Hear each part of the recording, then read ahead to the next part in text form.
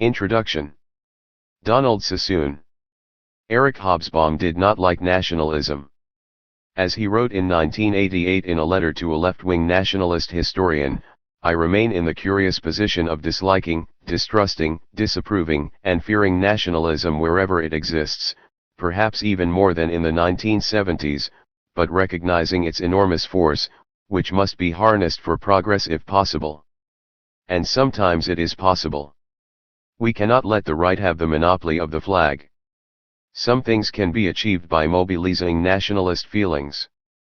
However, I cannot be a nationalist, and neither, in theory, can any Marxist one.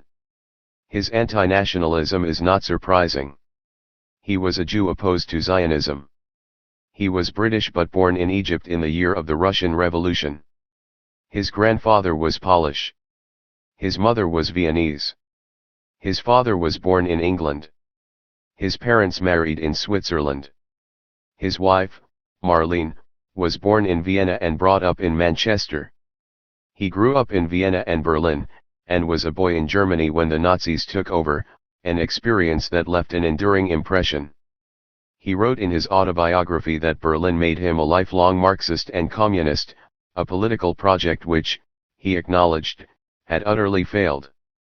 The dream of the October Revolution, he wrote, is still there somewhere inside me. I have abandoned, nay rejected it, but it has not been obliterated too. It was not a happy childhood.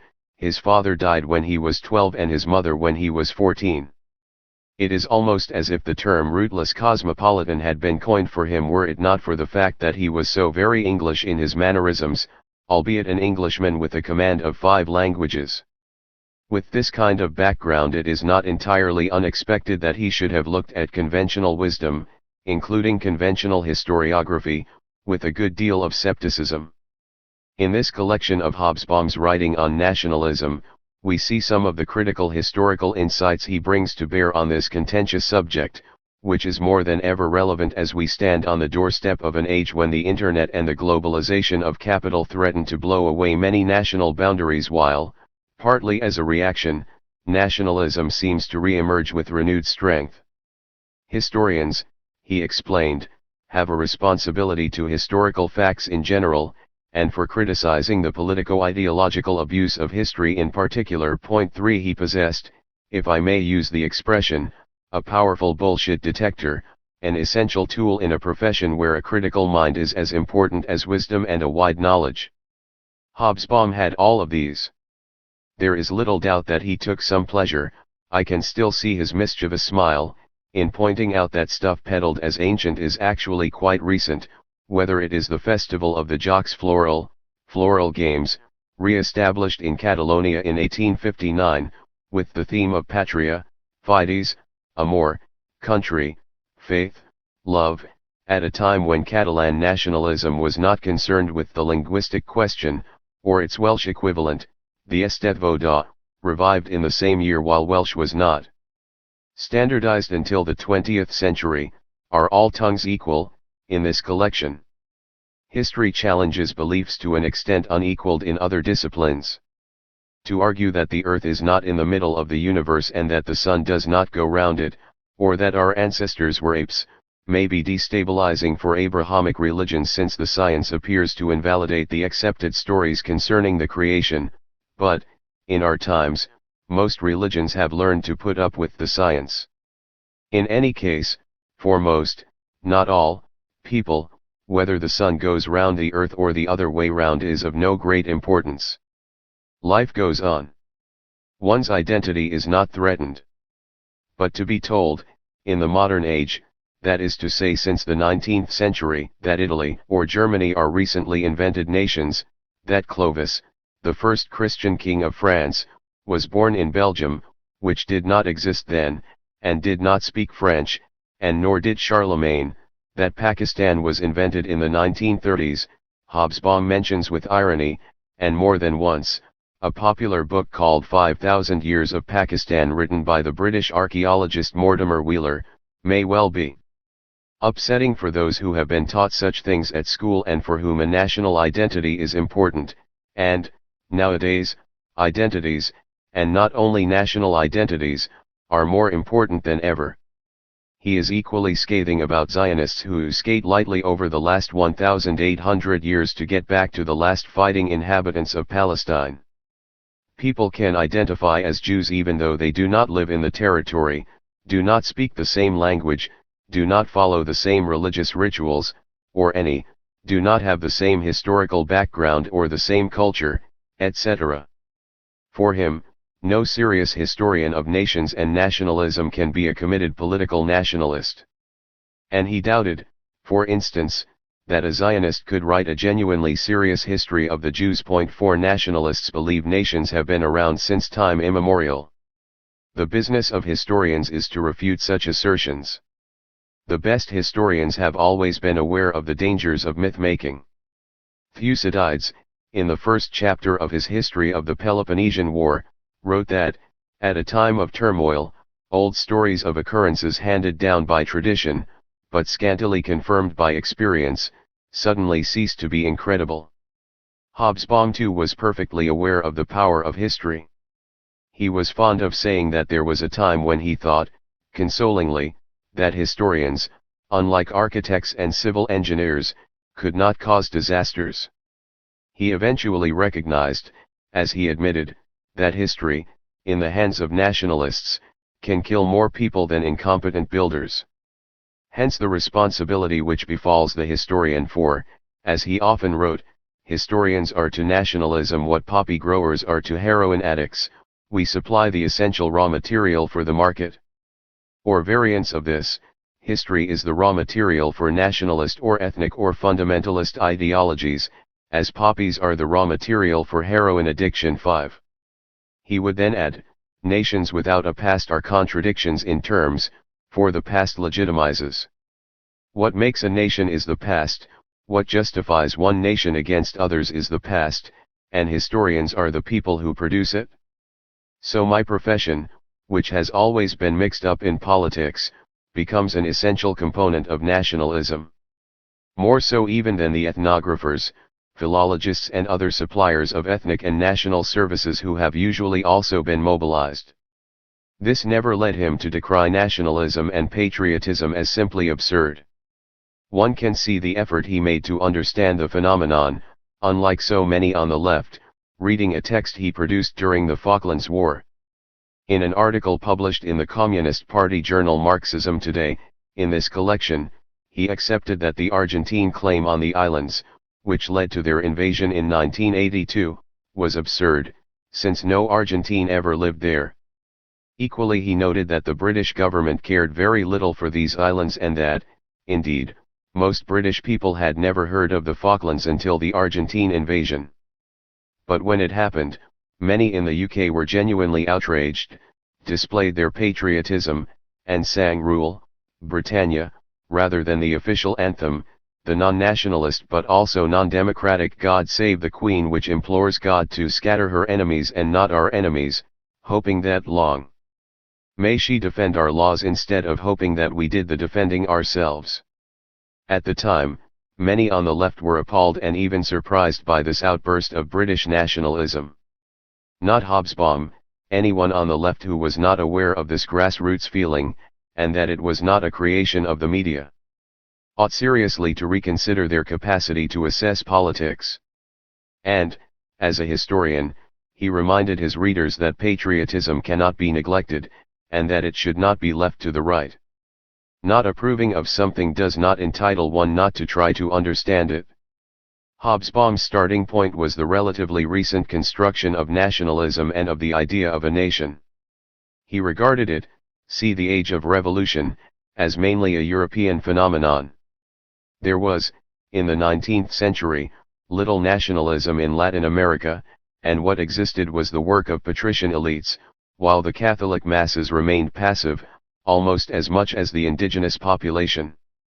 One could not to speak of a Colombian or Venezuelan consciousness, not in the first half of the 19th century and probably not until the 20th century. Japan, however, was an exception. The Meiji Restoration of 1868, aimed at resisting European colonialism and building up Japan's power, was the sign that the national problem had reached the Far East, the age of capital, though even there it was the work of the elites. To a large extent, nationalism outside Europe was a consequence of European imperial power. There was, in the late 18th century, an American nationalism of a sort, but it had to do with freedom from England and has little in common with its current version. The Civil War was fought to preserve the unity of the nation. If the Southern secession had succeeded, muses Hobsbawm, it would have probably given rise to a proud Southern nation. 6. In Europe, nationalism was the product of the dual revolutions, the French Revolution and the British Industrial Revolution. Some, such as the historian Elie Kaduri, who defined nationalism as a political religion, suggested that the invention of nationalism could be traced back to German Enlightenment thinkers such as Immanuel Kant and Johann Gottlieb Fichte in response to Napoleon's occupation of German territory. One's identity as a German before the unification of Germany was, at best, cultural and linguistic, though most spoke a variety of German dialects. Thus German-speaking inhabitants of the Austro-Hungarian Empire may have thought of themselves as German as well as Austrian and Catholic. Modern German identity was developed under Bismarck as a consequence of the wars against the Danes, 1864, the Austrians, 1866, and the French, 1870, and the establishment of the German Reich. True nationalists were dismayed since they regarded this as the Kleindeutschland, Lesser Germany, solution, much preferring Großdeutschland, Greater Germany, which would have included all German speakers, including the Austrians.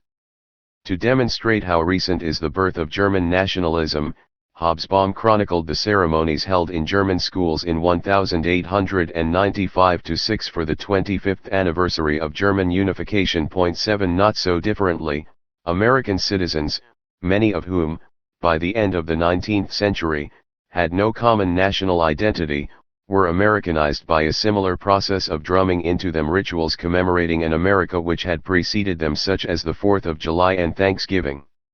Nationalist ideas, however, grew more powerfully in the decades after the French Revolution. It was not necessarily a revolutionary movement, though, at the time, most nationalists tended to be members of the liberal elites. In fact, the continuing appeal of nationalism has been its adaptability. One could be, in Tsarist Russia, a reactionary, anti-modernizing Slavophile and, on that basis, a fervent supporter of a holy Russia trying to keep the detested West at bay.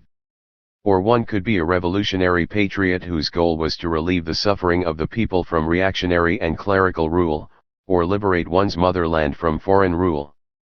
In much of the 19th century, though, nationalism tended to be identified with liberalism. Then it became mainly associated with the patriotic right, and later in the 20th century nationalism was far more a banner of the extreme right, fascism and Nazism being the most obvious examples, though communists in Spain and France in the 1930s also waved the national flag. During the Second World War, left-wing resistance fighters fought the foreign occupiers in the name of the nation and treated those who collaborated with the Nazis as traitors. The absence of stable nationalist ideology continued after 1945. Decolonization movements could be patriotic as well as socialist. Fidel Castro and Che Guevara fought the Cuban Revolution under slogans such as Patria o Muerte, as did, decades later, Hugo Chavez in Venezuela, who added the word socialismo. In 19th century Europe, the real people, i.e. prevalently those working on the land, were barely aware that they were Poles or Italians, or Irish, or Hungarian. The most traditional, backward or poorer sections of the population were the last to be captured by nationalism, though eventually they were awakened by its growing cohorts, usually intellectuals, burghers, and the lower gentry, in other words, the educated classes. These were the ones who, at least initially, constructed nationalism. Nationalism usually preceded the nation, a real or potential state, but there needed to be an ideological criterion for nationalism and, in mid-19th century Europe, this tended to be radical, liberal, democratic, even revolutionary. 9 The Czech or Polish or Finnish or Irish nationalists did not want to return to some ancient monarchy or primitive state of affairs. Each felt themselves to be victims, be it of the English, or the Russians, or the Austrians. They felt themselves to be distinctive. Language mattered, but most Irish spoke English, many Finns spoke Swedish, few Italians spoke Italian. The main issue was that they felt they were victims, victims who blamed the other for whatever predicament they were in. The hope that united them was the belief that matters would improve if only they were separate, autonomous, more independent. One can see how modern such feelings are, since they resurfaced during the 2016 Brexit referendum in the UK. Nationalists in mid-19th century Europe wanted to be progressive and modern, however often they collected ancient myths and folk songs. Myths and invention are essential to the politics of identity. 10 Italy and Germany had never existed as states, but German and Italian nationalists felt that to be modern, to be like the nations they envied, usually Great Britain and France, they needed to have their own country. Thus Hobsbawm distinguished between the ideology of nationalism and the ways this ideology was conscripted to serve a political purpose, namely the construction of a state that would be a nation-state. Such constructions required, eventually, the instruments of state institutions which could impose national uniformity, public employment, state schools teaching the national language, a national history and, often, national conscription. 11 One can easily imagine a Sicilian peasant conscripted into the Italian army in 1915, barely aware of being Italian, speaking only a dialect, being given a uniform, ordered about in Italian, itself a Tuscan dialect, by a Piedmontese officer, and told to shoot, under the national banner, at Austrian soldiers on an Alpine border he barely knew existed. The dominant role in the construction of nationalism, however, was held by primary education. Between 1870 and 1914, Hobsbawm explained, the number of primary school teachers trebled in Sweden and increased by almost as many in Norway. The number of children in primary schools in the Netherlands doubled, in the UK it trebled. In France, primary education was made compulsory in 1882.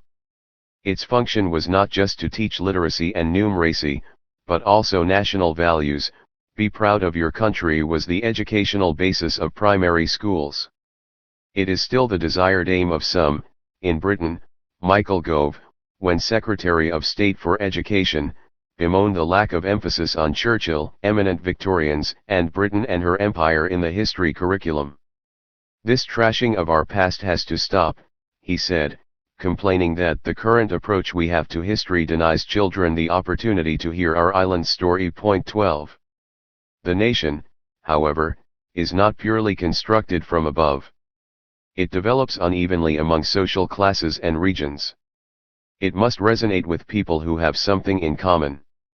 Hobsbawm is reluctant to map out a rigid path, though he suggests that there often is an initial cultural literary folkloric phase, one in which romantic intellectuals such as Johann Gottfried Herder are prominent. They are followed by a small band of enthusiastic nationalists with a distinct political program of nation-building, people such as Adam Mickiewicz in Poland, Giuseppe Mazzini in Italy, Daniel O'Connell in Ireland and Lajos Kossuth in Hungary. By the 1890s, even within well-established nation-states we witness the growth of separatist national movements such as the Young Wales movement organized by David Lloyd George, the future Liberal Prime Minister, or the Basque National Party. Paradoxically, at the time of its construction, that is to say in the 19th century, there is very little theoretical work on nationalism. A possible exception is John Stuart Mill, who in his Considerations on Representative Government offered a somewhat tautological but not inaccurate definition of nationalism. A portion of mankind may be said to constitute a nationality if they are united among themselves by common sympathies which do not exist between them and any others, which make them cooperate with each other more willingly than with other people, desire to be under the same government, and desire that it should be government by themselves or a portion of themselves exclusively. Of course, explains Mill, this works only for civilized nations, and, it must be recognized, at the time he was writing, national identity existed mainly, though not exclusively, in Europe and North America. Mill then added that the feeling of nationality may have various causes, such as race and descent, language, religion, a territory, or a common foe. He added that it is a necessary condition of free institutions, that the boundaries of governments should coincide in the main with those of nationalities. In other words, one nation, one state. That a nationalist is someone who thinks he or she is part of a nation was axiomatic for Mill, and though it is, as Hobsbawm writes, a fuzzy concept and Mill's is a somewhat circular argument, it provides only an a posteriori guide to what a nation is. It is a perfectly reasonable initial working assumption that all that is required for nationalism is that a sufficiently large body of people regard themselves as members of a nation. If that happens, we have a nation. Something might unite them, living in the same region, speaking the same language, belonging to an equally indefinable ethnic group, being persecuted by others. So far there is little that divides the Marxist Hobsbawm from the liberal Mill. But Mill added that the strongest of all is identity of political antecedents, the possession of a national history. For Hobsbawm, and for many historians, a national history is not a given. People can identify as members of a nation even though they do not live in the territory, do not speak the same language, or share the same culture. The other major 19th-century British thinker who dealt with the question of nationalism, theorize would be too strong a word, was Lord Acton. Acton, a liberal Catholic, took issue with nationalists who sought to make the principle of nationalism the foundation of the construction of states. In the past, he explained, social unrest was aimed at returning to a previous state of affairs. Since the French Revolution, the masses wanted something new, a new world, and that was dangerous. The principle of nationality had converted a dormant right into an aspiration and a sentiment into a political claim and had become the most powerful auxiliary of revolution. 13.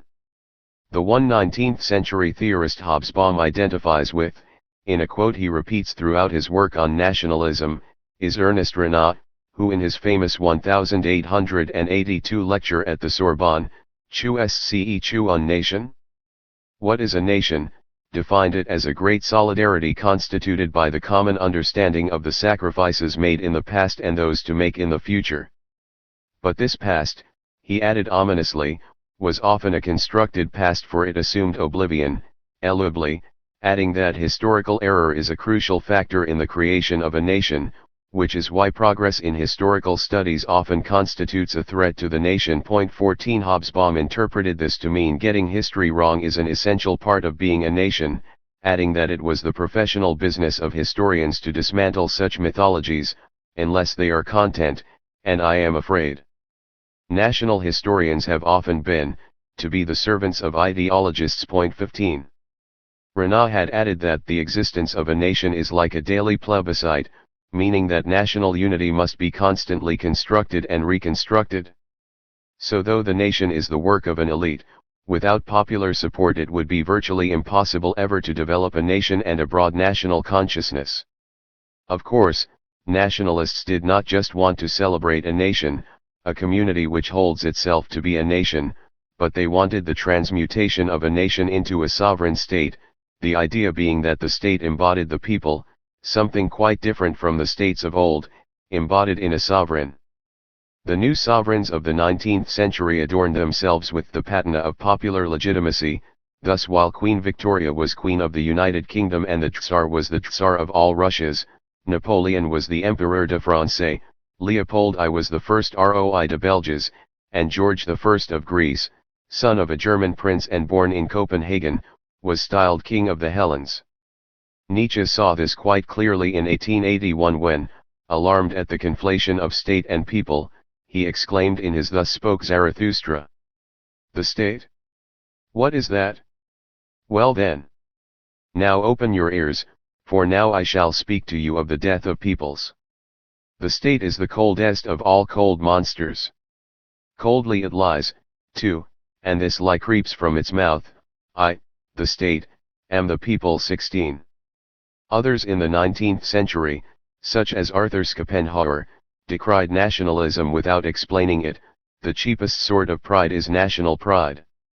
Every miserable fool who has nothing at all of which he can be proud adopts, as a last resource, pride in the nation to which he belongs. 17. The fact that nationalism, in the 19th century, was the prerogative of the educated classes does not to entail, explained Hobsbawm, that, in some cases, there existed feelings of belonging to something one might call a nation also among the popular classes.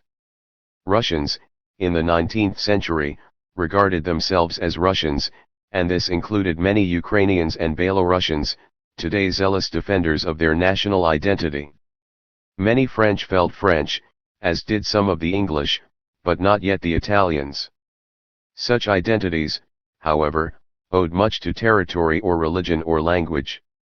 One could think of oneself as German without aiming for a united Germany, just as one could think oneself a Yorkshireman without aiming for an independent Yorkshire, or regarding Yorkshire as a nation. Apart from religion, the main identity, in pre-industrial societies, was largely confined to the village and the region, where people spoke a similar dialect. Migration, which increased dramatically in the course of the 19th century, still meant uprooting from one's village or town, not from one's country. Venetians who immigrated to the Americas in, say, 1880, might long to return to Venetia, but not to Italy, a state established only in 1861. Italy would have been for them a relatively meaningless term, but, paradoxically, they would be regarded as Italians by the locals because the distinction between Venetia and Italy would not be made in such distant lands. 18 So our Venetians would become more Italian overseas than if they had remained at home, though in this case their newly acquired national consciousness would not be inspired or constructed by nationalists, but by the others, just as anti-Semitism might transform secular and non-observant Jews into real Jews and perhaps even Zionists. A common enemy helps nationalists, but those in the Balkans who fought against the Ottoman Empire before the First World War were not fighting for a Yugoslav nation, which did not exist then, but against what they regarded as an oppressor. The same could be said about the Sikhs against the British of the East India Company in 1845 and 1846.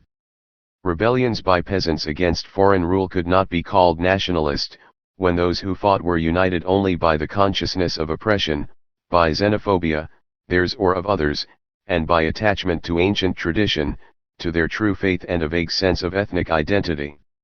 The Greeks, perhaps, Hobsbawm concedes, were the exception to the rule in their struggle for independence in the 1820s. And because of this exception, a brave, Christian, people fighting against the Muslims, Ottoman Turks, could also obtain the sympathies of Philhellens throughout Europe, including Shelley, Byron, who died in Greece, Leigh Hunt, Thomas More, and Jeremy Bentham, even though the struggle of Greeks against Turks had as much a religious dimension as a national one. Elsewhere, nationalism had little mass basis. The idea that there was strong national feeling among, say, the Germans during the Napoleonic Wars was, in Hobsbawm's view, patriotic mythology. The failure to realize that the people lacked the proper patriotic spirit is what caused the near impossibility of mobilizing the peasantry around the idea of the nation throughout Europe.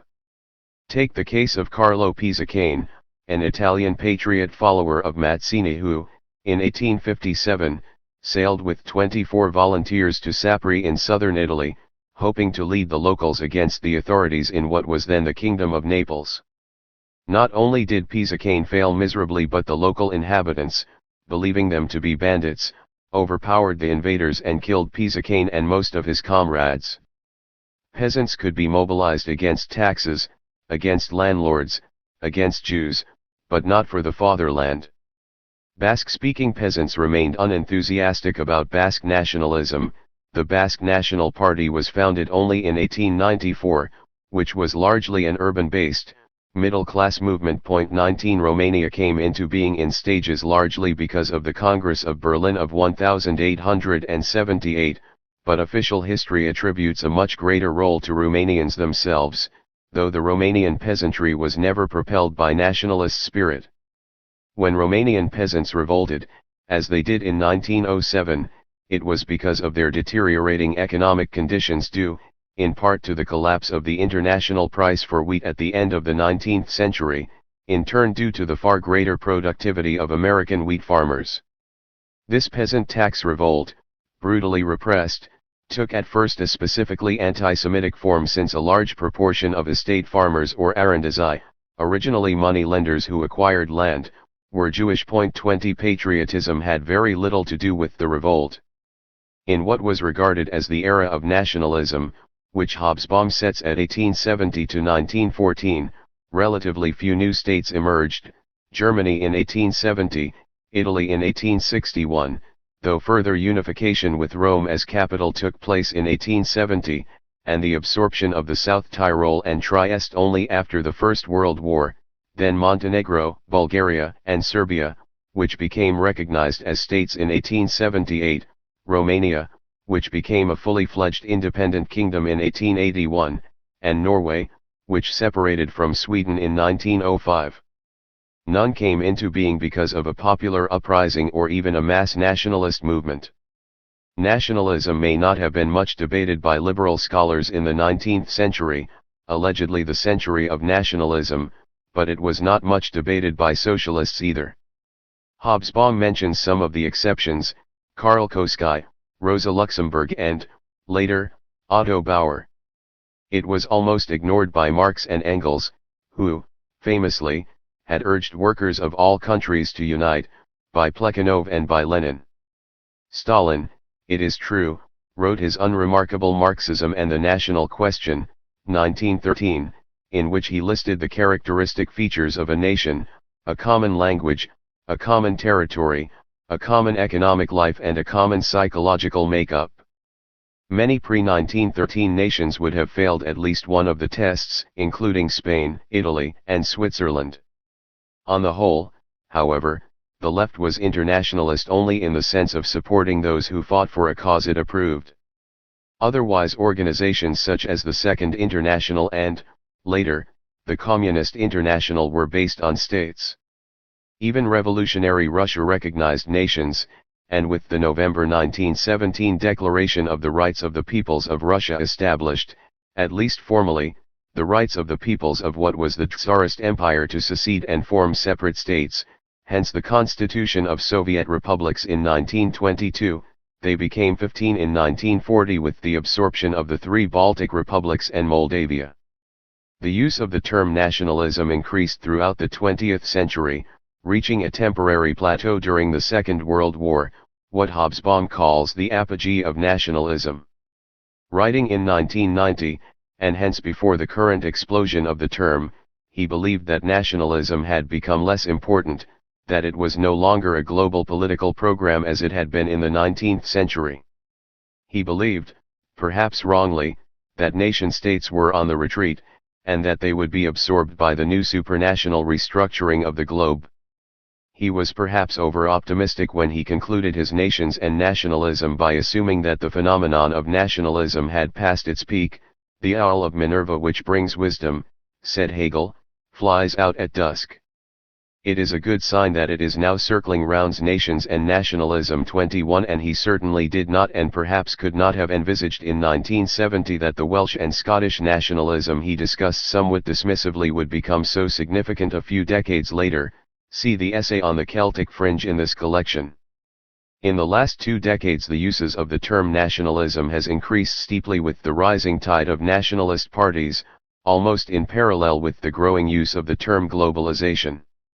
As Hobsbawm wrote rather presciently, the paradox of nationalism was that in forming its own nation it automatically created the counter-nationalism of those whom it now forced into the choice between assimilation and inferiority. 22 In the 19th century nationalism was mainly about uniting regions into larger states which were called nations.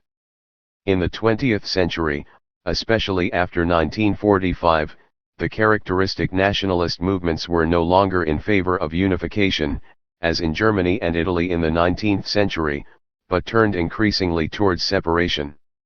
The secessionist movement began with the breakup of 19th-century empires.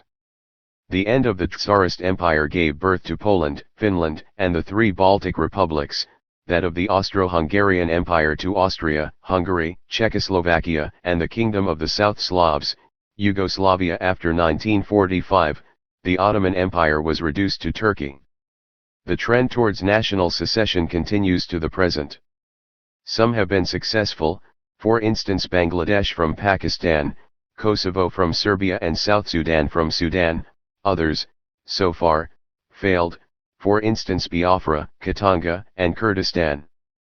Following the breakup of the Soviet Union and of Yugoslavia, more states were created, all assuming to be coterminous with nations, though the UK, Belgium, and Spain, among others, have recognized nations inside their borders: Scotland, Wales, Flanders, Wallonia, Catalonia, etc., nations which might secede, creating more states. Today the main international organization of states is called, misleadingly, the United Nations, but it is an organization of states. As Hobsbawm once said, one could not very well call it the United States. In the 19th century, Hobsbawm noted, there was a prejudice, even among nationalists, against the pulverization of states into many nations. Petty German principalities or Central American republics were jokes. Balkanization was a term of abuse. Today states, however small, are regarded as quite viable. 23 Many Austrians after 1918 did not think their small Alpine republic could be viable once it was separated from the Austro-Hungarian Empire, and were in favor of joining Germany. Few Austrians today would hold such views. And no one regards Singapore, with half the population of Moscow, as not viable. On the contrary, it is one of the richest states in the world. Hobsbawm took on board Benedict Anderson's remarkable imagined communities, where a nation is defined as an imagined political community, and imagined as both inherently limited and sovereign. It is imagined because the members of even the smallest nation will never know most of their fellow members, meet them, or even hear of them, yet in the minds of each lives the image of their communion. The nation is imagined as a community, because, regardless of the actual inequality and exploitation that may prevail in each, the nation is conceived as a deep, horizontal comradeship. Ultimately, it is this fraternity that makes it possible, over the past 2 centuries, for so many millions of people, not so much to kill, as willing to die for such limited imaginings. 24. Hobsbawm uses this to define modern states where, at least since the end of the 19th century, the inhabitants have imagined themselves, with considerable help from state institutions and political organizations, as being bonded together, by language, culture and ethnicity, as a homogeneous community, a standing invitation to get rid of the others by ethnic cleansing. This is what makes the concept of a single, exclusive, and unchanging ethnic or cultural or other identity a dangerous piece of brainwashing. 25 A single national language, he added, becomes significant only when ordinary citizens become of some importance. In pre-industrial societies, it did not matter which dialect a peasant spoke.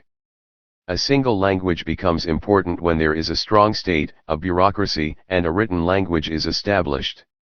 This is why Turkey under the nationalist leader Kemal Ataturk adopted Roman script in 1929, even though Turkish had been written using Arabic script for centuries, and Romania changed its own script from Cyrillic to Roman only when it became a sovereign state in 1863.26. Vietnamese was once written in a variant of Chinese characters.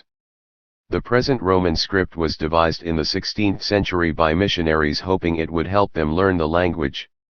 None of this mattered when the vast majority of the population was illiterate. National linguistic homogeneity in multi-ethnic and multilingual areas does not simply evolve, but is achieved by mass compulsion, expulsion, or genocide. As Hobsbawm explained, Poland, which in 1939 had a third of its population classified as non-Polish, became overwhelmingly Polish-speaking only because its German population was expelled to the west, its Lithuanian, Belarusian and Ukrainian inhabitants were detached to form part of the USSR in the east, and its Yiddish-speaking Jewish population had been murdered by the Nazis. This is what made Poland into a relatively homogeneous nation speaking a single language. The idea that there should be one language per nation is an explosive factor, since it ignores the fact that it is historically quite normal for there to be different languages within the boundaries of a single state, as is the case today in many countries such as Belgium, Spain, Switzerland, Canada, and India. Even Irish nationalists were not able to get the vast majority of Irish to speak Gaelic. The Gaelic League was founded only in 1893, and Zionist Jews started to use a language, Hebrew, that Jews had not used except for religious purposes, and even then the Hebrew word for nationalism had to be invented. 27 Once again, Hobsbawm wrote, Zionism provides the extreme example of a borrowed nationalist program which had no precedent in, or organic connection with, the actual tradition that had given the Jewish people permanence, cohesion, and an indestructible identity for some millennia. 28 The key factor in establishing a national language was political power. Even 19th-century European monarchs had to accept the principle of nationalism, although many of them did not entirely belong to the nation they ruled. Queen Victoria's children had a German father, Tsar Nicholas's mother was Danish, his wife German, the first king of Greece came from Bavaria, Kaiser Wilhelm II's mother was Queen Victoria's daughter, Victor Emmanuel II, first king of Italy, had an Austrian mother, his son, Amadeo, became king of Spain, his daughter Queen of Portugal, and his grandson, King Victor Emmanuel III, married Elena of Montenegro. The European royal families were true cosmopolitans, citizens of nowhere. This continued until recently. Queen Elizabeth II's husband, Prince Philip, was born in Corfu. His mother was a German princess, Alice of Battenberg, and his father, a member of the House of Schleswig-Holstein, was the son of King George I of Greece and Olga Konstantinovna of the Russian Romanov family. This came to an end with the present British royal family. The 4 children of Queen Elizabeth II all married British people, though 2 of her grandchildren married foreigners, a Canadian and an American. Hobsbawm would probably find it even more ironic that, apart from what is left over from 19th-century aristocratic families, the one unmistakably cosmopolitan element in today's world is not the internationalist left he had embraced in the 1930s, but international capitalism, free to roam the world at will, with Facebook having more members than Islam or Catholicism and the Internet uniting what, in the words of the Internationale, is the human race. Nationalism in history. 1. Outside and inside history. This was given as a lecture opening the academic year 1993-4 at the Central European University in Budapest. It is an honor to be asked to open this academic year of the Central European University. It is also a curious sensation to do so, since, though I am a second-generation English-born British citizen, I am also a Central European. Indeed, as a Jew I am one of the characteristic members of the Central European diaspora of peoples.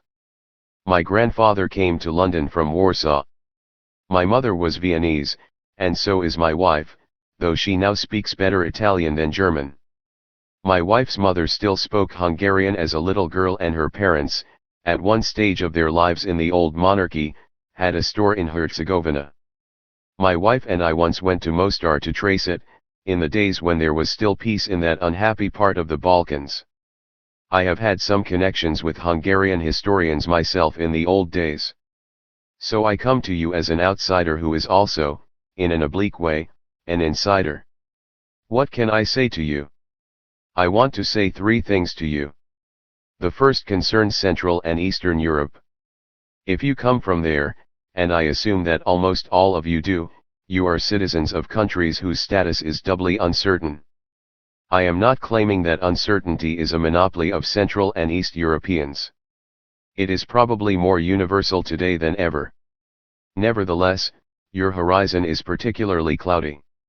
In my own lifetime every country in your part of Europe has been overrun by war, conquered, occupied, liberated and reoccupied. Every state in it has a different shape from the one it had when I was born. Only 6 of the 23 states which now fill the map between Trieste and the Urals were in existence at the time of my birth, or would have been if they had not been occupied by some army, Russia, Romania, Bulgaria, Albania, Greece, and Turkey, for neither post-1918 Austria nor post-1918 Hungary is really comparable to Habsburg Hungary and Cisleithania. Several came into existence after the First World War, even more since 1989. They include several countries which had never in history had the status of independent statehood in the modern sense, or which had it briefly, for a year or two, for a decade or two, and then lost it, though some have since regained it: the three little Baltic states, Belarus, Ukraine, Slovakia, Moldova, Slovenia, Croatia, Macedonia, not to go further eastwards. Some were born and died in my lifetime, like Yugoslavia and Czechoslovakia. It is perfectly common for the elderly inhabitant of some Central European city to have had, successively, the identity documents of three states.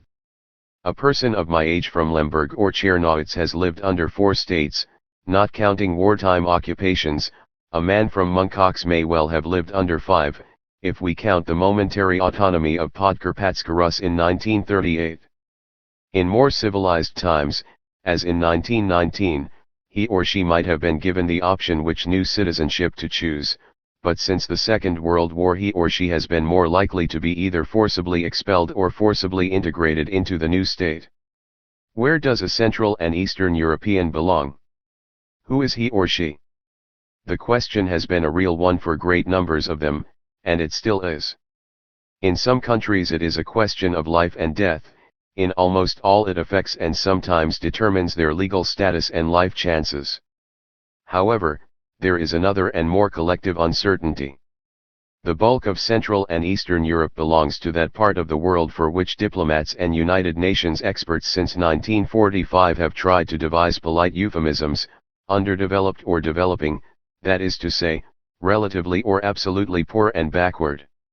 In some respects there is no sharp line between the two Europes, but rather a slope to the east and to the west of what we might call the main mountain range or crest of European economic and cultural dynamism, which ran from North Italy across the Alps to northern France and the Low Countries, and was prolonged across the Channel into England. It can be traced in the medieval trade routes and the distribution map of Gothic architecture, as well as in the figures for regional GDP within the European community. In fact, today this region is still the backbone of the European community. However, insofar as there is a historical line separating advanced from backward Europe, it ran, roughly, through the middle of the Habsburg Empire. I know that people are sensitive in these matters. Ljubljana thinks of itself as a great deal nearer the center of civilization than, say, Skopje, and Budapest than Belgrade, and the present government in Prague does not even wish to be called Central European for fear of being contaminated by contact with the East. It insists that it belongs exclusively to the West. However, my point is that no country or region in Central and Eastern Europe thought of itself as being at that center. All looked somewhere else for a model of how really to be advanced and modern, even, I suspect, the educated middle class of Vienna, Budapest, and Prague. They looked to Paris and London, just as the intellectuals of Belgrade and Ruse looked to Vienna, even though by most accepted standards the present Czech Republic and parts of the present Austria formed part of the advanced industrial part of Europe, and culturally Vienna, Budapest, and Prague had no reason at all to feel inferior to anyone else. The history of backward countries in the 19th and 20th centuries is the history of trying to catch up with the more advanced world by imitating it. The 19th century Japanese took Europe as their model. The West Europeans after the Second World War imitated the American economy. The story of Central and Eastern Europe in the 20th century is, broadly, that of trying to catch up by following several models one after the other and failing. After 1918, when most of the successor countries were new, the model was Western democracy and economic liberalism. President Wilson, is the main station in Prague named after him again? Was the region's patron saint, except for the Bolsheviks who went their own way? Actually, they too had foreign models, Rathenau and Henry Ford. This did not work. The model broke down politically and economically in the 1920s and 1930s. The Great Depression eventually broke multinational democracy even in Czechoslovakia. A number of these countries then briefly tried or flirted with the fascist model, which looked like the economic and political success story of the 1930s. We are inclined to forget that Nazi Germany was remarkably successful in overcoming the Great Depression. Integration in a great German economic system did not work either. Germany was defeated. After 1945, most of these countries chose, or found themselves being made to choose, the Bolshevik model, which was essentially a model for modernizing backward agrarian economies by planned industrial revolution.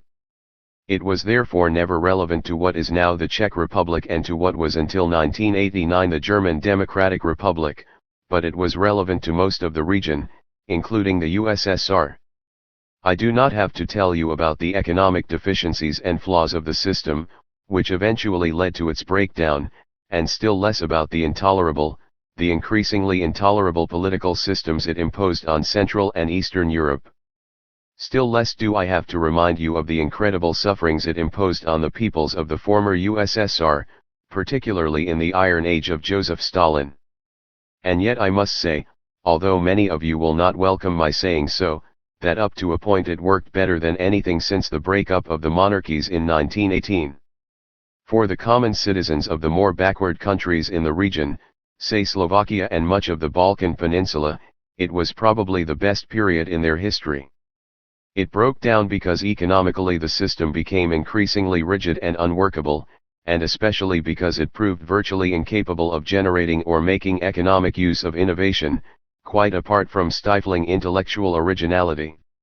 Moreover, it became impossible to hide the fact from the local populations that other countries had made far more material progress than the socialist ones. If you prefer putting it another way, it broke down because ordinary citizens were indifferent or hostile, and because the regimes themselves had lost faith in what they were pretending to do. Still, however you look at it, it failed in the most spectacular manner in 1989 to 91. And now, there is another model which everyone rushes to follow: parliamentary democracy in politics and the extremes of free market capitalism in economics. In the present form it is not really a model, but chiefly a reaction against what has gone before. It may settle down to become something more workable, if it is allowed to settle down. However, even if it were to do so, in the light of history since 1918 there is not much likelihood that this region, possibly with marginal exceptions, will succeed in joining the club of the really advanced and up-to-date countries. The results of imitating President Reagan and Mrs. Thatcher have proved disappointing even in countries which have not been laid waste in civil war, chaos, and anarchy. I should add that the results of following the Reagan-Thatcher model in the countries of its origin have not been brilliantly successful either, if you will permit a British understatement. So, on the whole, the people of Central and Eastern Europe will go on living in countries disappointed in their past, probably largely disappointed with their present, and uncertain about their future. This is a very dangerous situation. People will look for someone to blame for their failures and insecurities. The movements and ideologies most likely to benefit from this mood are not, at least in this generation, those which want a return to some version of the days before 1989. They are more likely to be movements inspired by xenophobic nationalism and intolerance. The easiest thing is always to blame the strangers. This brings me to my second and main point, which is much more directly relevant to the work of a university, or at least to that part of the work which concerns me as a historian and university teacher. For history is the raw material for nationalist or ethnic or fundamentalist ideologies, as poppies are the raw material for heroin addiction. The past is an essential element, perhaps the essential element, in these ideologies. If there is no suitable past, it can always be invented. Indeed, in the nature of things there is usually no entirely suitable past, because the phenomenon these ideologies claim to justify is not ancient or eternal but historically novel. This applies both to religious fundamentalism in its current versions. The Ayatollah Khomeini's version of an Islamic state is no older than the early 1970s, and to contemporary nationalism. The past legitimizes. The past gives a more glorious background to a present that doesn't have much to celebrate. I recall seeing somewhere a study of the ancient civilization of the cities of the Indus Valley with the title 5,000 Years of Pakistan. Pakistan was not even thought of before 1932-3, when the name was invented by some student militants. It did not become a serious political demand until 1940. As a state it has existed only since 1947. There is no evidence of any more connection between the civilization of Mohenjo-Daro and the current rulers of Islamabad than there is of a connection between the Trojan War and the government in Ankara, which is at present claiming the return, if only for the first public exhibition, of Schliemann's treasure of King Priam of Troy. But 5,000 years of Pakistan somehow sounds better than 46 years of Pakistan.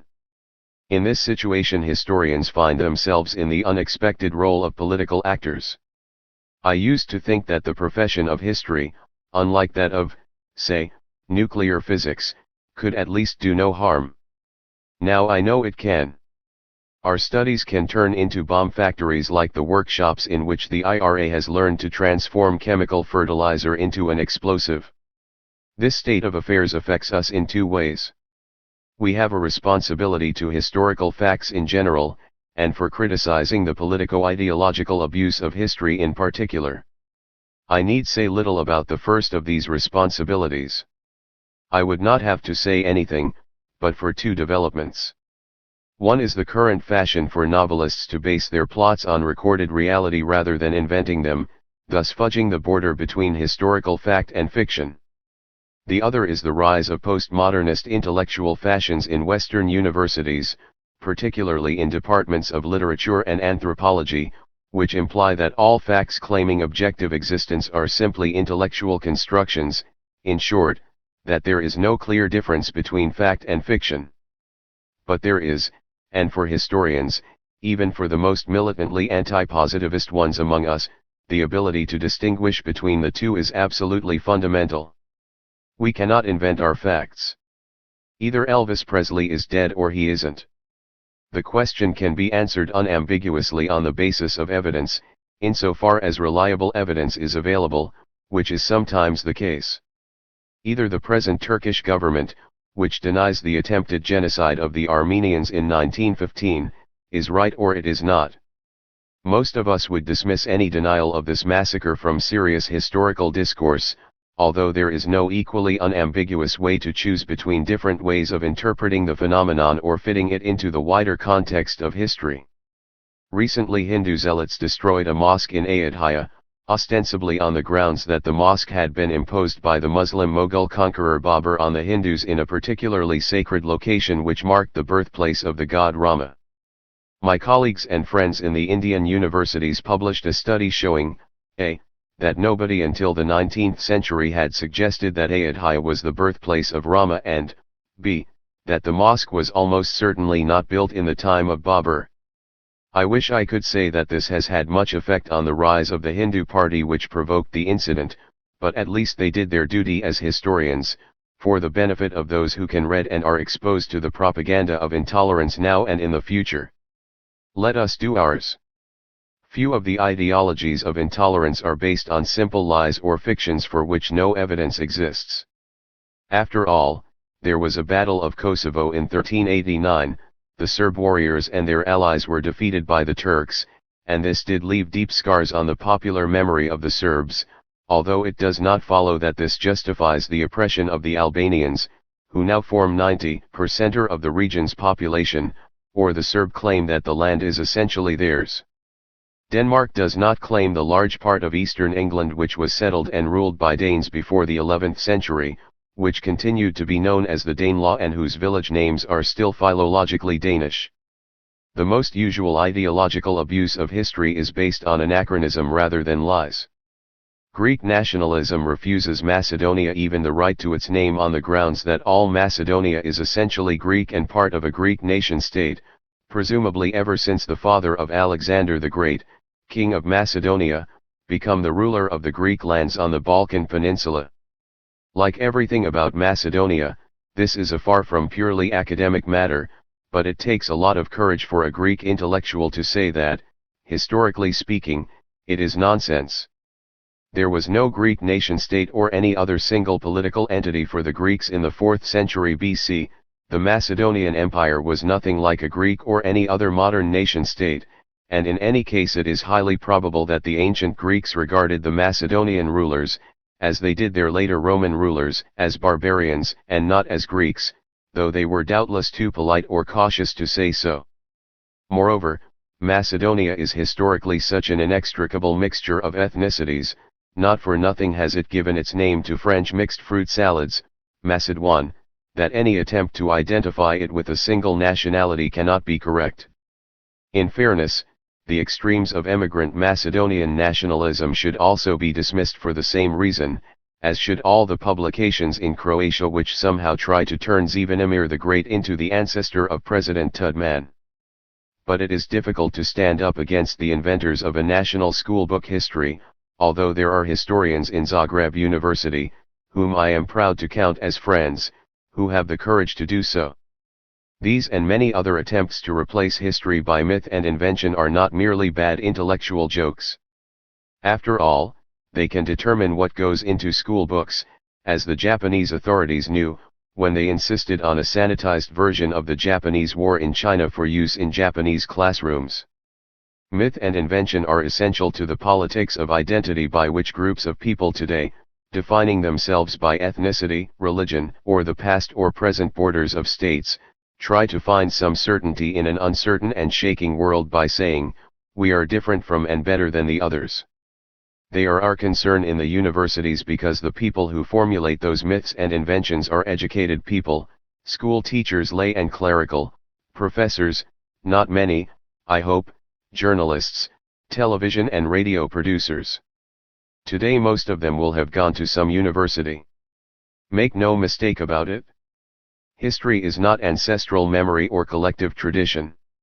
It is what people learned from priests, schoolmasters, the writers of history books and the compilers of magazine articles and television programs. It is very important for historians to remember their responsibility, which is, above all, to stand aside from the passions of identity politics, even if we feel them also. After all, we are human beings too. How serious an affair this may be is shown in a recent article by the Israeli writer Amos Elon about the way in which the genocide of the Jews by Hitler has been turned into a legitimizing myth for the existence of the State of Israel. More than this, in the years of right-wing government it was turned into a sort of national ritual assertion of Israeli state identity and superiority and a central item of the official system of national beliefs, alongside God. Elon, who traces the evolution of this transformation of the concept of the Holocaust, argues, following the recent Minister of Education of the new Israeli Labor government, that history must now be separated from national myth, ritual, and politics. As a non-Israeli, though a Jew, I express no views about this. However, as a historian I sadly note one observation by Elon. It is that the leading contributions to the scholarly historiography of the genocide, whether by Jews or non-Jews, were either not translated into Hebrew, like Hilberg's great work, or were translated only with considerable delay, and then sometimes with editorial disclaimers. The serious historiography of the genocide has not made it any less of an unspeakable tragedy. It was merely at variance with the legitimizing myth. Yet this very story gives us ground for hope. For here we have mythological or nationalist history being criticized from within. I note that the history of the establishment of Israel ceased to be written in Israel essentially as national propaganda or Zionist polemic about 40 years after the state came into being. I have noticed the same in Irish history. About half a century after most of Ireland won its independence, Irish historians no longer wrote the history of their island in terms of the mythology of the national liberation movement.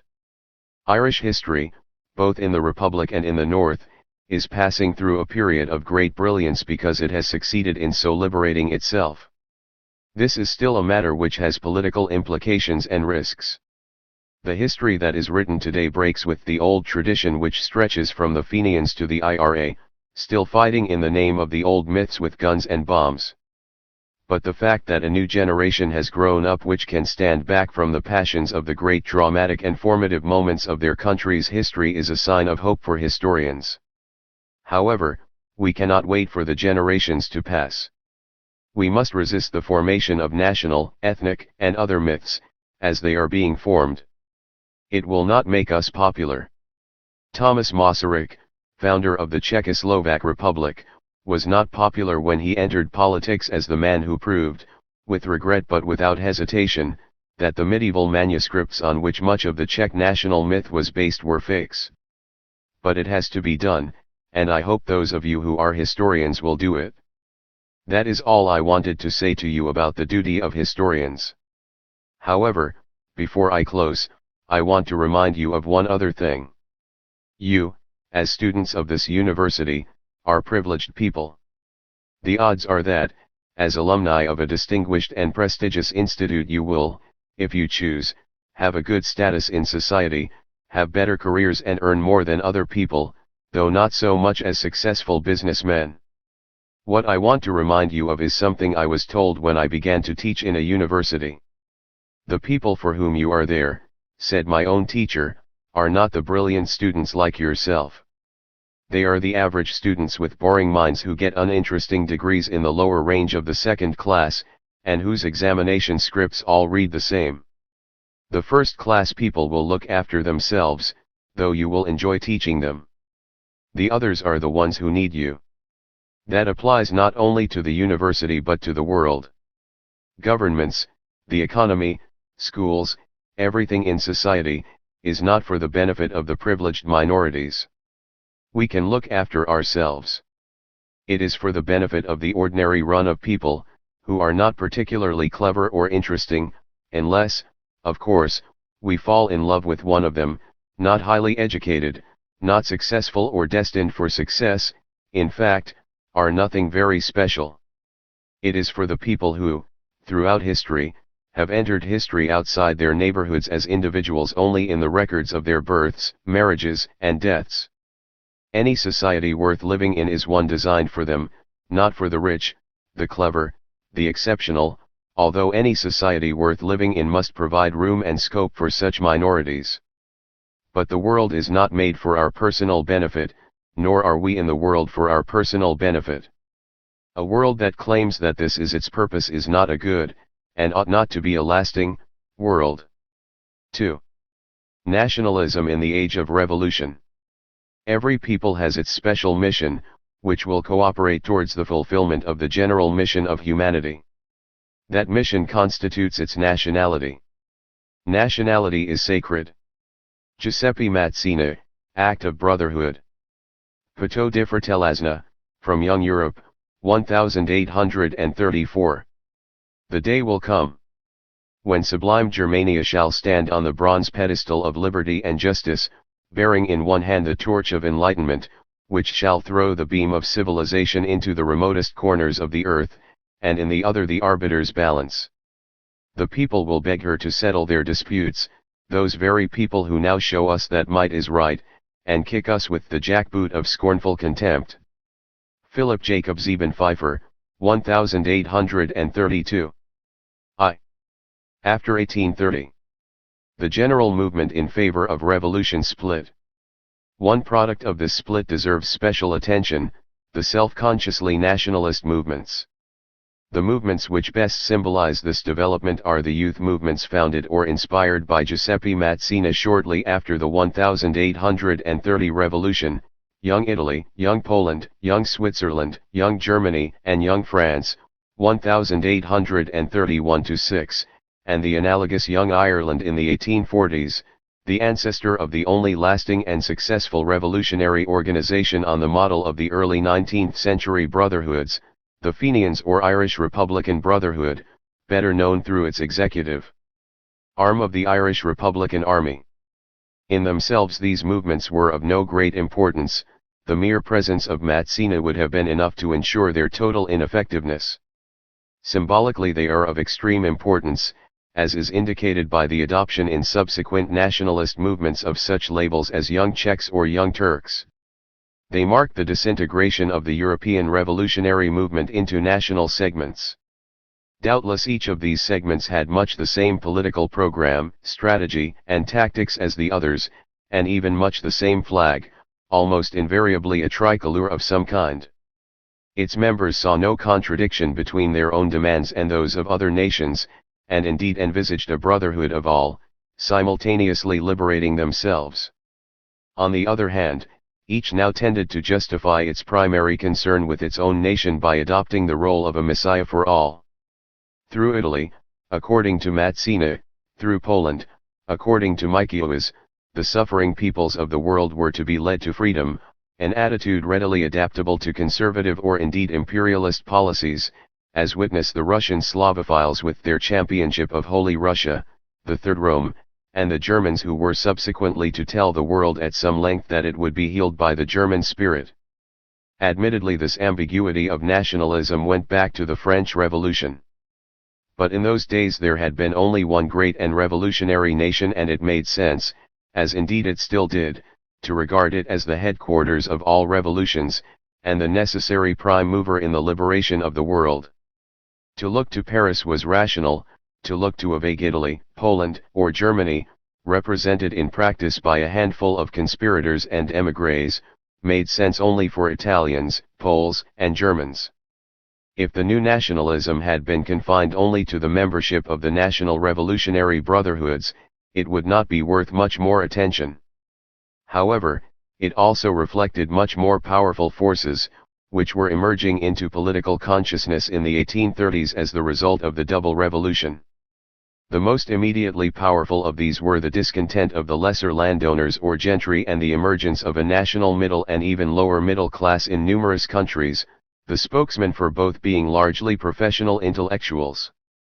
The revolutionary role of the lesser gentry is perhaps best illustrated in Poland and Hungary. There, on the whole, the large landed magnates had long found it possible and desirable to make terms with absolutism and foreign rule. The Hungarian magnates were in general Catholic and had long been accepted as pillars of Viennese court society. Very few of them were to join the revolution of 1848.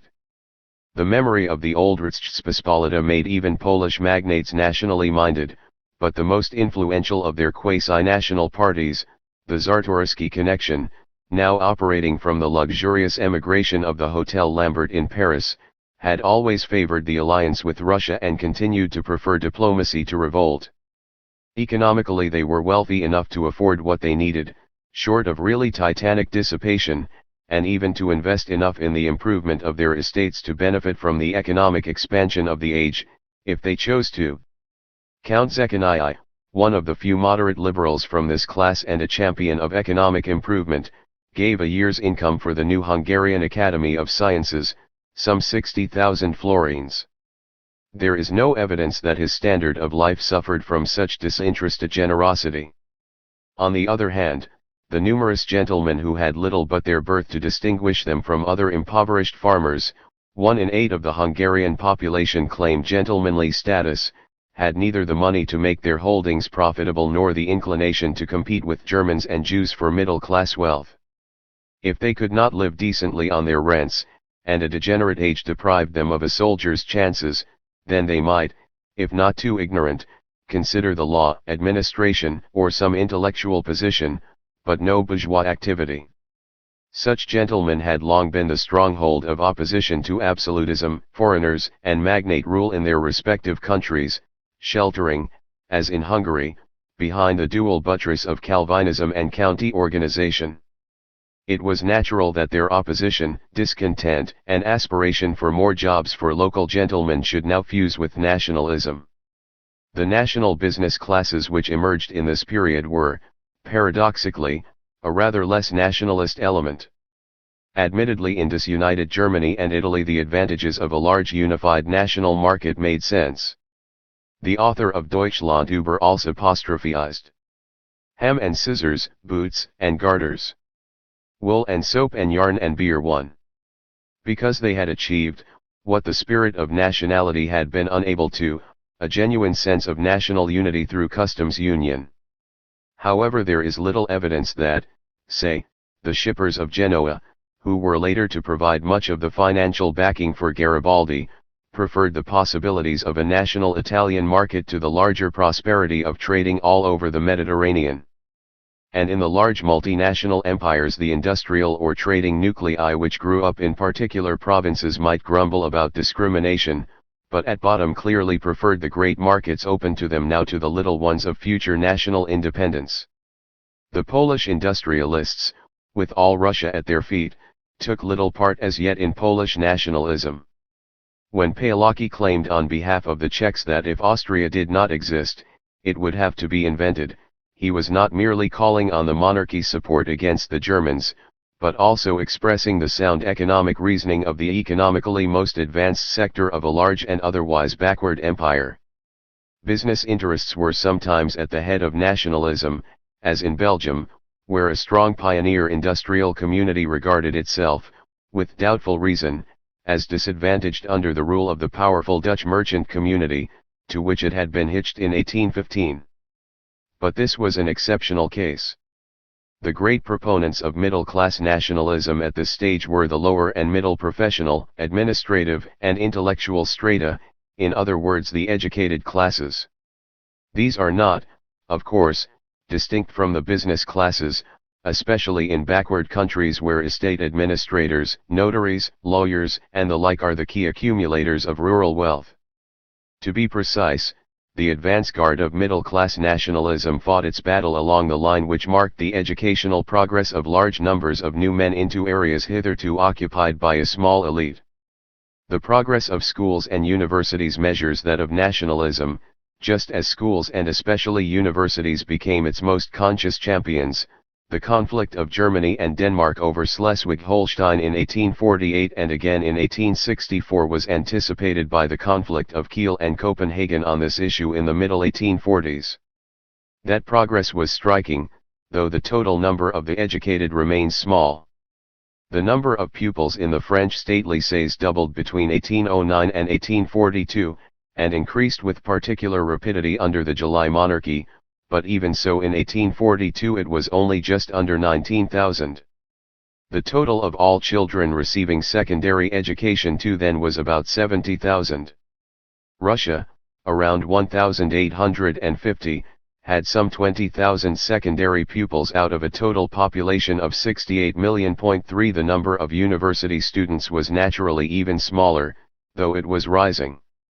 It is difficult to realize that the Prussian academic youth which was so stirred by the idea of liberation after 1806 consisted in 1805 of not much more than 1,500 young men all told, that the Polytechnique, the bane of the post-1815 Bourbons, trained a total of 1,581 young men in the entire period from 1815 to 1830, i.e. an annual intake of about 100.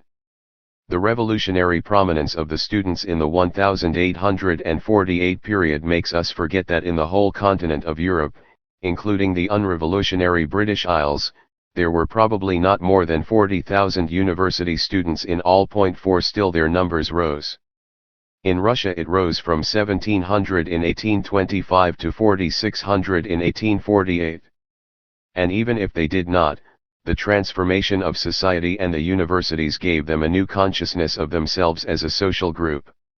Nobody remembers that in 1789 there were something like 6,000 students in the University of Paris, because they played no independent part in the revolution. 5 But by 1830 nobody could possibly overlook such a number of young academics. Small elites can operate in foreign languages. Once the cadre of the educated becomes large enough, the national language imposes itself, as witness the struggle for linguistic recognition in the Indian states since the 1940s. Hence the moment when textbooks or newspapers in the national language are first written, or when that language is first used for some official purpose, measures a crucial step in national evolution. The 1830s saw this step taken over large areas of Europe. Thus the first major Czech works on astronomy, chemistry, anthropology, mineralogy, and botany were written or completed in this decade, and so, in Romania, were the first school textbooks substituting Romanian for the previously current Greek. Hungarian was adopted instead of Latin as the official language of the Hungarian Diet in 1840, though Budapest University, controlled from Vienna, did not abandon Latin lectures until 1844. However, the struggle for the use of Hungarian as an official language had gone on intermittently since 1790. In Zagreb Guy published his Croatian Gazette, later Illyrian National Gazette, from 1835 in the first literary version of what had hitherto been merely a complex of dialects. In countries which had long possessed an official national language, the change cannot be so easily measured, though it is interesting that after 1830 the number of German books published in Germany, as against Latin and French titles, for the first time consistently exceeded 90%, or the number of French ones after 1820 fell below 4%. 6 More generally, the expansion of publishing gives us a comparable indication. Thus in Germany the number of books published remained much the same in 1821 as in 1800, about 4,000 titles a year, but by 1841 it had risen to 12,000 titles. 7 In the early 18th century only about 60% of all titles published in Germany were in the German language. Since then the proportion had risen fairly steadily. Of course the great mass of Europeans, and of non-Europeans, remained uneducated. Indeed, with the exception of the Germans, the Dutch, Scandinavians, Swiss and the citizens of the USA, no people can in 1840 be described as literate. Several can be described as totally illiterate, like the Southern Slavs, who had less than 0.5% literacy in 1827, even much later only 1% of Dalmatian recruits to the Austrian army could read and write, or the Russians who had 2%, 1,840, and a great many as almost illiterate, like the Spaniards, the Portuguese, who appear to have had barely 8,000 children in all at school after the Peninsular War, and, except for the Lombards and Piedmontese, the Italians. Even Britain, France, and Belgium were 40 to 50% illiterate in the 1840s. 8 Illiteracy is no bar to political consciousness, but there is, in fact, no evidence that nationalism of the modern kind was a powerful mass force except in countries already transformed by the dual revolution, in France, in Britain, in the USA and, because it was an economic and political dependency of Britain, in Ireland. To equate nationalism with the literate class is not to claim that the mass of, say, Russians, did not consider themselves Russian when confronted with somebody or something that was not. However, for the masses in general the test of nationality was still religion. The Spaniard was defined by being Catholic, the Russian by being Orthodox. However, though such confrontations were becoming rather more frequent, they were still rare, and certain kinds of national feelings such as the Italian were as yet wholly alien to the great mass of the people, which did not even speak the national literary language but mutually almost incomprehensible patois. Even in Germany patriotic mythology has greatly exaggerated the degree of national feeling against Napoleon. France was extremely popular in Western Germany, especially among soldiers, whom it employed freely. 9 Populations attached to the Pope or the Emperor might express resentment against their enemies, who happened to be the French, but this hardly implied any feelings of national consciousness, let alone any desire for a national state. Moreover, the very fact that nationalism was represented by middle class and gentry was enough to make the poor man suspicious. The Polish radical democratic revolutionaries tried earnestly, as did the more advanced of the South Italian Carbonari and other conspirators, to mobilize the peasantry even to the point of offering agrarian reform. Their failure was almost total. The Galician peasants in 1846 opposed the Polish revolutionaries even though these actually proclaimed the abolition of serfdom, preferring to massacre gentlemen and trust to the emperor's officials. The uprooting of peoples, which is perhaps the most important single phenomenon of the 19th century, was to break down this deep, age-old, and localized traditionalism. Yet over most of the world up to the 1820s hardly anybody as yet migrated or emigrated, except under the compulsion of armies and hunger, or in the traditionally migratory groups such as the peasants from central France who did seasonal building jobs in the north, or the traveling German artisans.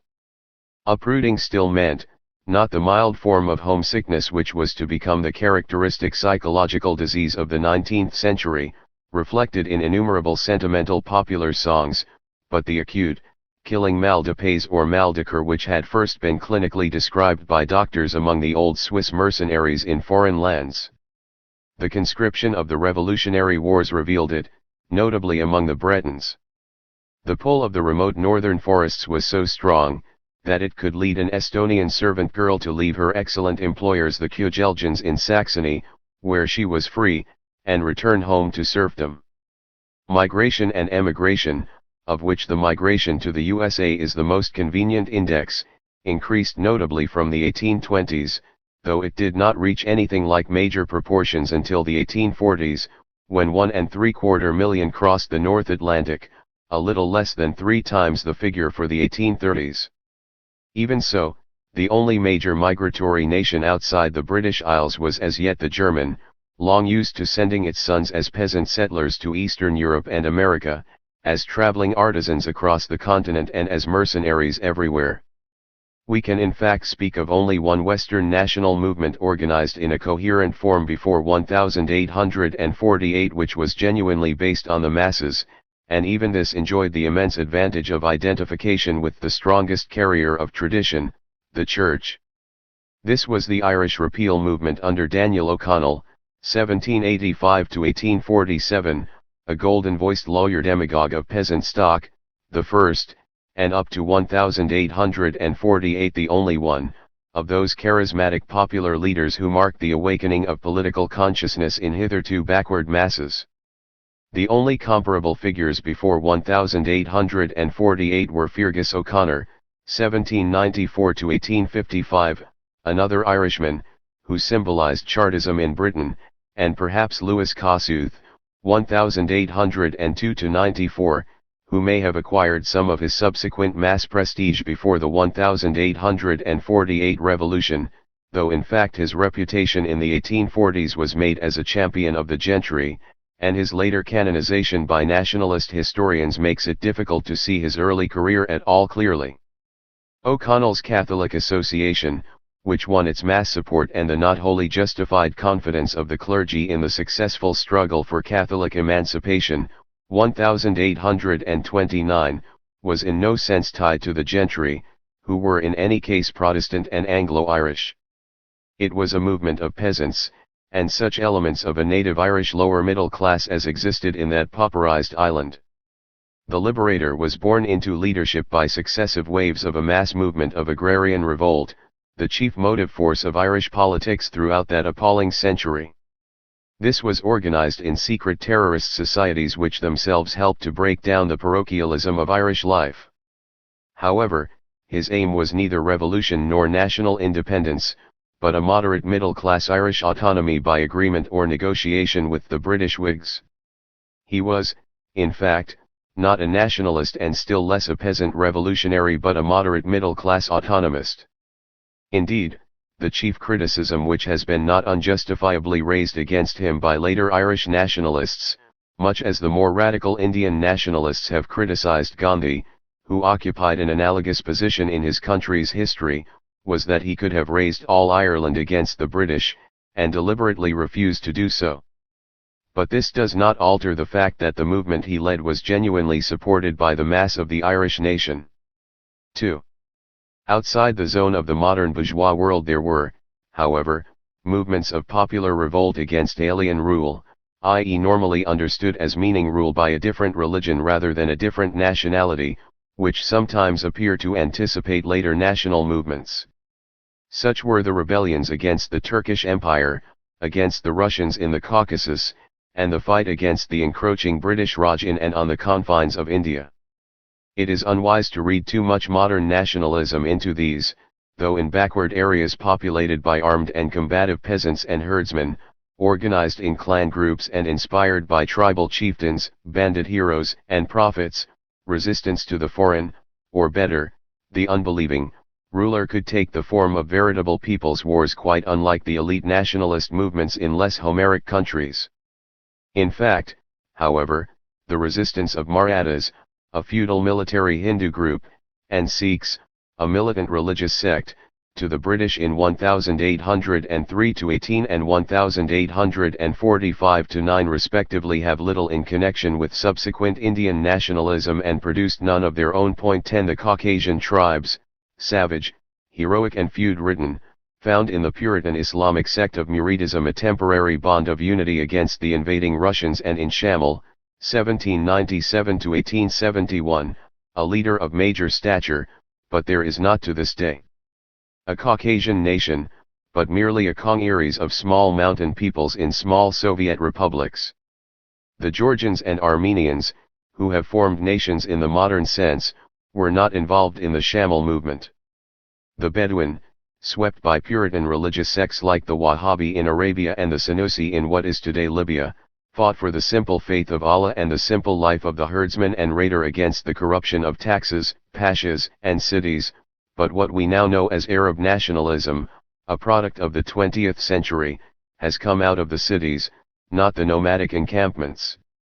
Even the rebellions against the Turks in the Balkans, especially among the rarely subdued mountain peoples of the south and west, should not be too readily interpreted in modern nationalist terms, though the bards and braves of several, the two were often the same, as among the poet-warrior bishops of Montenegro, recalled the glories of quasi-national heroes like the Albanian Skanderbeg and the tragedies like the Serbian defeat at Kosovo in the remote battles against the Turks. Nothing was more natural than to revolt, where necessary or desirable, against a local administration or a weakening Turkish empire. However, little but a common economic backwardness untied what we now know about the Yugoslavs, even those in the Turkish Empire, and the very concept of Yugoslavia was the product of intellectuals in Austro-Hungary rather than those who actually fought for liberty. 11 The Orthodox Montenegrins, never subdued, fought the Turks, but with equal zest they fought the unbelieving Catholic Albanians and the unbelieving, but solidly Slav, Muslim Bosnians. The Bosnians revolted against the Turks, whose religion many of them shared, with as much readiness as the Orthodox Serbs of the wooded Danube plain, and with more zest than the Orthodox Old Serbs of the Albanian frontier area. The first of the Balkan peoples to rise in the 19th century were the Serbs under a heroic pig dealer and brigand, Black George, 1760-1817, but the initial phase of his rising, 1804-7, did not even claim to be against Turkish local rule, but on the contrary for the Sultan against the abuses of the local rulers. There is little in the early history of mountain rebellion in the Western Balkans to suggest that the local Serbs, Albanians, Greeks, and others would not in the early 19th century have been satisfied with the sort of non-national autonomous principality which a powerful satrap, Ali Pasha the Lion of Janina, 1741-1822, for a time set up in Epirus. In one and only one case did the perennial fight of the sheep-herding clansmen and bandit heroes against any real government fuse with the ideas of middle-class nationalism and the French Revolution, in the Greek struggle for independence, 1821-30. Not unnaturally Greece therefore became the myth and inspiration of nationalists and liberals everywhere. For in Greece alone did an entire people rise against the oppressor in a manner which could be plausibly identified with the cause of the European left, and in turn the support of the European left, headed by the poet Byron who died there, was of very considerable help in the winning of Greek independence. Most Greeks were much like the other forgotten warrior peasant countries and clans of the Balkan Peninsula. A part, however, formed an international merchant and administrative class also settled in colonies or minority communities throughout the Turkish Empire and beyond, and the language and higher ranks of the entire Orthodox Church, to which most Balkan peoples belonged, were Greek, headed by the Greek Patriarch of Constantinople. Greek civil servants, transmuted into vassal princes, governed the Danubian principalities, the present Romania. In a sense the entire educated and mercantile classes of the Balkans, the Black Sea area and the Levant, whatever their national origins, were Hellenized by the very nature of their activities. During the 18th century this Hellenization proceeded more powerfully than before, largely because of the marked economic expansion which also extended the range and contacts of the Greek diaspora. The new and thriving Black Sea grain trade took it into Italian, French, and British business centers and strengthened its links with Russia. The expansion of Balkan trade brought Greek or Greecized merchants into Central Europe. The first Greek-language newspapers were published in Vienna, 1784 to 1812. Periodic emigration and resettlement of peasant rebels further reinforced the exile communities. It was among this cosmopolitan diaspora that the ideas of the French Revolution, liberalism, nationalism, and the methods of political organization by Masonic secret societies, took root. Regas, 1760–98, the leader of an early obscure and possibly pan-Balkanist revolutionary movement, spoke French and adapted the Marseillaise to Hellenic conditions. The Philike Hetaira, the secret patriotic society mainly responsible for the revolt of 1821, was founded in the great new Russian grain port of Odessa in 1814. Their nationalism was to some extent comparable to the elite movements of the West. Nothing else explains the project of raising a rebellion for Greek independence in the Danube principalities under the leadership of local Greek magnates, for the only people who could be described as Greeks in these miserable serflands were lords, bishops, merchants and intellectuals. Naturally enough that rising failed miserably, 1821. Fortunately, however, the Hetaira had also set out to enroll the anarchy of local brigand heroes, outlaws and clan chieftains in the Greek mountains, especially in the Peloponnese, and with considerably greater success, at any rate after 1818, than the South Italian gentlemen Carbonari, who attempted a similar proselytization of their local banditti. It is doubtful whether anything like modern nationalism meant much to these clefts, though many of them had their clerks. A respect for an interest in book learning was a surviving relic of ancient Hellenism, who composed manifestos in the Jacobin terminology. If they stood for anything, it was for the age-old ethos of a peninsula in which the role of man was to become a hero, and the outlaw who took to the mountains to resist any government and to right the peasants' wrongs was the universal political ideal. To the rebellions of men like Kolochtrones, brigand and cattle dealer, the nationalists of the Western type gave leadership and a pan-Hellenic rather than a purely local scale. In turn they got from them that unique and awe-inspiring thing, the mass rising of an armed people. The new Greek nationalism was enough to win independence, though the combination of middle-class leadership, kleptic disorganization and great power intervention produced one of those petty caricatures of the Western liberal ideal which were to become so familiar in areas like Latin America. But it also had the paradoxical result of narrowing Hellenism to Hellas, and thus creating or intensifying the latent nationalism of the other Balkan peoples. While being Greek had been little more than the professional requirement of the Orthodox Balkan Christian, Hellenization had made progress. Once it meant the political support for Hellas, it receded, even among the assimilated Balkan literate classes. In this sense, Greek independence was the essential preliminary condition for the evolution of the other Balkan nationalisms. Outside Europe it is difficult to speak of nationalism at all. The numerous Latin American republics which replaced the broken Spanish and Portuguese empires, to be accurate, Brazil became and remained an independent monarchy from 1816 to 1889, their frontiers often reflecting little more than the distribution of the estates of the grandees who had backed one rather than another of the local rebellions, began to acquire vested political interests and territorial aspirations. The original Pan-American ideal of Simon Bolívar, 1783 to 1830, of Venezuela and San Martín, 1778 to 1850, of Argentina was impossible to realize, though it had persisted as a powerful revolutionary current throughout all the areas united by the Spanish language, just as Pan-Balkanism, the heir of Orthodox unity against Islam, persisted and may still persist today. The vast extent and variety of the continent, the existence of independent foci of rebellion in Mexico, which determined Central America, Venezuela, and Buenos Aires, and the special problem of the center of Spanish colonialism in Peru, which was liberated from without, imposed automatic fragmentation. But the Latin American revolutions were the work of small groups of patricians, soldiers, and Gallicized evolus, leaving the mass of the Catholic poor white population passive and the Indians indifferent or hostile. Only in Mexico was independence won by the initiative of a popular agrarian, i.e. Indian, movement marching under the banner of the Virgin of Guadalupe, and Mexico has consequently ever since followed a different and politically more advanced road from the remainder of continental Latin America. However, even among the tiny layer of the politically decisive Latin Americans, it would be anachronistic in our period to speak of anything more than the embryo of Colombian, Venezuelan, Ecuadorian, etc. national consciousness. Something like a proto-nationalism, however, existed in various countries of Eastern Europe, but paradoxically it took the direction of conservatism rather than national rebellion.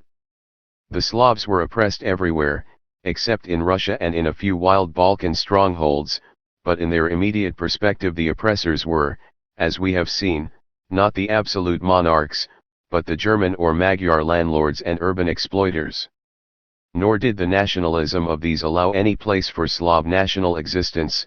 Even so radical a program as that of the German United States proposed by the Republicans and Democrats of Baden, in southwest Germany, envisaged the inclusion of an Illyrian, i.e. Croat and Slovene, republic with its capital in Italian Trieste, a Moravian one with its capital in Olomouc, and a Bohemian one led by Prague. 12 Hence the immediate hope of the Slav nationalists lay in the emperors of Austria and Russia. Various versions of Slav solidarity expressed the Russian orientation, and attracted Slav rebels, even the anti-Russian Poles, especially in times of defeat and hopelessness as after the failure of the risings in 1846. Illyrianism in Croatia and moderate Czech nationalism expressed the Austrian trend, and both received deliberate support from the Habsburg rulers, two of whose leading ministers, Kolorat and the chief of the police system, Sidolnitsky, were themselves Czechs. Croatian cultural aspirations were protected in the 1830s, and by 1840 Kolorat actually proposed what was later to prove so useful in the 1848 revolution, the appointment of a Croat military ban as chief of Croatia, and with control over the military frontier with Hungary, as a counterweight to the obstreperous Magyars. 13 To be a revolutionary in 1848 therefore came to be virtually identical with opposition to Slav national aspirations, and the tacit conflict between the progressive and the reactionary nations did much to doom the revolutions of 1848 to failure. Nothing like nationalism is discoverable elsewhere, for the social conditions for it did not exist. In fact, if anything, the forces which were later to produce nationalism were at this stage opposed to the alliance of tradition, religion, and mass poverty which produced the most powerful resistance to the encroachment of Western conquerors and exploiters. The elements of a local bourgeoisie which grew up in Asian countries did so in the shelter of the foreign exploiters whose agents, intermediaries, and dependents they largely were. The Parsi community of Bombay is an example. Even if the educated and enlightened Asian was not a compradore or a lesser official of some foreign ruler or firm, a situation not dissimilar to that of the Greek diaspora in Turkey, his first political task was to westernize, i.e. to introduce the ideas of the French Revolution and of scientific and technical modernization among his people against the united resistance of traditional rules and the traditionally ruled, a situation not dissimilar to that of the gentlemen Jacobins of southern Italy. He was therefore doubly cut off from his people. Nationalist mythology has often obscured this divorce, partly by suppressing the link between colonialism and the early native middle classes, partly lending to earlier anti-foreign resistance the colors of a later nationalist movement. But in Asia, in the Islamic countries, and even more in Africa, the junction between the values and nationalism, and between both and the masses, was not made until the 20th century. Nationalism in the East was thus the eventual product of Western influence and Western conquest. This link is perhaps most evident in the one plainly Oriental country in which the foundations of what was to become the first modern colonial nationalist movement, other than the Irish, were laid, in Egypt. Napoleon's conquest introduced Western ideas, methods, and techniques, whose value an able and ambitious local soldier, Muhammad Ali, soon recognized. Having seized power and virtual independence from Turkey in the confused period which followed the withdrawal of the French, and with French support, Muhammad Ali set out to establish an efficient and westernizing despotism with foreign, mainly French, technical aid. European left-wingers in the 1820s and 30s hailed this enlightened autocrat, and put their services at his disposal, when reaction in their own countries looked too dispiriting. The extraordinary sect of the Saint Simonians, equally suspended between the advocacy of socialism and of industrial development by investment bankers and engineers, temporarily gave him their collective aid and prepared his plans of economic development. They thus also laid the foundation for the Suez Canal, built by the Saint Simonian de Lesseps, and the fatal dependence of Egyptian rulers on vast loans negotiated by competing groups of European swindlers, which turned Egypt into a center of imperialist rivalry and anti-imperialist rebellion later on. But Muhammad Ali was no more a nationalist than any other Oriental despot. His westernization, not his or his people's aspirations, laid the foundations for later nationalism.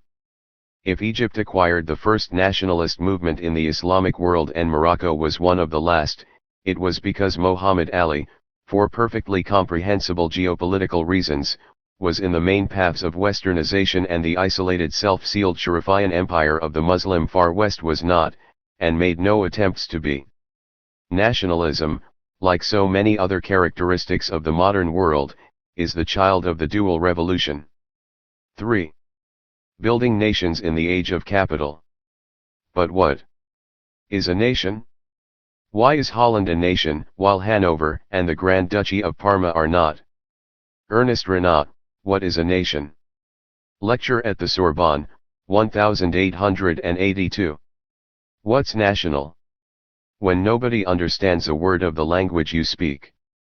Johann Nestroy, Hauptling Abendwind, 1862. If a great people does not believe that the truth is to be found in itself alone, if it does not believe that it alone is fit and destined to raise up and save all the rest by its truth, it would at once sink into being ethnographic material, and not a great people. A nation which loses this belief ceases to be a nation. Fyodor Dostoevsky, The Demons, 1871-2. If international and domestic politics were closely bound up with one another during this period, the bond which linked them most obviously was what we call nationalism, but the mid-19th century still knew as the principle of nationality. What were the international politics of the years from 1848 to the 1870s about? Traditional Western historiography has very little doubt, it was about the creation of a Europe of nation-states. There might be considerable uncertainty about the relation between this facet of the age and others which were evidently connected with it, such as economic progress, liberalism, perhaps even democracy, but none about the central role of nationality. And indeed, how could there be? Whatever else it was, 1848, the springtime of peoples, was clearly also, and in international terms primarily, an assertion of nationality, or rather of rival nationalities. Germans, Italians, Hungarians, Poles, Romanians, and the rest asserted their right to be independent and unified states embracing all members of their nations against oppressive governments, as did Czechs, Croats, Danes and others, though with growing misgivings about the revolutionary aspirations of bigger nations which seemed excessively ready to sacrifice their own. France was already an independent national state, but none the less nationalist for that. The revolutions failed, but the European politics of the next 25 years were dominated by the same aspirations. As we have seen, they were actually achieved, in one form or another, though by non-revolutionary or only marginally revolutionary means. France returned to a caricature of the great nation under a caricature of the great Napoleon. Italy and Germany were united under the kingdoms of Savoy and Prussia. Hungary achieved virtual home rule by the Compromise of 1867, Romania became a state by the merger of the two Danubian principalities. Only Poland, which had failed to take an adequate part in the 1848 revolution, also failed to win independence or autonomy by the insurrection of 1863. In the extreme west, as in the extreme southeast, of Europe the national problem obtruded itself. The Fenians in Ireland raised it in the form of radical insurrection, backed by the millions of their countrymen driven by famine and hatred of Britain to the United States. The endemic crisis of the multinational Ottoman Empire took the form of revolts by the various Christian peoples it had so long ruled in the Balkans. Greece and Serbia were already independent, though still much smaller than they thought they ought to be. Romania won independence of a sort at the end of the 1850s. Popular insurrections in the early 1870s precipitated yet another internal and international Turkish crisis, which was to make Bulgaria independent at the end of the decade and accelerate the Balkanization of the Balkans. The so-called Eastern Question, that permanent preoccupation of foreign ministers, now appeared primarily as the question of how to redraw the map of European Turkey among an uncertain number of new states of uncertain size which claimed and were believed to represent nations. And a little further to the north the internal problems of the Habsburg Empire were even more patently those of its constituent nationalities, several of which, and potentially all of which, put forward demands ranging from a mild cultural autonomy to secession. Even outside Europe the construction of nations was dramatically visible. What was the American Civil War, if not the attempt to maintain the unity of the American nation against disruption? What was the Meiji Restoration, if not the appearance of a new and proud nation in Japan? It seemed hardly deniable that nation-making, as Walter Bagehot, 1826–77, called it, was taking place all over the world and was a dominant characteristic of the age. So obvious, that the nature of the phenomenon was hardly investigated. The nation was taken for granted. As Bagehot put it, we cannot imagine those to whom it is a difficulty, we know what it is when you do not ask us, but we cannot very quickly explain or define it. One and few thought they needed to. Surely the Englishman knew what being English was, the Frenchman, German, Italian or Russian had no doubt about their collective identity. Perhaps not, but in the age of nation building this was believed to imply the logical necessary, as well as desirable transformation of nations into sovereign nation-states, with a coherent territory defined by the area settled by the members of a nation, which was in turn defined by its past history, its common culture, its ethnic composition and, increasingly, its language. But there is nothing logical about this implication. If the existence of differing groups of men, distinguishing themselves from other groups by a variety of criteria is both undeniable and as old as history, the fact that they imply what the 19th century regarded as nationhood is not. Still less so is the fact that they are organized in territorial states of the 19th century kind, let alone states coinciding with nations. These were relatively recent historical phenomena, though some older territorial states, England, France, Spain, Portugal, and perhaps even Russia, could have been defined as nation-states without obvious absurdity. Even as a general program, the aspiration to form nation-states out of non-nation states was a product of the French Revolution. We must therefore distinguish rather clearly between the formation of nations and nationalism, insofar as this took place during our period, and the creation of nation-states. The problem was not merely analytical but practical. For Europe, let alone the rest of the world, was evidently divided into nations about whose states or aspirations to found states there was, rightly or wrongly, little doubt, and those about which there was a considerable amount of uncertainty. The safest guide to the first was political fact, institutional history, or the cultural history of the literate. France, England, Spain, Russia were undeniably nations because they had states identified with the French, English, etc. Hungary and Poland were nations because a Hungarian kingdom existed as a separate entity even within the Habsburg Empire, and a Polish state had long existed until destroyed at the end of the 18th century.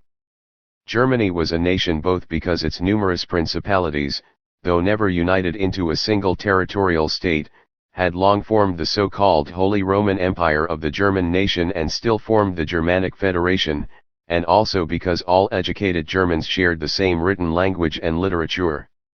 Italy, though never a political entity as such, had perhaps the oldest common literary culture of its elite. 2 and so on.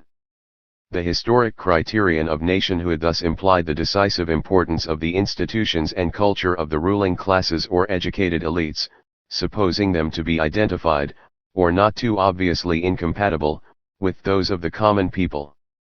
But the ideological argument for nationalism was very different and much more radical, democratic, and revolutionary. It rested on the fact that, whatever history or culture said, the Irish were Irish and not English, the Czechs Czech and not German, the Finns were not Russian, and no people ought to be exploited and ruled by another. Historic arguments might be found or invented to back this claim, they can always be discovered, but essentially the Czech movement did not rest on the claim to restore the crown of Saint Wenceslas, nor the Irish on the repeal of the Union in 1801. The basis of this sense of separateness was not necessarily ethnic, in the sense of readily identifiable differences of physical appearance, or even linguistic. During our period the movements of the Irish, most of whom already spoke English, the Norwegians, whose literate language was not very distinct from Danish, or the Finns, whose nationalists were both Swedish and Finnish speaking, did not make a fundamentally linguistic case for themselves. If it was cultural, it rested not on high culture, of which several of the peoples concerned as yet had little, but rather on the oral culture, songs, ballads, epics, etc., the customs and ways of life of the folk, the common people, i.e. for practical purposes the peasantry. The first stage of national revival was invariably one of collecting, recovering, and acquiring pride in this folk heritage. But in itself this was not political. Those who pioneered it were, as often as not, cultured members of the foreign ruling class or elite, such as the German Lutheran pastors or intellectually minded gentlemen in the Baltic who collected the folklore and antiquities of the Latvian or Estonian peasantry. The Irish were not nationalists because they believed in leprechauns. Why there were nationalists and how far they were nationalists, we shall discuss below. The significant point here is that the typical unhistorical or semi-historical nation was also a small nation, and this faced 19th century nationalism with a dilemma which has rarely been recognized. For the champions of the nation-state assumed not only that it must be national, but also that it must be progressive, i.e. capable of developing a viable economy, technology, state organization, and military force, i.e. that it must be at least moderately large. It was to be, in fact, the natural unit of the development of the modern, liberal, progressive, and de facto bourgeois society. Unification as much as independence was its principle, and where no historical arguments for unification existed, as they did for example in Italy and Germany, it was, where feasible, formulated as a program.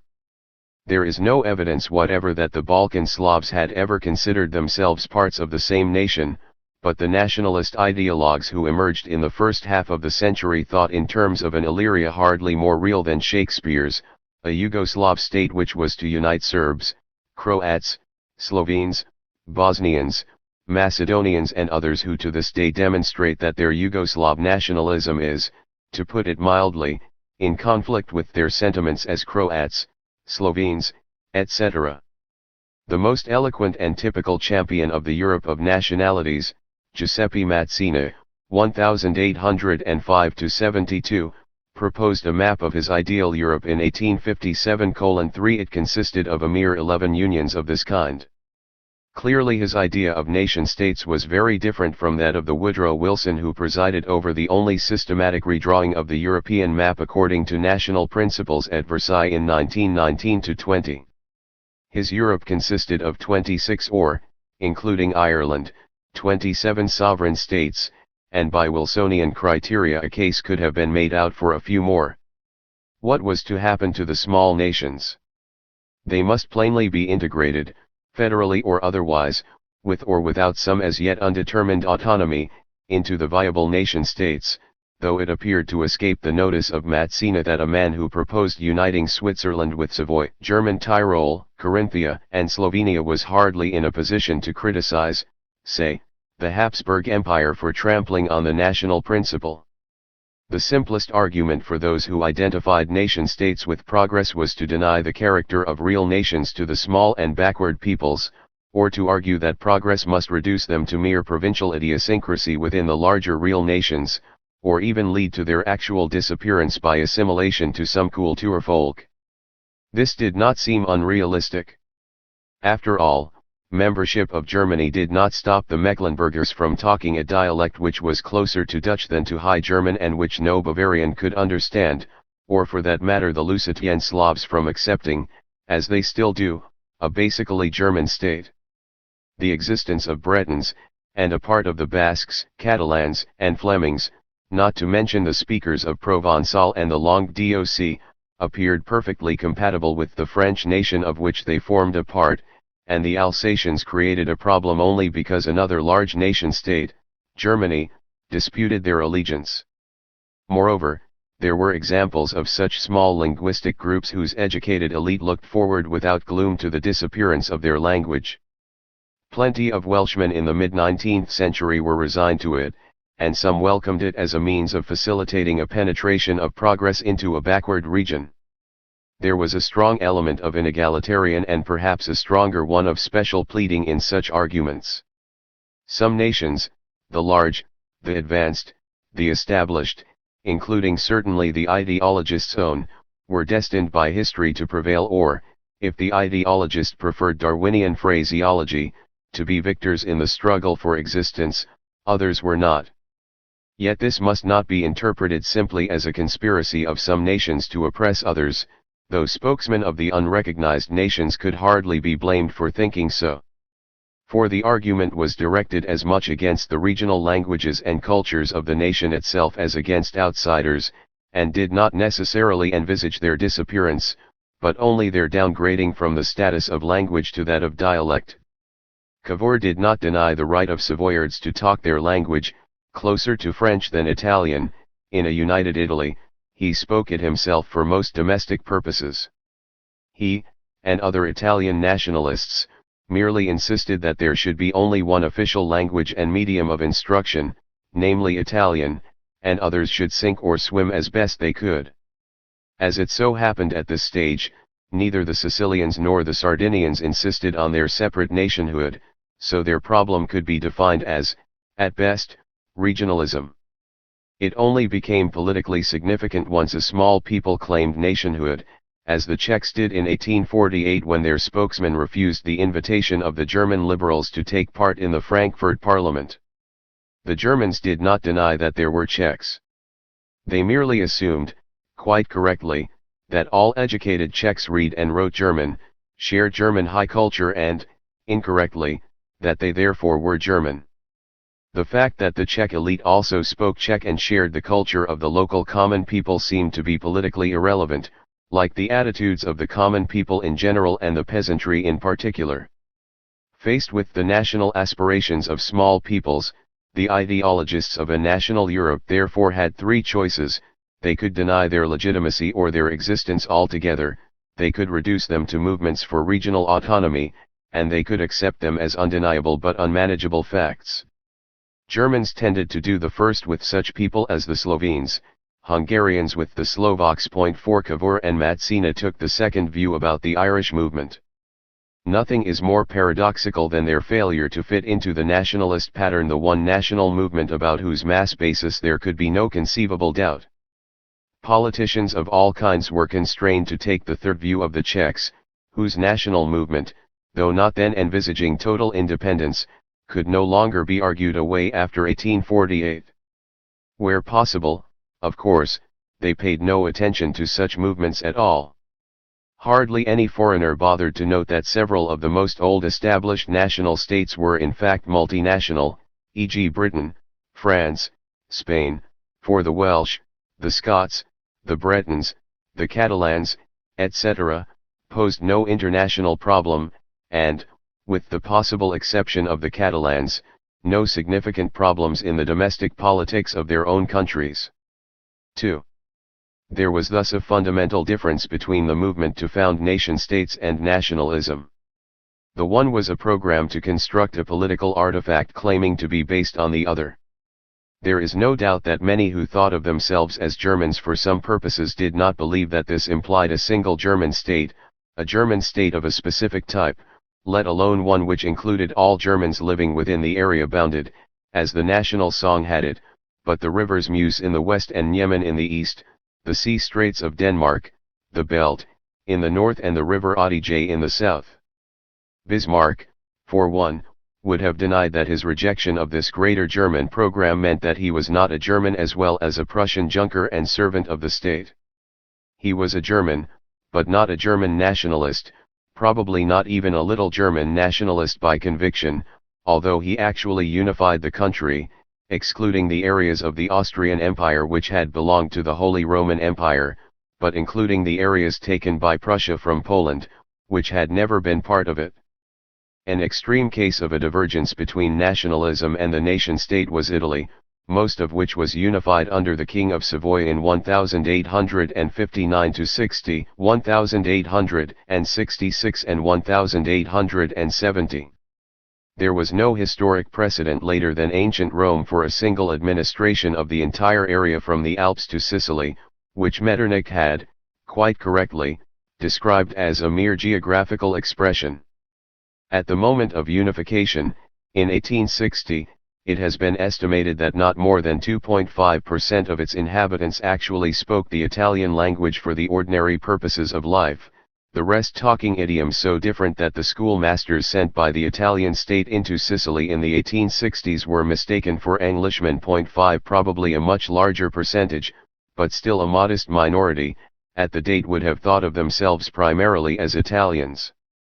No wonder Massimo d'Azeglio, 1792–1866, exclaimed in 1860, "We have made Italy, now we must make the Italians."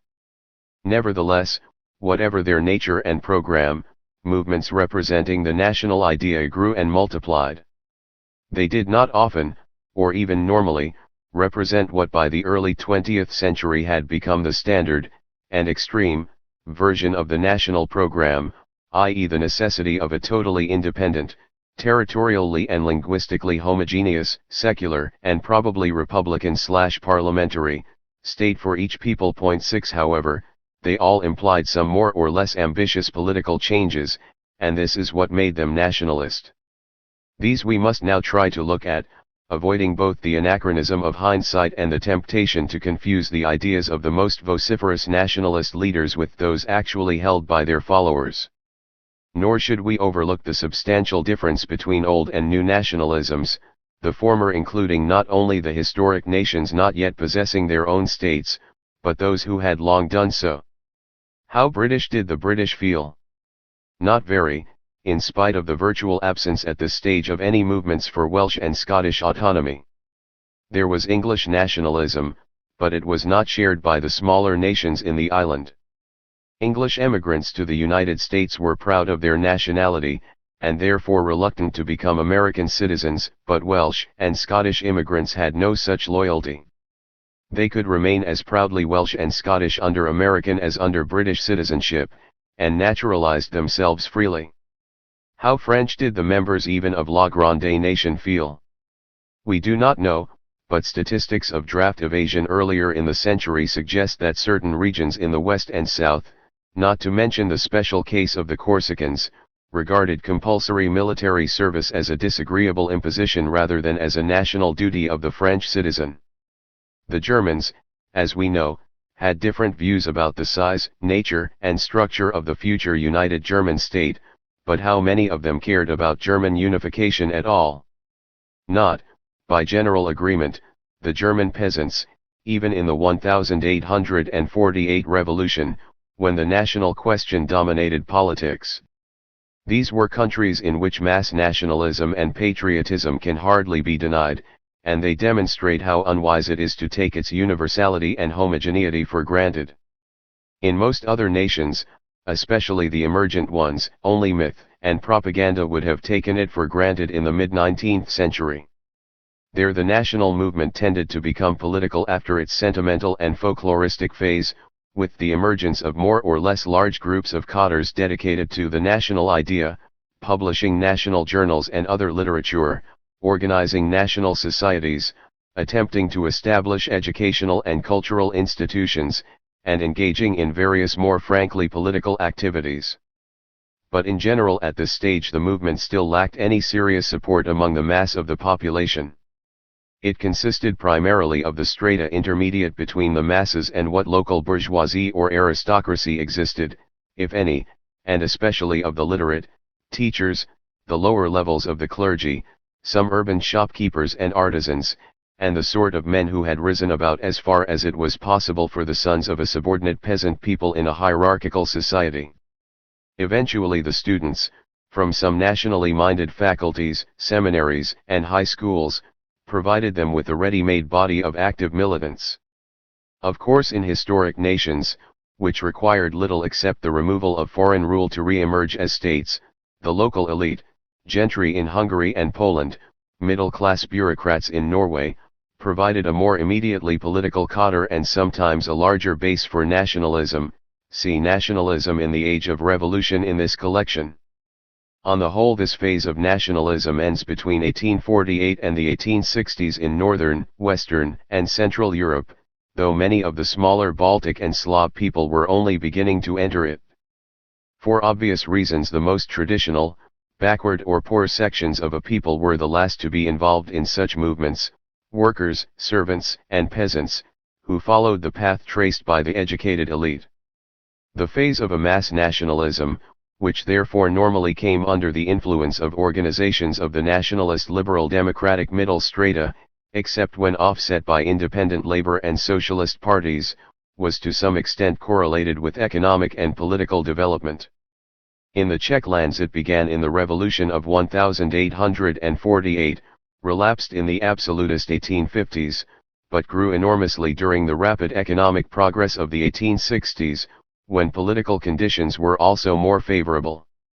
A native Czech bourgeoisie had by now acquired sufficient wealth to found an effective Czech bank, and eventually such expensive institutions as a national theatre in Prague, provisionally opened in 1862.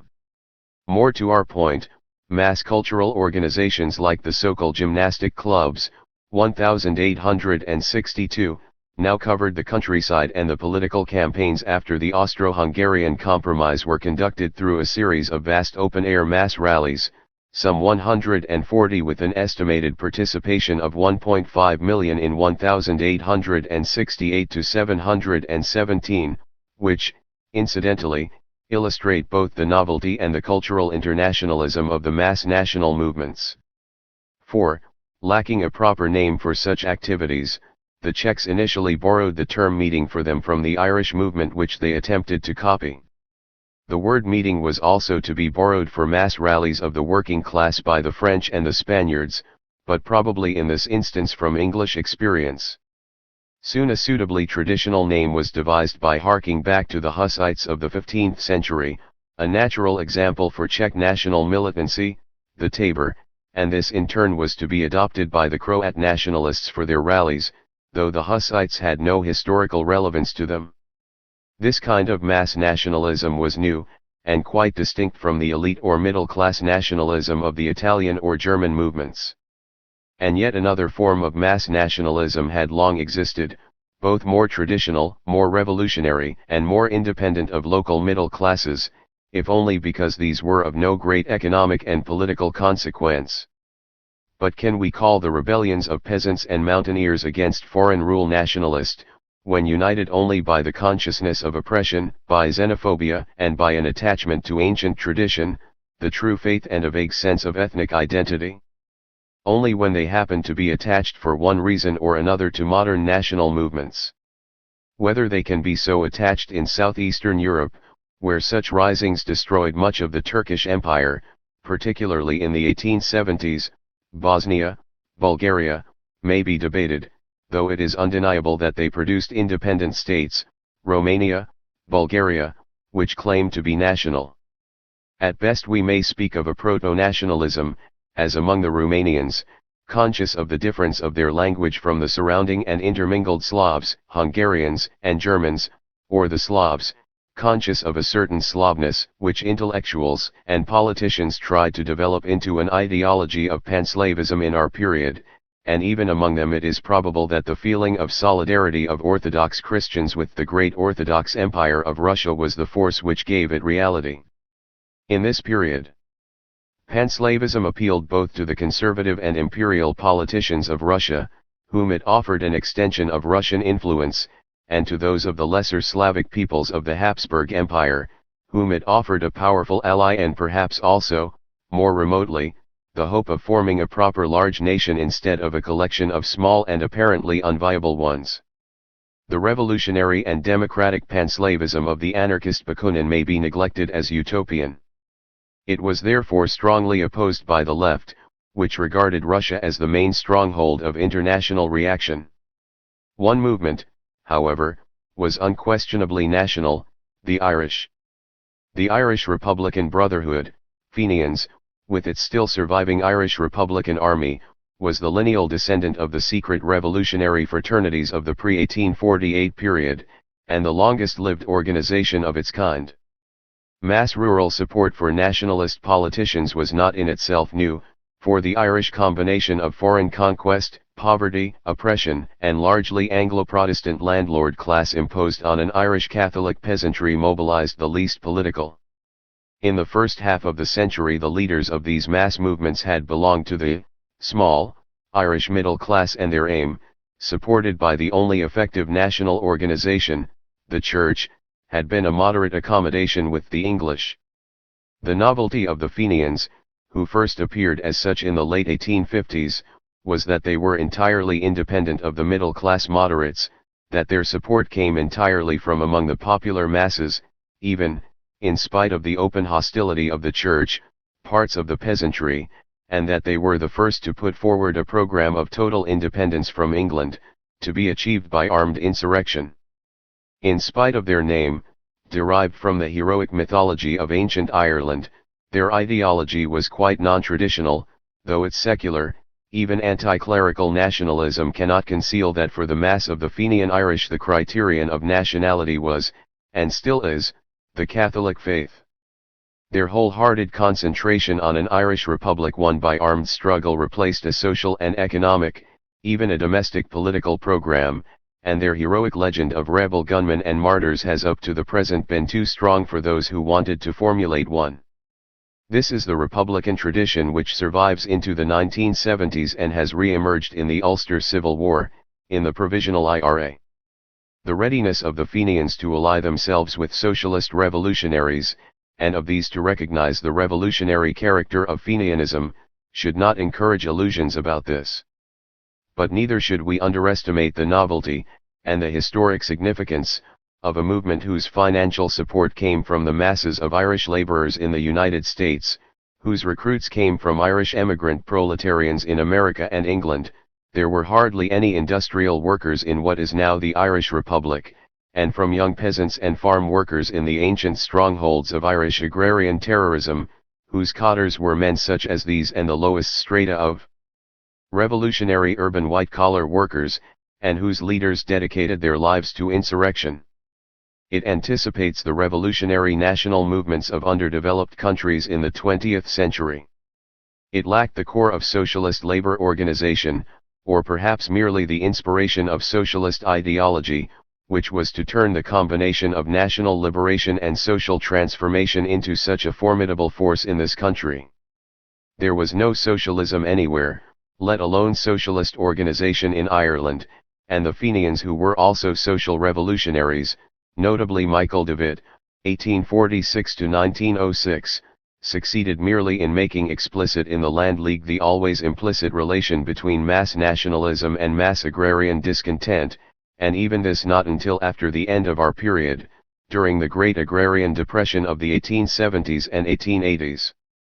Fenianism was mass nationalism in the epoch of triumphant liberalism.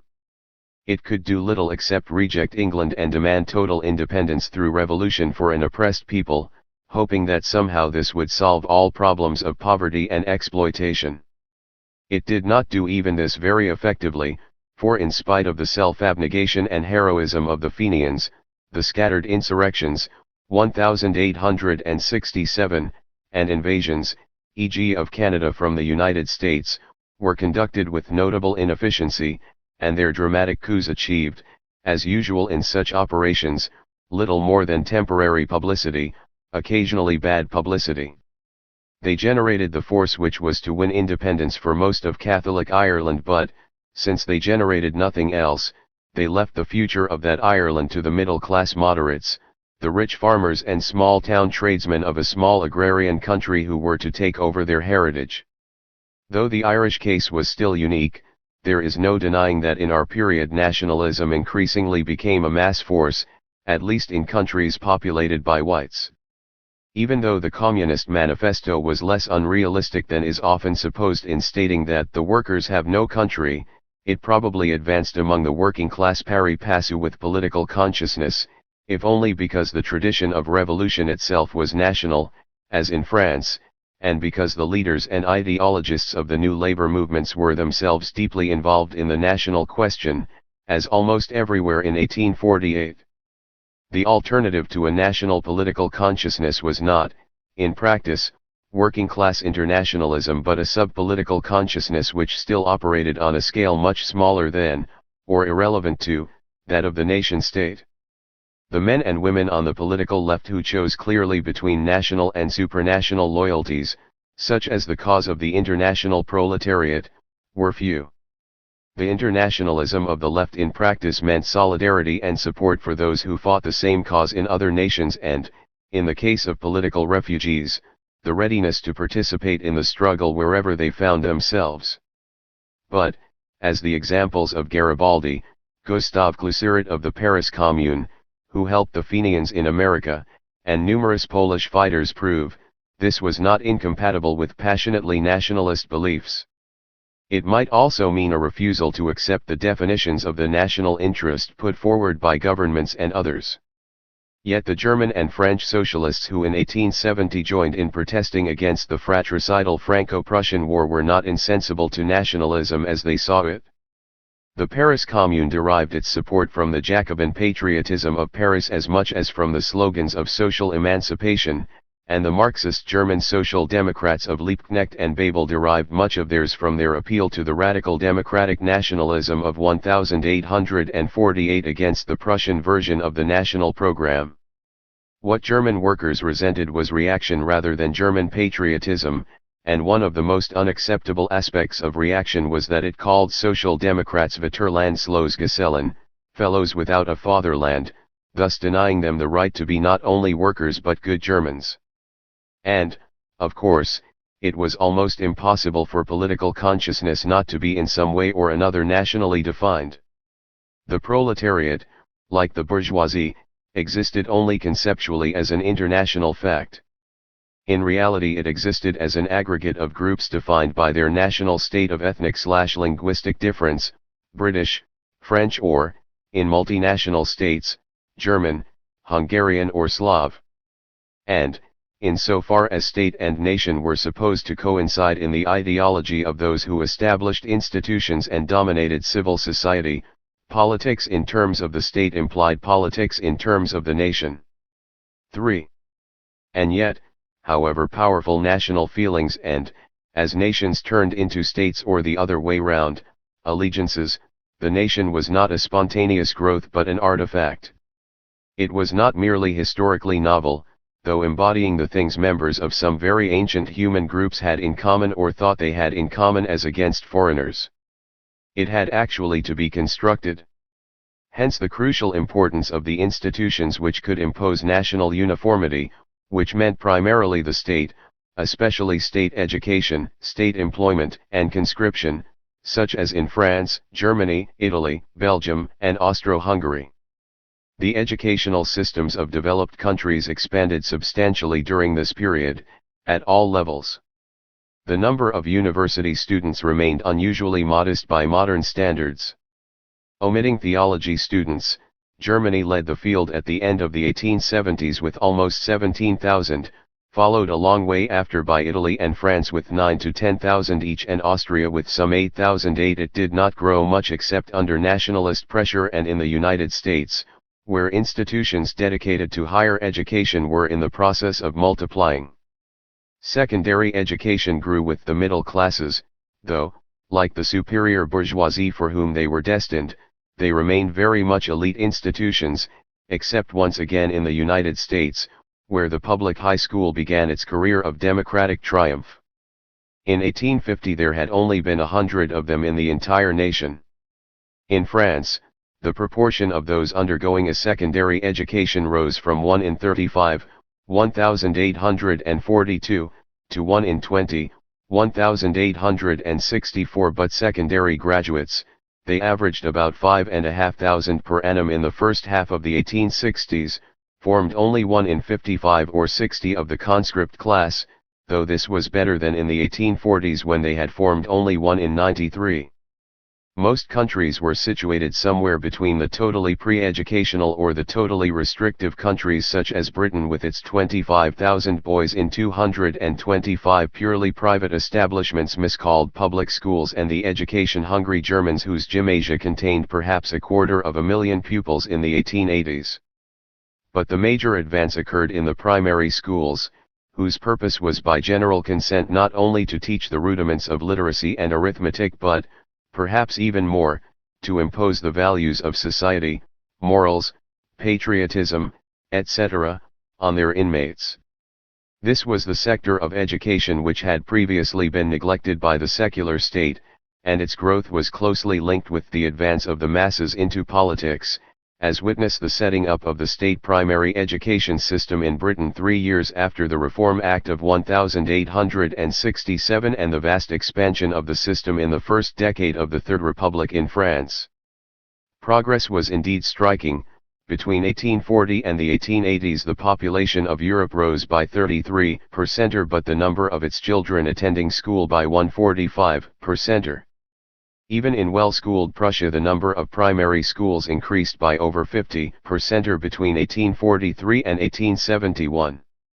But it was not due merely to the educational backwardness of Italy that the fastest increase in the school population in our period occurred there, 460%. In the 15 years following unification the number of primary school children doubled. In fact, for new nation-states these institutions were of crucial importance, for through them alone the national language, generally constructed earlier by private efforts, could actually become the written and spoken language of the people, at least for some purposes. Hence also the crucial importance of struggling national movements of the fight to win cultural autonomy, i.e. to control the relevant part of state institutions, e.g. to achieve school instruction in and administrative use for their language. The issue was not one which affected the illiterate, who learned their dialect from their mothers anyway, nor the minority peoples who assimilated en bloc to the prevailing language of the ruling class.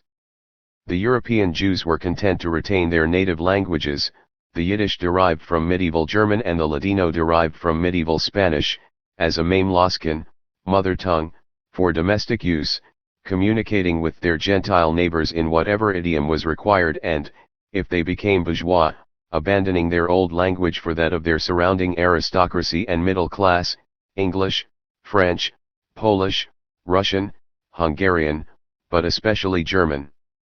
But the Jews at that stage were not nationalist, and their failure to attach importance to a national language, as well as their failure to possess a national territory, led many to doubt that they could be a nation.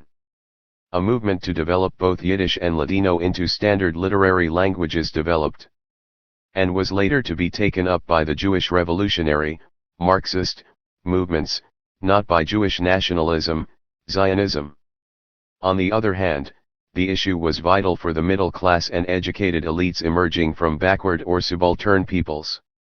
It was they who specially resented the privileged access to important and prestigious posts which native speakers of the official language had, even when, as was the case with the Czechs, their own compulsory bilingualism actually gave them a career advantage of the monoglot Germans in Bohemia.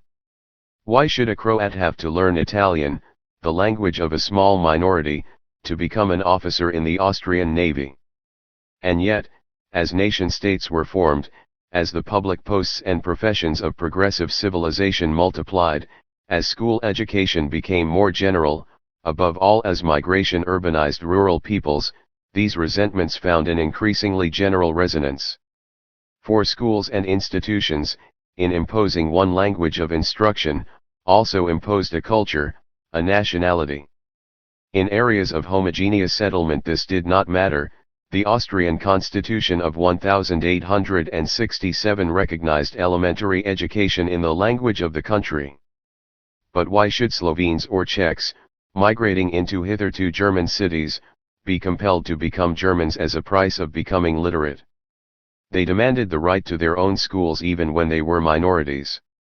And why should the Czechs and Slovenes of Prague or Ljubljana, Laibach, having reduced the Germans from a majority to a smallish minority, have to confront street names and municipal regulations in a foreign tongue? The politics of the Austrian half of the Habsburg Empire were complex enough for the government to have to think multinationally. But what if other governments used schooling, that most powerful weapon for forming the nations upon which they purported to rest, to Magyarize, Germanize, or Italianize systematically? The paradox of nationalism was that in forming its own nation it automatically created the counter-nationalism of those whom it now forced into the choice between assimilation and inferiority. The age of liberalism did not grasp this paradox. Indeed, it did not understand that principle of nationality which it approved, considered itself to embody, and in suitable cases actively supported. Contemporary observers were no doubt right in supposing, or acting as if, nations and nationalism were as yet largely unformed and malleable. The American nation, for instance, was based on the assumption that in migrating across the ocean many millions of Europeans would lightly and quickly abandon any political loyalties to their homeland and any claims to official status for their native languages and cultures. The United States, or Brazil, or Argentina, would not be multinational, but absorb the immigrants into its own nation. And in our period this is what happened, even though the immigrant communities did not lose their identity in the melting pot of the New World, but remained or even became consciously and proudly Irish, German, Swedish, Italian, etc. The communities of immigrants might be important national forces in their countries of origin, as the American Irish were in the politics of Ireland, but in the United States itself they were of major significance chiefly to candidates for municipal elections. Germans in Prague by their very existence raised the most far-reaching political problems for the Habsburg Empire, not so Germans in Cincinnati or Milwaukee for the United States. Nationalism therefore still seemed readily manageable within the framework of a bourgeois liberalism, and compatible with it. A world of nations would, it was believed, be a liberal world, and a liberal world would consist of nations. The future was to show that the relationship between the two was not as simple as this. 4. Waving flags in the age of empire. Scappa, che arriva la patria, run away, the fatherland is coming. Italian peasant woman to her son. Their language has become complex, because now they read. They read books, or at any rate they learned to read out of books. The word and the idiom of the literary language tend and the pronunciation suggested by its spelling tends to prevail over the local usage. H. G. Wells' Anticipations, 1901. Nationalism. Attacks democracy, demolishes anti-clericalism, fights socialism and undermines pacifism, humanitarianism, and internationalism. It declares the program of liberalism finished. Alfredo Rocco che cosa è il nazionalismo? E che cosa vogliono I nazionalisti, 1914. If the rise of working-class parties was one major byproduct of the politics of democratization, the rise of nationalism in politics was another. In itself it was plainly not new. Yet in the period from 1880 to 1914 nationalism took a dramatic leap forward, and its ideological and political content was transformed. Its very vocabulary indicates the significance of these years. For the word nationalism itself appeared at the end of the 19th century to describe groups of right-wing ideologists in France and Italy, keen to brandish the national flag against foreigners, liberals, and socialists and in favor of that aggressive expansion of their own state which was to become so characteristic of such movements. This was also the period when Deutschland über alles, Germany above all others, replaced rival compositions to become the actual national anthem of Germany. Though it originally described only a right-wing version of the phenomenon, the word nationalism proved to be more convenient than the clumsy principle of nationality which had been part of the vocabulary of European politics since about 1830, and so it came to be used also for all movements to whom the national cause was paramount in politics, that is to say for all demanding the right to self-determination, i.e. in the last analysis to form an independent state, for some nationally defined group.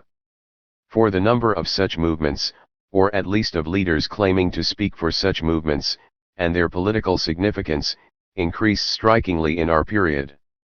The basis of nationalism of all kinds was the same, the readiness of people to identify themselves emotionally with their nation and to be politically mobilized as Czechs, Germans, Italians, or whatever, a readiness which could be politically exploited. The democratization of politics, and especially elections, provided ample opportunities for mobilizing them. When states did so they called it patriotism, and the essence of the original right-wing nationalism, which emerged in already established nation-states, was to claim a monopoly of patriotism for the extreme political right, and thereby brand everyone else as some sort of traitor. This was a new phenomenon, for during most of the 19th century nationalism had been rather identified with liberal and radical movements and with the tradition of the French Revolution. But elsewhere nationalism had no necessary identification with any color in the political spectrum. Among the national movements still lacking their own states we shall encounter those identifying with the right or the left, or indifferent to either. And indeed, as we have suggested, there were movements, and not the least powerful, which mobilized men and women on a national basis, but, as it were, by accident, since their primary appeal was for social liberation. For while in this period national identification clearly was or became a major factor in the politics of states, it is quite mistaken to see the national appeal as incompatible with any other. Nationalist politicians and their opponents naturally like to suggest that one kind of appeal excluded another at the same time. But, as a matter of history, and observation, this is not so. In our period it was perfectly possible to become simultaneously a class-conscious Marxian revolutionary and an Irish patriot, like James Connolly, who was to be executed in 1916 for leading the Easter Rising in Dublin. But of course, insofar as parties in the countries of mass politics competed for the same body of supporters, these had to make mutually exclusive choices. The new working-class movements, appealing to their potential constituency on grounds of class identification, soon realized this, insofar as they found themselves competing, as was usually the case in multinational regions, against parties which asked proletarians and potential socialists to support them as Czechs, Poles, or Slovenes. Hence their preoccupation as soon as they actually became mass movements, with the national question. That virtually every Marxist theorist of importance, from Koski and Rosa Luxemburg, via the Austro-Marxists, to Lenin and the young Stalin, took part in the impassioned debates on this subject during this period, suggests the urgency and centrality of this problem. Point 1. Where national identification became a political force, it therefore formed a sort of general substratum of politics. This makes its multifarious expressions extremely difficult to define, even when they claim to be specifically nationalist or patriotic. As we shall see, national identification almost certainly became more widespread in our period, and the significance of the national appeal in politics grew. However, what was almost certainly more important was a major set of mutations within political nationalism, which was to have profound consequences for the 20th century. 4 aspects of this mutation must be mentioned. The first is the emergence of nationalism and patriotism as an ideology taken over by the political right. This was to find its extreme expression between the wars in fascism, whose ideological ancestors are to be found here. The second is the assumption, quite foreign to the liberal phase of national movements, that national self-determination up to and including the formation of independent sovereign states applied not just to some nations which could demonstrate economic, political, and cultural viability, but to any and all groups which claimed to be a nation. The difference between the old and the new assumption is illustrated by the difference between the 12 rather large entities envisaged as constituting the Europe of nations by Giuseppe Mazzini, the great prophet of 19th-century nationalism, in 1857, see Building Nations in the Age of Capital in this collection, and the 26 states, 27 if we include Ireland, which emerged from President Wilson's principle of national self-determination at the end of the First World War.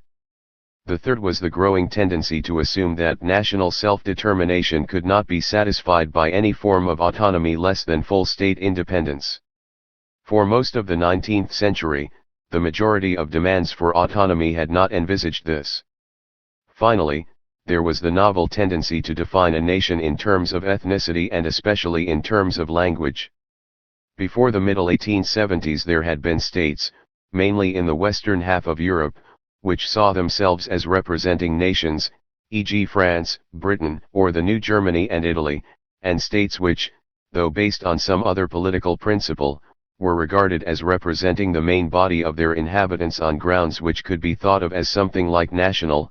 This was true of the Tsars, who certainly enjoyed the loyalty of the great Russian people as both Russian and Orthodox rulers. Outside the Habsburg Empire and perhaps the Ottoman Empire, the numerous nationalists within the established states did not constitute much of a political problem, especially once a German and an Italian state had been established. There were, of course, the Poles, divided between Russia, Germany, and Austria but never losing sight of the restoration of an independent Poland. There were, within the United Kingdom, the Irish.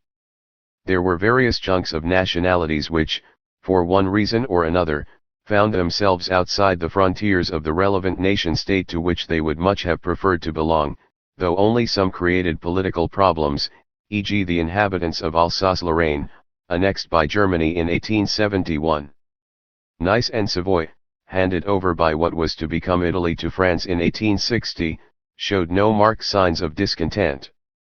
There is no doubt that the number of nationalist movements increased considerably in Europe from the 1870s, though in fact much fewer new national states were established in Europe in the last 40 years before the First World War than in the 40 years preceding the formation of the German Empire, and those established were not very significant: Bulgaria, 1878, Norway, 1907, Albania, 1913. The states established or internationally recognized in 1830–71 included Germany, Italy, Belgium, France, Greece, Serbia, and Romania. The so-called Compromise of 1867 also amounted to the grant of very far-reaching autonomy by the Habsburg Empire to Hungary. There were now national movements not only among peoples hitherto considered unhistorical, i.e. who had never previously possessed an independent state, ruling class, or cultural elite, such as Finns and Slovaks, but among peoples about whom hardly anybody except folklore enthusiasts had previously thought about at all, such as Estonians and Macedonians. And within long-established nation-states regional populations now began to mobilize politically as nations. This happened in Wales, where a Young Wales movement was organized in the 1890s under the leadership of a local lawyer of whom much more was to be heard in future, David Lloyd George, and in Spain, where a Basque national party was formed in 1894.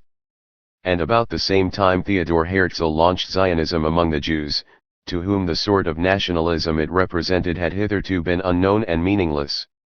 Many of these movements did not yet have much support among the people for whom they claimed to speak, though mass emigration now gave many more members of backward communities the powerful incentive of nostalgia to identify with what they had left behind, and opened their minds to new political ideas.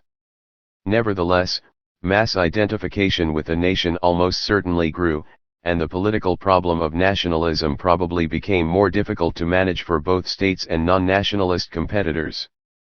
Probably most observers of the European scene in the 1870s felt that, after the period of Italian and German unification and the Austro-Hungarian Compromise, the principle of nationality was likely to be less explosive than it had been. Even the Austrian authorities, asked to include a question on language in their censuses, a step recommended by the International Statistical Congress of 1873, though unenthusiastic, did not say no. However, they thought, one had to give time for the hot national tempers of the past 10 years to cool down. They thought they could safely assume that this would have happened by the census of 1880. They could not have been more spectacularly mistaken. Point 2. However, what proved to be significant in the long run was not so much the degree of support for the national cause achieved at the time among this or that people, as the transformation of the definition and program of nationalism. We are now so used to an ethnic, linguistic definition of nations that we forget that this was, essentially, invented in the later 19th century. Without going at length into the matter, it is enough to recall that the ideologists of the Irish movement did not begin to tie the cause of the Irish nation to the defense of the Gaelic language until some time after the foundation of the Gaelic League in 1893, that the Basques did not base their national claims on their language, as distinct from their historic fueros or constitutional privileges, until the same period, that the impassioned debates about whether Macedonian is more like Bulgarian than it is like Serbo-Croat were among the last arguments used to decide which of those two people they should unite with. As for the Zionist Jews, they went one better by identifying the Jewish nation with Hebrew, a language which no Jews had used for ordinary purposes since the days of the Babylonian captivity, if then it had just, 1880, been invented as a language for everyday use, as distinct from a sacred and ritual tongue or a learned lingua franca, by a man who began the process of providing it with a suitable vocabulary by inventing a Hebrew term for nationalism, and it was learned as a badge of Zionist commitment rather than as a means of communication. This does not mean that language had previously been unimportant as a national issue. It was one criterion of nationality among several others, and, in general, the less prominent it was, the stronger was the identification of the masses of a people with its collectivity. Language was not an ideological battleground for those who merely talked it, if only because the exercise of control over what language mothers talked with children, husbands with wives, and neighbors with each other, was virtually impossible. The language which most Jews actually spoke, namely Yiddish, had virtually no ideological dimension until the non-Zionist left took it up, nor did most Jews who spoke it mind that many authorities, including those of the Habsburg Empire, refused even to accept it as a separate language. Millions chose to become members of the American nation, which obviously had not single ethnic basis, and learned English as a matter of necessity or convenience, without reading any essential element of a national soul or a national continuity into their efforts to speak the language. Linguistic nationalism was the creation of people who wrote and read, not of people who spoke. And the national languages in which they discovered the essential character of their nations were, more often than not, artifacts, since they had to be compiled, standardized, homogenized, and modernized for contemporary and literary use, out of the jigsaw puzzle of local or regional dialects which constituted non-literary languages as actually spoken. The major written national languages of old nation-states or literate cultures had gone through this phase of compilation and correction long since, German and Russian in the 18th century, French and English in the 17th, Italian and Castilian even earlier. For most languages of smaller linguistic groups, the 19th century was the period of the great authorities who established the vocabulary and correct usage of their idiom. For several, Catalan, Basque, the Baltic languages, it was the turn of the 19th and 20th centuries. Written languages are closely, though not necessarily, linked with territories and institutions. The nationalism which established itself as the standard version of the national ideology and program was essentially territorial, since its basic model was the territorial state of the French Revolution, or at any rate the nearest thing to complete political control over a clearly defined territory and its inhabitants which was available in practice. Once again Zionism provides the extreme example, just because it was so clearly a borrowed program which had no precedent in, or organic connection with, the actual tradition which had given the Jewish people permanence, cohesion and indestructible identity for some millennia. It asked them to acquire a territory, inhabited by other people. For Herzl it was not even necessary that the territory should have any historical connection with the Jews, as well as a language they had not spoken for millennia. The identification of nations with an exclusive territory created such problems over large areas of the world of mass migration, and even of the non-migratory world, that an alternative definition of nationality was developed, notably in the Habsburg Empire and among the Jewish diaspora. It was here seen as inherent, not in a particular piece of the map to which a body of inhabitants were attached, but in the members of such bodies of men and women as considered themselves to belong to a nationality, wherever they happened to live. As such members, they would enjoy cultural autonomy. Supporters of the geographical and human theories of the nation were locked in embittered argument, notably in the international socialist movement and between Zionism and Bundaists among the Jews. Neither theory was particularly satisfactory, though the human theory was more harmless.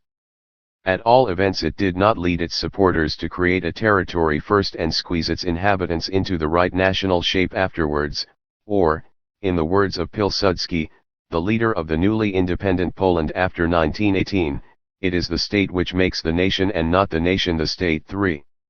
As a matter of sociology, the non-territorialists were almost certainly right. Not that men and women, give or take a few nomadic or diaspora peoples, were not deeply attached to some piece of land they called home, especially considering that for most of history the great majority of them belonged to that most rooted part of humanity, those who live by agriculture. But that home territory was no more like the territory of the modern nation than the word father in the more modern term fatherland was like a real parent. The homeland was the locus of a real community of human beings with real social relations with each other, not the imaginary community which creates some sort of bond between members of a population of tens, today even of hundreds, of millions. Vocabulary itself proves this. In Spanish, patria did not become coterminous with Spain until late in the 19th century. In the 18th it still meant simply the place or town where a person was born. Paese in Italian, country, and pueblo in Spanish, people, can and do still mean a village as well as the national territory or its inhabitants. Nationalism and the state took over the associations of kin, neighbors and home ground for territories and populations of a size and scale which turned them into metaphors. But, of course, with the decline of the real communities to which people had been used, village and kin, parish and barrio, guild, confraternity, or whatever, a decline which occurred because they clearly no longer encompassed, as they once had done, most contingencies of people's lives, their members felt a need for something to take their place. The imaginary community of the nation could fill this void. It found itself attached, and inevitably so, to that characteristic phenomenon of the 19th century, the nation-state. For as a matter of politics, Pilsudski was right. The state not only made the nation, but needed to make the nation. Governments now reached down directly to each citizen on their territory in everyday life, through modest but omnipresent agents, from postmen and policemen to teachers and, in many countries, railway employees. They might require his, and eventually even her, active personal commitment to the state, in fact, their patriotism. Authorities in an increasingly democratic age, who could no longer rely on the social orders submitting spontaneously to their social superiors in the traditional manner, or on traditional religion as an effective guarantee of social obedience, needed a way of welding together the state's subjects against subversion and dissidence. The nation was the new civic religion of states. It provided a cement which bonded all citizens to their state, a way to bring the nation-state directly to each citizen, and a counterweight to those who appealed to other loyalties over state loyalty, to religion, to nationality or ethnicity not identified with the state, perhaps above all to class. In constitutional states, the more the masses were drawn into politics by elections, the more scope there was for such appeals to be heard. Moreover, even non-constitutional states now learn to appreciate the political force of being able to appeal to their subjects on grounds of nationality, a sort of democratic appeal without the dangers of democracy, as well as on grounds of their duty to obey the authorities sanctioned by God. In the 1880s even the Russian Tsar, faced with revolutionary agitations, began to apply the policy vainly suggested to his grandfather in the 1830s, namely to base his rule not only on the principles of autocracy and orthodoxy, but also on nationality, i.e. on appealing to Russians as Russians. For of course in one sense practically all 19th century monarchs had to put on national fancy dress, since hardly any of them were natives of the countries they ruled. The, mostly, German princes and princesses who became rulers or rulers consorts of Britain, Greece, Romania, Russia, Bulgaria, or whatever other country needed crowned heads, paid their respect to the principle of nationality by turning themselves into Britons, like Queen Victoria, or Greeks, like Otto of Bavaria, or learning some other language which they spoke with an accent, even though they had far more in common with the other members of the International Princes Trade Union, or rather, family, since they were all related, than with their own subjects. What made state nationalism even more essential was that both the economy of a technological era and the nature of its public and private administration required mass elementary education, or at least literacy. The 19th century was the era when oral communication broke down, as the distance between authorities and subjects increased, and mass migration put days or weeks of travel between even mothers and sons, bridegrooms and brides. From the state's point of view, the school had a further and essential advantage: it could teach all children how to be good subjects and citizens. Until the triumph of television, there was no medium of secular propaganda to compare with the classroom.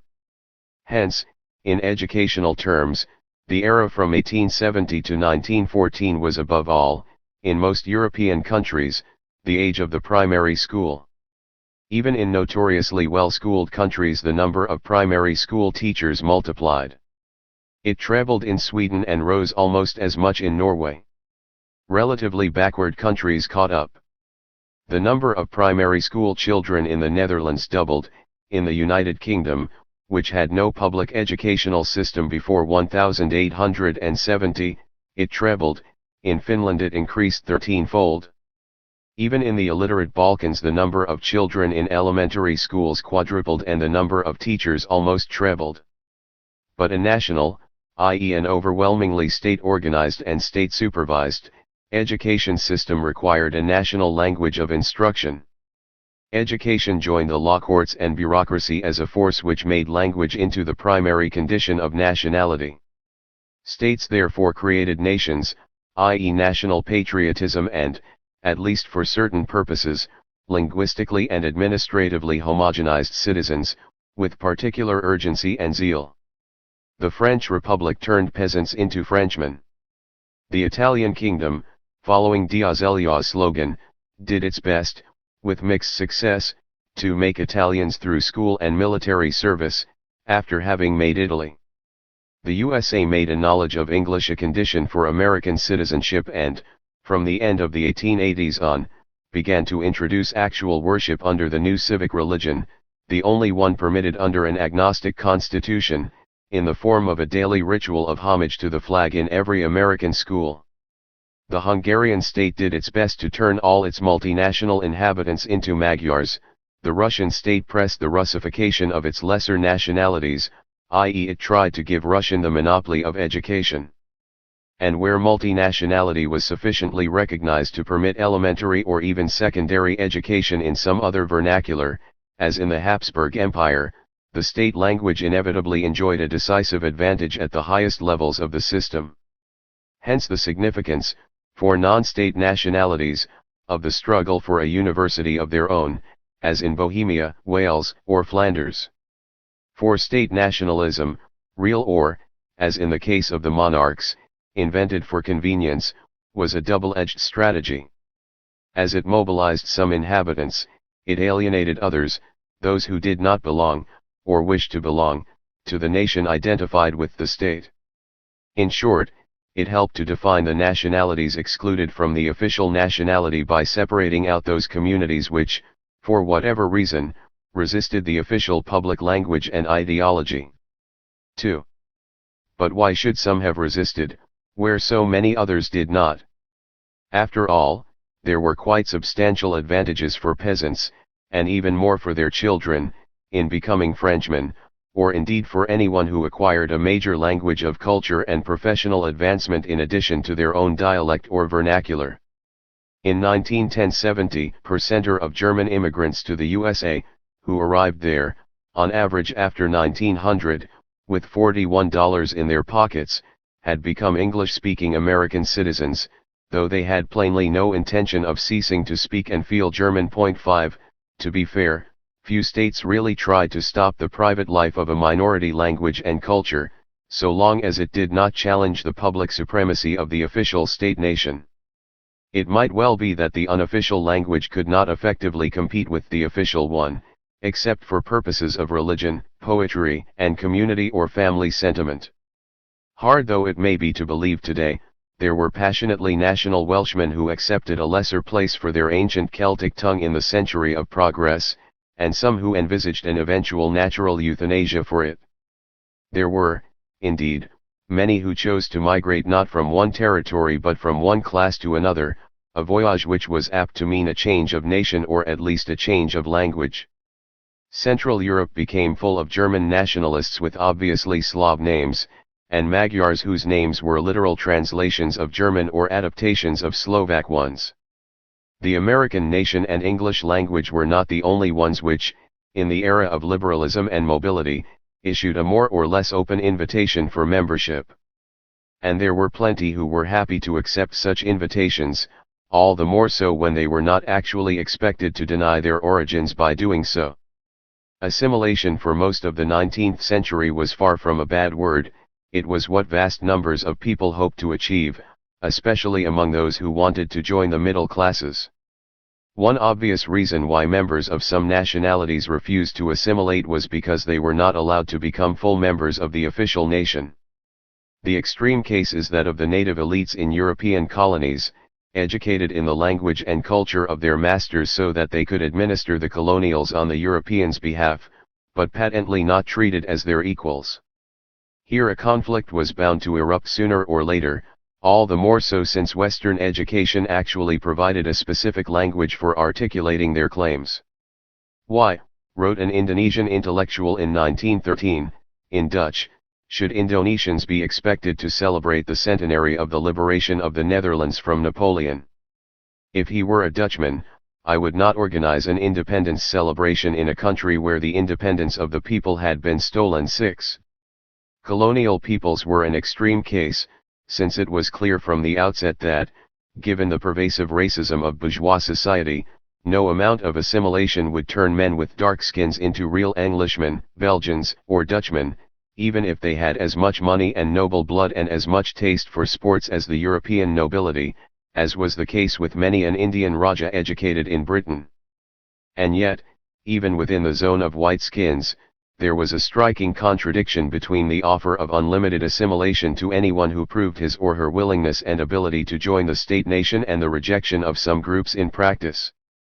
This was particularly dramatic for those who had hitherto assumed, on highly plausible grounds, that there were no limits to what assimilation could achieve, the middle class, westernized, cultivated Jews. That is why the Dreyfus case in France, the victimization of a single French staff officer for being Jewish, produced so disproportionate a reaction of horror, not only among Jews but among all liberals, and led directly to the establishment of Zionism, a territorial state nationalism for Jews. The half-century before 1914 was a classic era of xenophobia, and therefore of nationalist reaction to it, because, even leaving aside global colonialism, it was an era of massive mobility and migration and, especially during the Depression decades, of open or concealed social tension. To take a single example, by 1914 something like 3.6 million, or almost 15% of the population, had permanently left the territory of interwar Poland, not counting another 500,000 a year of seasonal migrants. 7 The consequent xenophobia did not only come from below. Its most unexpected manifestations, which reflected the crisis of bourgeois liberalism, came from the established middle classes, who were not likely actually ever to meet the sort of people who settled on New York's Lower East Side or who lived in the harvest laborers' barracks in Saxony.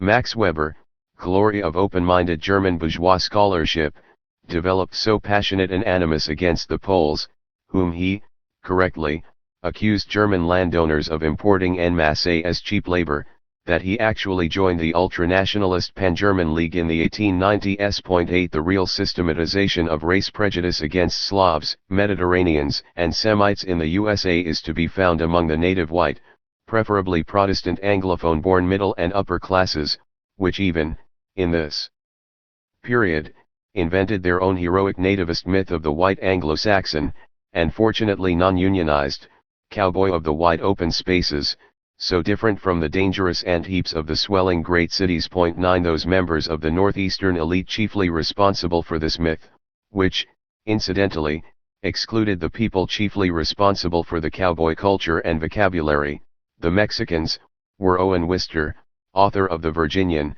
1902, the painter Frederick Remington, 1861–1909, and the later President Theodore Roosevelt. For this bourgeoisie the influx of the alien poor dramatized and symbolized the problems raised by the expanding urban proletariat, combining as they did the characteristics of internal and external barbarians, which threatened to swamp civilization as respectable men knew it. They also dramatized, nowhere more than in the USA, the apparent inability of society to cope with the problems of headlong change, and the unpardonable failure of the new masses to accept the superior position of the old elites. It was in Boston, the center of the traditional white, Anglo-Saxon, Protestant bourgeoisie, both educated and wealthy, that the Immigration Restriction League was founded in 1893. Politically, the xenophobia of the middle classes was almost certainly more effective than the xenophobia of the laboring classes, which reflected cultural frictions between neighbors and the fear of low-wage competition for jobs. Except in one respect.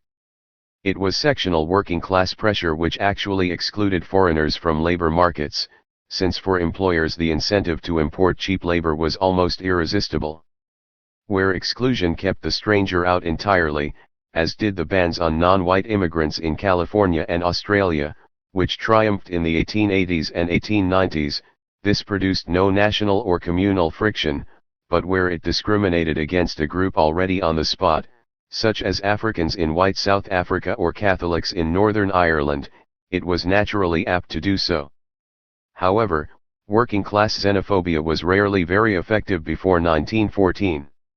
All things considered, the greatest international migration of people in history produced surprisingly little by way of anti-foreign labor agitations even in the USA, and sometimes virtually none, as in Argentina and Brazil. Nevertheless, bodies of immigrants into foreign countries were very likely to discover national sentiments, whether or not they were met by local xenophobia. Poles and Slovaks would become conscious of themselves as such, not only because once they left their home villages they could no longer take themselves for granted as people who did not require any definition, and not only because the states they moved to imposed some new definition on them, classifying people who had hitherto thought of themselves as Sicilians or Neapolitans, or even as natives of Lucca or Salerno, as Italians on arrival in the USA. They needed their community for mutual aid. From whom could migrants into new, strange, unknown lives expect help except kin and friends, people from the old country? Even regional migrants within the same country would usually stick together. Who could even understand him or, more to the point, her, for women's domestic sphere left them more monoglot than men? Who could give them shape as a community rather than a mere heap of foreigners, except, in the first instance, some body like their church which, even though in theory universal, was in practice national, because its priests came from the same people as their congregations and Slovak priests had to talk Slovak to them, whatever the language in which they celebrated the Mass. In this manner nationality became a real network of personal relations rather than a merely imaginary community, simply because, far from home, every Slovene actually had a potential personal connection with every other Slovene when they met. Moreover, if such populations were to be organized in any manner for the purpose of the new societies in which they found themselves, it had to be done in ways which allowed communication. Labor and socialist movements, as we have seen, were internationalist, and even dreamed, as liberals had done, of a future in which all would talk a single world language, a dream still surviving in small groups of Esperantists. Eventually, as Koski still hoped in 1908, the entire body of educated humanity would be fused into a single language and nationality. 10 Yet in the meantime they faced the problem of the Tower of Babel. Unions in Hungarian factories might have to issue strike calls in 4 different languages. 11 They soon discovered that nationally mixed branches did not work well, unless members were already bilingual. International movements of laboring people had to be combinations of national or linguistic units. In the USA the party which in effect became the Workers' Mass Party, the Democrats, necessarily developed as an ethnic coalition. The greater the migration of peoples and the more rapid the development of cities and industry which threw uprooted masses against each other, the greater the bias for national consciousness among the uprooted. Hence, in the case of new national movements, exile was often their main place of incubation. When the future President Masaryk signed the agreement which was to create a state uniting Czechs and Slovaks, Czechoslovakia, he did so in Pittsburgh, for the mass basis of an organized Slovak nationalism was to be found in Pennsylvania rather than Slovakia. As for the backward mountain peoples of the Carpathians known in Austria as Ruth-NS, who were also to be joined to Czechoslovakia from 1918 to 1945, their nationalism had no organized expression whatever except among emigrants to the USA. The mutual aid and protection of emigrants may have contributed to the growth of nationalism in their nations, but is not enough to explain it. However, insofar as it rested on an ambiguous and double-edged nostalgia for the old ways emigrants had left behind, it had something in common with a force which undoubtedly fostered nationalism at home, especially in the smaller nations. This was neo-traditionalism, a defensive or conservative reaction against the disruption of the old social order by the advancing epidemic of modernity, capitalism, cities and industry, not forgetting the proletarian socialism which was their logical outcome. The traditionalist element is obvious enough in the support of the Catholic Church for such movements as Basque and Flemish nationalism, or indeed many nationalisms of small peoples which were, almost by definition, rejected by liberal nationalism as incapable of forming viable nation-states. The right-wing ideologues who now multiplied also tended to develop a taste for traditionally rooted cultural regionalism such as the Provençal Félibrage. In fact, the ideological ancestors of most of the separatist, regionalist movements in late 20th century Western Europe, Breton, Welsh, Occitan, etc., are to be found on the pre-1914 intellectual right. Conversely, among these small peoples neither the bourgeoisies nor the new proletariat usually found many nationalism to their taste. In Wales the rise of Labour undermined the young Wales nationalism which had threatened to take over the Liberal Party. As for the new industrial bourgeoisie, it could be expected to prefer the market of a large nation or world to the provincial constriction of a small country or region. Neither in Russian Poland nor in the Basque Country, 2 disproportionately industrialized regions of larger states, did indigenous capitalists show enthusiasm for the national cause, and the demonstratively Franco-centered bourgeoisie of Ghent was a permanent provocation to Flemish nationalists. Though this lack of interest was not quite universal, it was strong enough to mislead Rosa Luxemburg into supposing that there was no bourgeois base for Polish nationalism. But, even more frustrating to traditionalist nationalists, the most traditionalist of all classes, the peasantry, also showed only a faint interest in nationalism. The Basque-speaking peasants showed little enthusiasm for the Basque National Party, founded in 1894 to defend all that was ancient against the incursion of Spaniards and godless workers. Like most other such movements, it was primarily an urban middle and lower middle class body. 12. In fact, the advance of nationalism in our period was largely a phenomenon carried by these middle strata of society. Hence there is much point to the contemporary socialists who called it petit bourgeois. And its connection with these strata helps to explain the three novel characteristics we have already observed: its shifts to linguistic militancy, to a demand for independent states rather than lesser kinds of autonomy, and to the political right and ultra-right. For the lower middle classes rising from a popular background, career and vernacular language were inseparably welded together. From the moment that society rested on mass literacy, a spoken language had to be in some sense official, a medium of bureaucracy and instruction, if it was not to sink into the half-world of purely oral communication occasionally dignified with the status of an exhibit in a folklore museum. Mass, i.e. primary, education was the crucial development, since it was possible only in a language which the bulk of the population could be expected to understand. The prohibition of the use of Welsh, or some local language or patois in the classroom, which left such traumatic traces in the memories of local scholars and intellectuals, was due not to some kind of totalitarian claims by the dominant state-nation, but almost certainly to the sincere belief that no adequate education was possible except in the state language, and that the person who remained a monoglot would inevitably be handicapped as a citizen and in his or her professional prospects. Education in a totally foreign language, alive or dead, is possible only for a select and sometimes exiguous minority which can afford the considerable time, expense, and effort to acquire sufficient command of it. Bureaucracy, again, was a crucial element, both because it decided the official status of a language and because, in most countries, it provided the largest body of employment requiring literacy. Hence the endless petty struggles which disrupted the politics of the Habsburg Empire from the 1890s, about the language in which street signs were to be written in areas of mixed nationality, and about such matters as the nationality of particular assistant postmasters or railway station masters. But only political power could transform the status of lesser languages or dialects, which, as everyone knows, are just languages without an army and police force.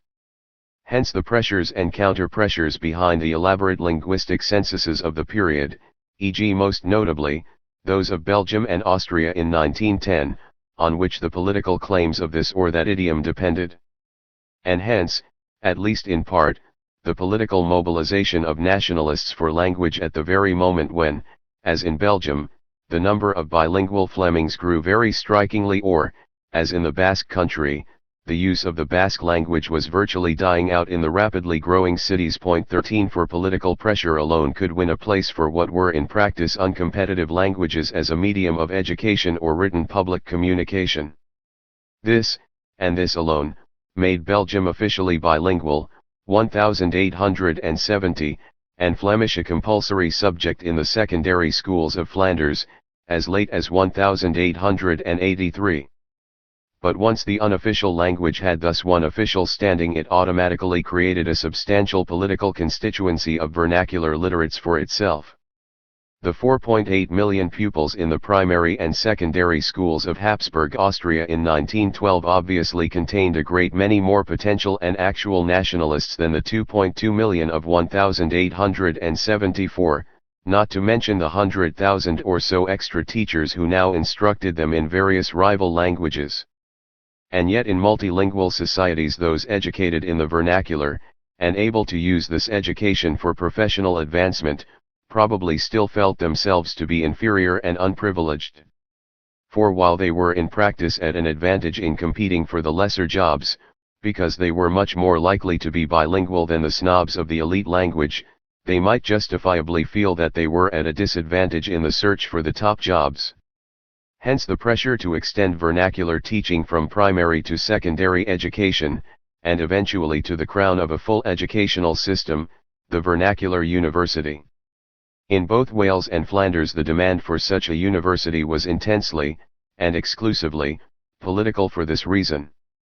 In fact, in Wales the National University, 1893, actually became for a while the first and only national institution of a people whose small country had no administrative or other existence distinct from England.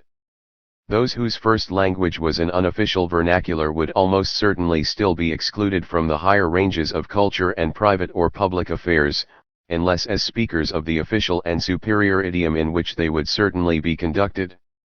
In short, the very fact that new lower middle and even middle classes had been educated in Slovene or Flemish emphasized that the major prizes and the top status still went to those who spoke French or German, even if they did not bother to learn the lesser language. Yet more political pressure was needed to overcome this built-in handicap. In fact, what was needed was political power. To put it bluntly, people had to be compelled to use the vernacular for purposes for which they would normally have found it preferable to use another language. Hungary insisted on majorized schooling, even though every educated Hungarian, then as now, knew perfectly well that a knowledge of at least one internationally current language was essential for all except the most subaltern functions in Hungarian society. Compulsion, or government pressure amounting to it, was the price paid for turning Magyar into a literary language which could serve all modern purposes in its own territory, even if nobody could understand a word of it outside. Political power alone, in the last analysis state power, could hope to achieve such results. Nationalists, especially those whose livelihood and career prospects were tied up with their language, were unlikely to ask whether there were other ways in which languages might develop and flourish. To this extent linguistic nationalism had a built-in bias towards secession. And, conversely, the call for an independent state territory seemed increasingly inseparable from language, so that we find the official commitment to Gaelic entering Irish nationalism, in the 1890s, even though, perhaps actually because, most of the Irish were satisfied to speak only English, and Zionism invented Hebrew as an everyday language, because no other language of the Jews committed them to the construction of a territorial state. There is room for interesting reflections about the varied fate of such essentially political efforts at linguistic engineering, for some were to fail, like the reconversion of the Irish to Gaelic, or half fail, like the construction of a more Norwegian Nynorsk, while others were to succeed. However, before 1914 they generally lacked the required state power. In 1916 the number of actual everyday speakers of Hebrew was no more than 16,000. But nationalism was linked to the middle strata in another way, which gave both it and them a twist towards the political right. Xenophobia appealed readily to traders, independent craftsmen, and some farmers threatened by the progress of the industrial economy, especially, once again, during the hard-pressed years of the Depression. The foreigner came to symbolize the disruption of old ways, and the capitalist system we have observed spreading across the Western world from the 1880s had little to do with the actual number of Jews against whom it was directed. It was as effective in France, where there were 60,000 among 40 million, in Germany where there were 500,000 among 65 million, as in Vienna where they formed 15% of the population. It was not a political factor in Budapest, where they formed 25% of it. This anti-Semitism took aim rather against the bankers, entrepreneurs, and others who were identified with the ravages of capitalism among the little men. The typical cartoon image of the capitalist in the Belle Époque was not just a fat man in a top hat smoking a cigar, but one with a Jewish nose, because the fields of enterprise in which Jews were prominent competed with small shopkeepers and gave or refused credit to farmers and small artisans. Anti-Semitism, the German socialist leader August Bebel therefore felt, was the socialism of idiots. Yet what strikes us about the rise of political anti-Semitism at the end of the century is not so much the equation Jew equals capitalist, which was not implausible in large parts of East Central Europe, but its association with right-wing nationalism. This was not only due to the rise of socialist movements which systematically combated the latent or overt xenophobia of their supporters, so that a deeply rooted dislike of foreigners and Jews in those quarters tended to be rather more shamefaced than in the past. It marked a distinct shift of the nationalist ideology to the right in the major states, especially in the 1890s, when we can see, for instance, the old mass organizations of German nationalism, the Turner, gymnastic associations, veer from the liberalism inherited from the 1848 revolution to an aggressive, militarist and anti-Semitic posture. This is when the banners of patriotism become so much a property of the political right that the left found trouble in grasping them, even where patriotism was as firmly identified with revolution and the case of the people as was the French tricolore. To brandish the national name and flag, they felt, risked contamination from the ultra-right. Not until the days of Hitler did the French left recover the full use of Jacobin patriotism. Patriotism shifted to the political right, not only because its former ideological stablemate, bourgeois liberalism, was in disarray, but because the international situation which had apparently made liberalism and nationalism compatible no longer held good. Up to the 1870s, perhaps even up to the Congress of Berlin of 1878, it could be claimed that one nation-state's gain was not necessarily another's loss.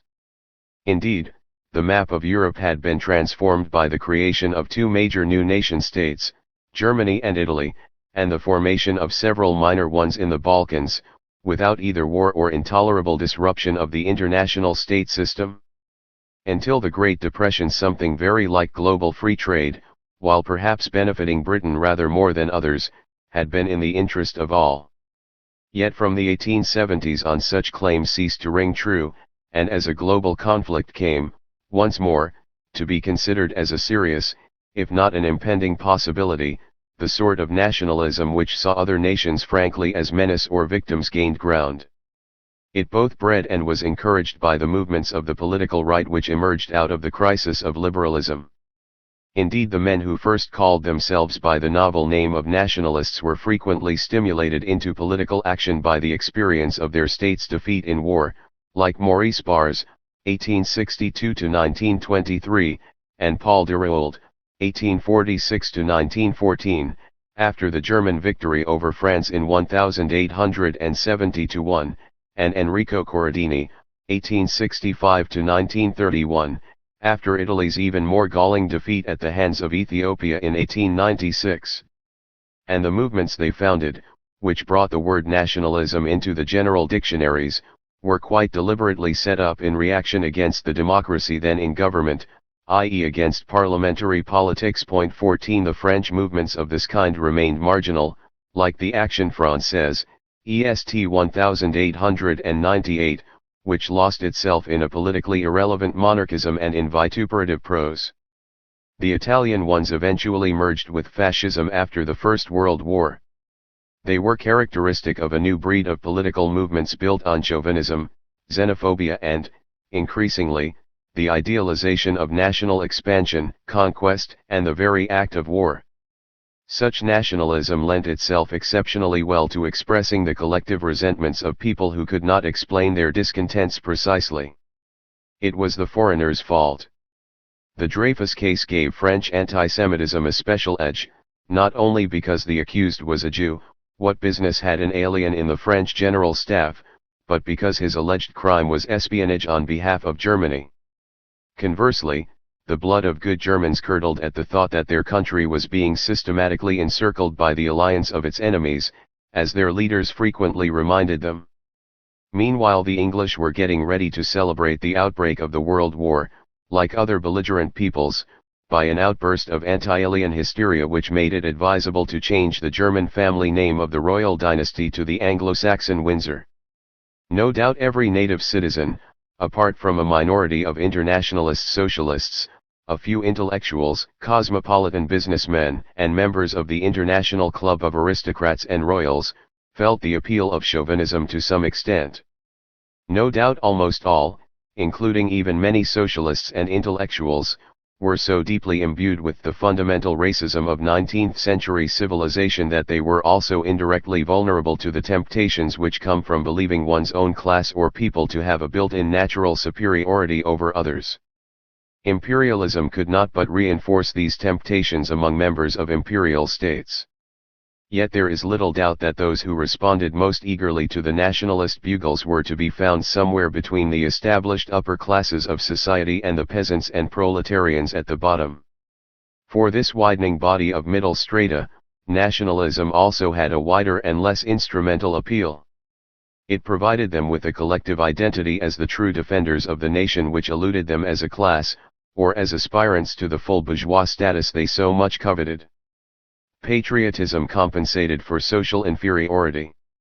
Thus in Britain, where there was no compulsory military service, the curve of volunteer recruitment of working-class soldiers in the imperialist South African War, 1899 to 1902, simply reflects the economic situation. It rose and fell with unemployment. But the curve of recruitment for lower middle class and white-collar youths clearly reflected the appeals of patriotic propaganda.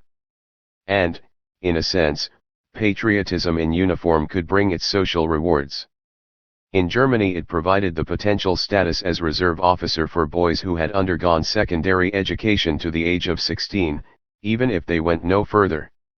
In Britain, as the war was to show, even clerks and salesmen in the service of the nation could become officers and, in the brutally frank terminology of the British upper class, temporary gentlemen. 3. Yet, nationalism between the 1870s and 1914 cannot be confined to the kind of ideology which appealed to the frustrated middle classes or the anti-liberal, and anti-socialist, ancestors of fascism. For it is beyond question that in this period governments and parties or movements which could make, or imply, a national appeal were likely to enjoy an extra advantage, and conversely those which could not or would not were to some extent handicapped. It is quite undeniable that the outbreak of war in 1914 produced genuine, if sometimes short-lived, outbursts of mass patriotism in the main belligerent countries. And in multinational states working-class movements organized on an all-state basis fought and lost a rearguard action against disintegration into separate movements based on the workers of each nationality. The labor and socialist movement of the Habsburg Empire thus fell apart before the empire itself did. Nevertheless, there is a major difference between nationalism as an ideology of nationalist movements and flag-waving governments, and the broader appeal of nationality. The first did not look beyond the establishment or aggrandizement of the nation. Its program was to resist, expel, defeat, conquer, subject or eliminate the foreigner. Anything else was unimportant. It was enough to assert the Irishness, Germanness, or Croatianness of the Irish, German or Croatian people in an independent state of their own, belonging exclusively to them, to announce its glorious future and to make every sacrifice to achieve it.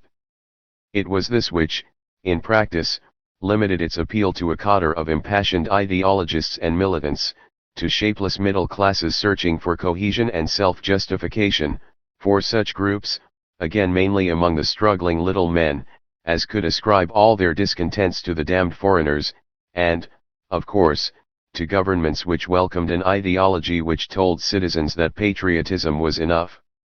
But for most people nationalism alone was not enough. This is, paradoxically, most evident in the actual movements of nationalities which had not yet achieved self-determination. The national movements which gained genuine mass support in our period, and by no means all which wanted it had achieved it, were almost invariably those which combined the appeal of nationality and language with some more powerful interest or mobilizing force, ancient or modern. Religion was one. Without the Catholic Church the Flemish and Basque movements would have been politically negligible, and nobody doubts that Catholicism gave consistency and mass strength to the nationalism of Irish and Poles ruled by rulers of a different faith. In fact, during this period the nationalism of Irish Fenians, originally a secular, indeed anti-clerical, movement appealing to Irishmen across confessional frontiers, became a major political force precisely by letting Irish nationalism identify itself essentially with the Catholic Irish. More surprisingly, as we have already suggested, parties whose original and primary object was international class and social liberation found themselves becoming the vehicles of national liberation also. The re-establishment of an independent Poland was achieved, not under the leadership of any of the numerous 19th-century parties devoted exclusively to independence, but under leadership coming from the Second International's Polish Socialist Party. Armenian nationalism shows the same pattern, as indeed does Jewish territorial nationalism. What made Israel was not Herzl or Weizmann, but Russian-inspired labor Zionism. And while some such parties were, justifiably, criticized within international socialism because they put nationalism a long way before social liberation, this cannot be said of other socialist, or even Marxist, parties which found themselves to their surprise to be the representative of particular nations, the Finnish Socialist Party, the Mensheviks in Georgia, the Jewish Bund in large areas of Eastern Europe, in fact, even the rigidly non-nationalist Bolsheviks in Latvia. Conversely, nationalist movements became aware of the desirability of spelling out, if not a specific social program, then at least a concern with economic and social questions. Characteristically, it was in industrialized Bohemia, torn between Czechs and Germans both drawn to labor movements, that movements specifically describing themselves as National Socialist emerged. The Czech National Socialists eventually became the characteristic party of independent Czechoslovakia, and provided its last president, Edvard Beneš. The German National Socialists inspired a young Austrian who took their name and their combination of anti-Semitic ultranationalism with a vague populist social demagogy into post-war Germany, Adolf Hitler. Nationalism therefore became genuinely popular essentially when it was drunk as a cocktail. Its attraction was not just its own flavor, but its combination with some other component or components which, it was hoped, would slake the consumer's spiritual and material thirst. But such nationalism, though genuine enough, was neither as militant nor as single-minded, and certainly not as reactionary, as the flag-waving right would have wanted it to be. The Habsburg Empire, about to disintegrate under the various national pressures, paradoxically illustrates the limitations of nationalism. For though most of its people were, by the early 1900s, unquestionably conscious of belonging to some nationality or other, few of them thought that this was incompatible with support for the Habsburg monarchy. Even after the outbreak of war, national independence was not a major issue, and a decided hostility to the state was to be found in only 4 of the Habsburg nations, 3 of which could identify with national states beyond their borders: the Italians, the Romanians, the Serbs, and the Czechs. Most of the nationalities did not visibly wish to break out of what middle and lower middle class zealots like to call the prison of peoples. And when, in the course of the war, discontent and revolutionary feelings really mounted, it took the form, in the first instance, not of movements for national independence but for social revolution. 15. As for the Western belligerents, in the course of the war anti-war feeling and social discontent increasingly overlaid, but without destroying, the patriotism of mass armies. The extraordinary international impact of the Russian revolutions of 1917 is comprehensible only if we bear in mind that those who had gone to war willingly, even enthusiastically, in 1914 were moved by the idea of patriotism which could not be confined within nationalist slogans, for it included a sense of what was due to citizens. These armies had not gone to war out of a taste for fighting, for violence and heroism, or to pursue the unconditional national egoism and expansionism of the nationalism of the right. And still less out of hostility to liberalism and democracy. On the contrary, the domestic propaganda of all belligerents with mass politics demonstrates, in 1914, that the point to stress was not glory and conquest, but that we were the victims of aggression, or of a policy of aggression, that they represented a mortal threat to the values of freedom and civilization which we embodied. What is more, men and women would not be successfully mobilized for the war unless they felt that the war was more than a plain armed combat, that in some sense the world would be better for our victory and our country would be, to use Lloyd George's phrase, a land fit for heroes to live in. The British and French governments thus claimed to defend democracy and freedom against monarchical power, militaries, and barbarism, the Huns, while the German government claimed to defend the values of order, law, and culture against Russian autocracy and barbarism. The prospects of conquest and imperial aggrandizement could be advertised in colonial wars, but not in the major conflicts, even if they occupied foreign ministries behind the scenes. The German, French, and British masses who marched to war in 1914 did so, not as warriors or adventurers, but as citizens and civilians. Yet this very fact demonstrates both the necessity of patriotism for governments operating in democratic societies and its force. For only the sense that the cause of the state was genuinely their own could mobilize the masses effectively, and in 1914 the British, French, and Germans had it. They were so mobilized, until 3 years of unparalleled massacre and the example of revolution in Russia taught them that they had been mistaken. 5. Do workers have a country? If it is wrong to assume that workers have no country, it is equally misleading to assume that they have only one, and that we know what it is. We talk of the French, German, or Italian working classes, and in doing so we indicate, quite rightly, that much of the most important forces defining any particular working class are those of the national economy of the state in which a worker lives, and the laws, institutions, practices, and official culture of that state. An Irish labourer migrating to Boston, his brother who settled in Glasgow, and a third brother who went to Sydney would remain Irish, but become part of three very different working classes with different histories. At the same time, and as this example suggests, it is also wrong to assume that the members of such national working classes are or ever were homogeneous bodies of Frenchmen, Britons, Italians, or, even when they saw themselves as such, that they are not divided by other communal demarcations, or that they are exclusively identified with the state which defines their effective existence as a class and an organized movement. It is equally wrong to assume that such an identification is eternal and unchanging. These assumptions are based on the myths of modern nationalism, a 19th-century invention. Though they are not entirely fictitious, they are not much more realistic than the opposite assumption that national or communal identity are irrelevant to the proletariat. No doubt it is possible to discover countries in which the working class is nationally homogeneous in this sense. But for practical purposes such cases may be neglected. All national working classes tend to be heterogeneous, and with multiple identifications, though for certain purposes and at certain times some may loom larger than others. An Indian shop steward in Slough may see himself for one purpose as a member of the British working class, as distinct from his brother who remained in India, for another as a coloured person, as distinct from the whites, for another as an Indian, as distinct from the British or Pakistanis, for yet another as a Sikh, as distinct from Christians, Hindus, or Muslim, as a Punjabi, as distinct from a Gujarati, probably also as someone from a particular area and village in the Punjab, and certainly as a member of a particular network of kinship. Of course some of these identifications, however important for everyday purposes, e.g. in arranging the marriage of sons and daughters, are politically rather subordinate. Moreover, one identification does not exclude the others.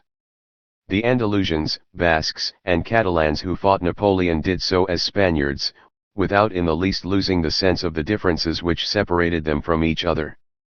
What is more, such identifications change over time, as well as with the context of action.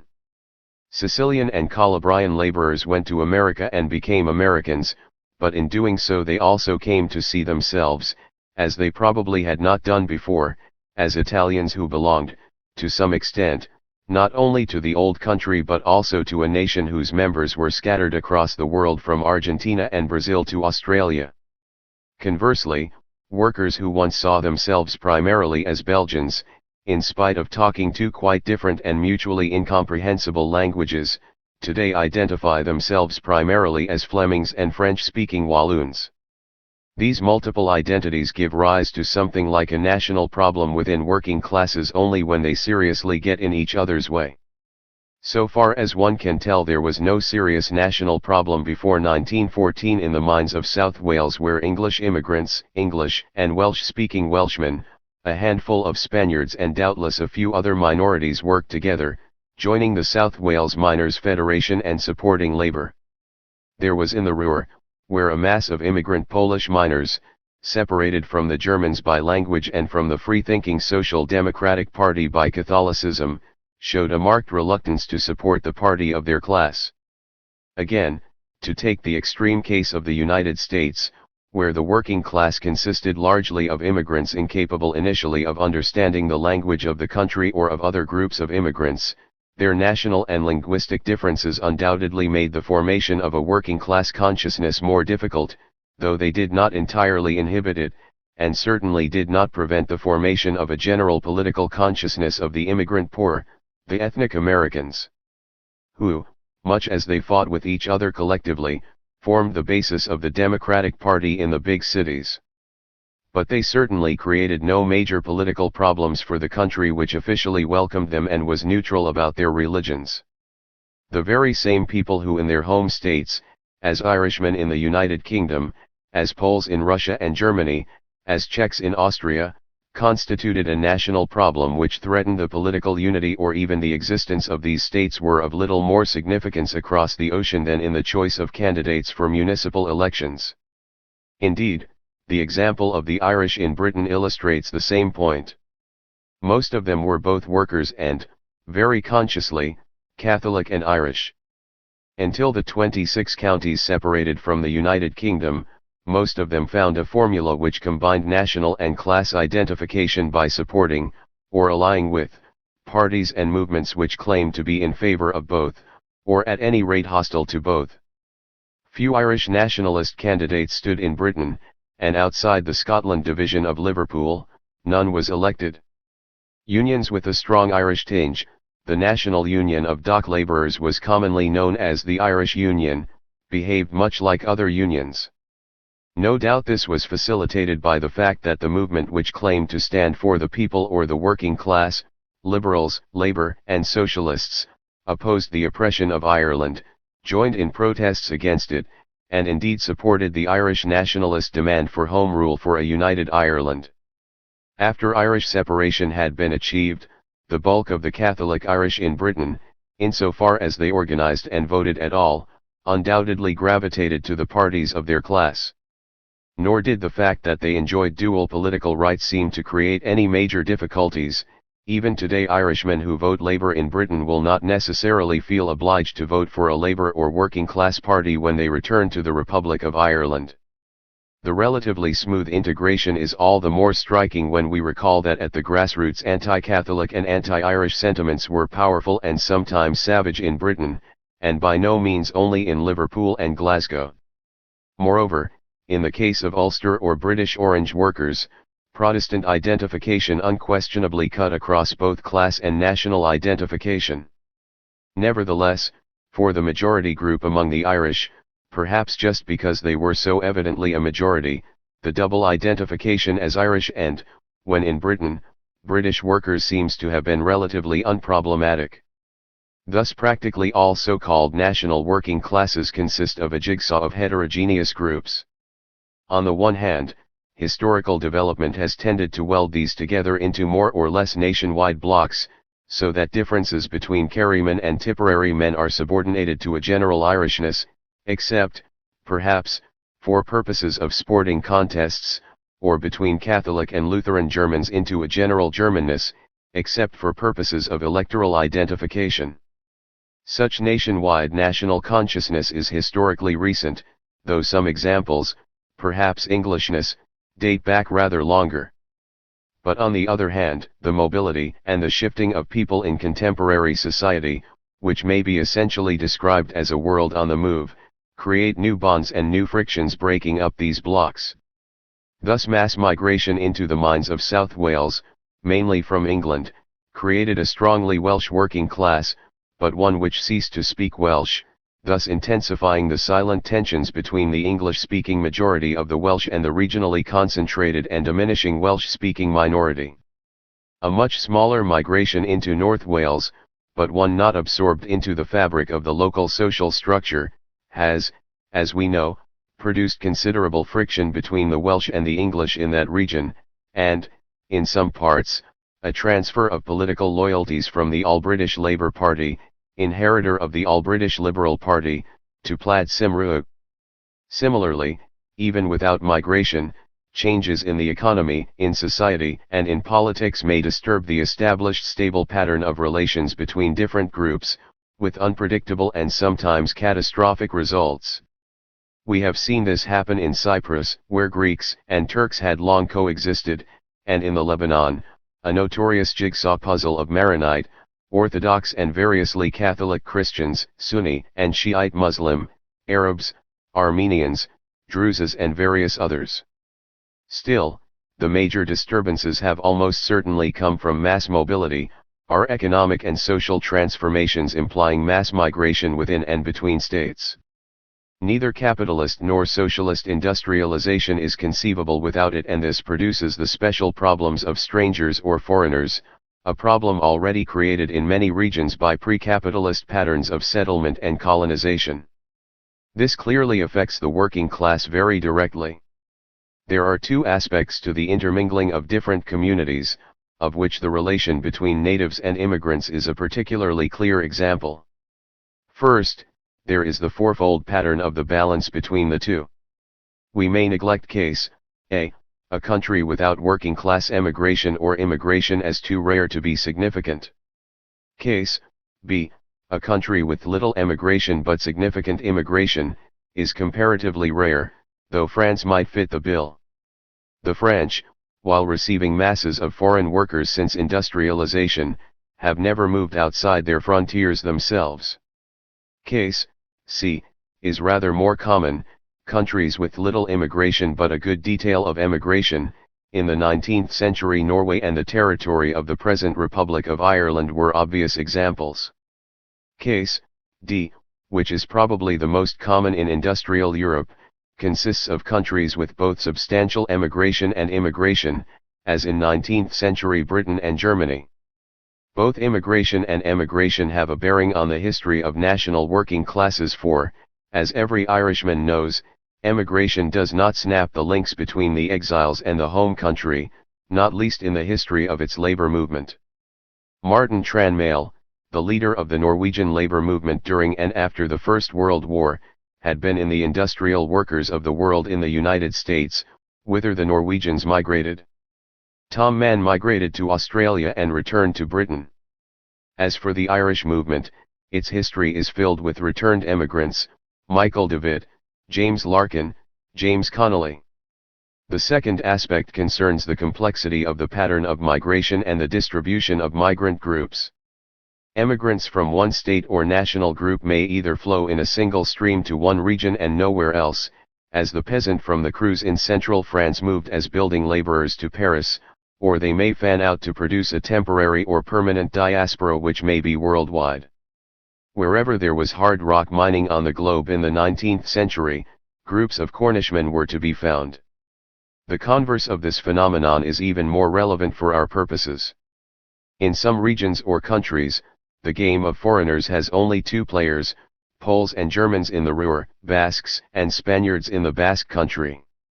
More commonly, the working class contains an immigrant sector composed of a variety of strangers of different kinds, divided among themselves as well as separated from the natives, and in the extreme case the working class is predominantly composed of immigrants, as in the United States, Argentina, and Brazil during the major period of mass migration before 1914.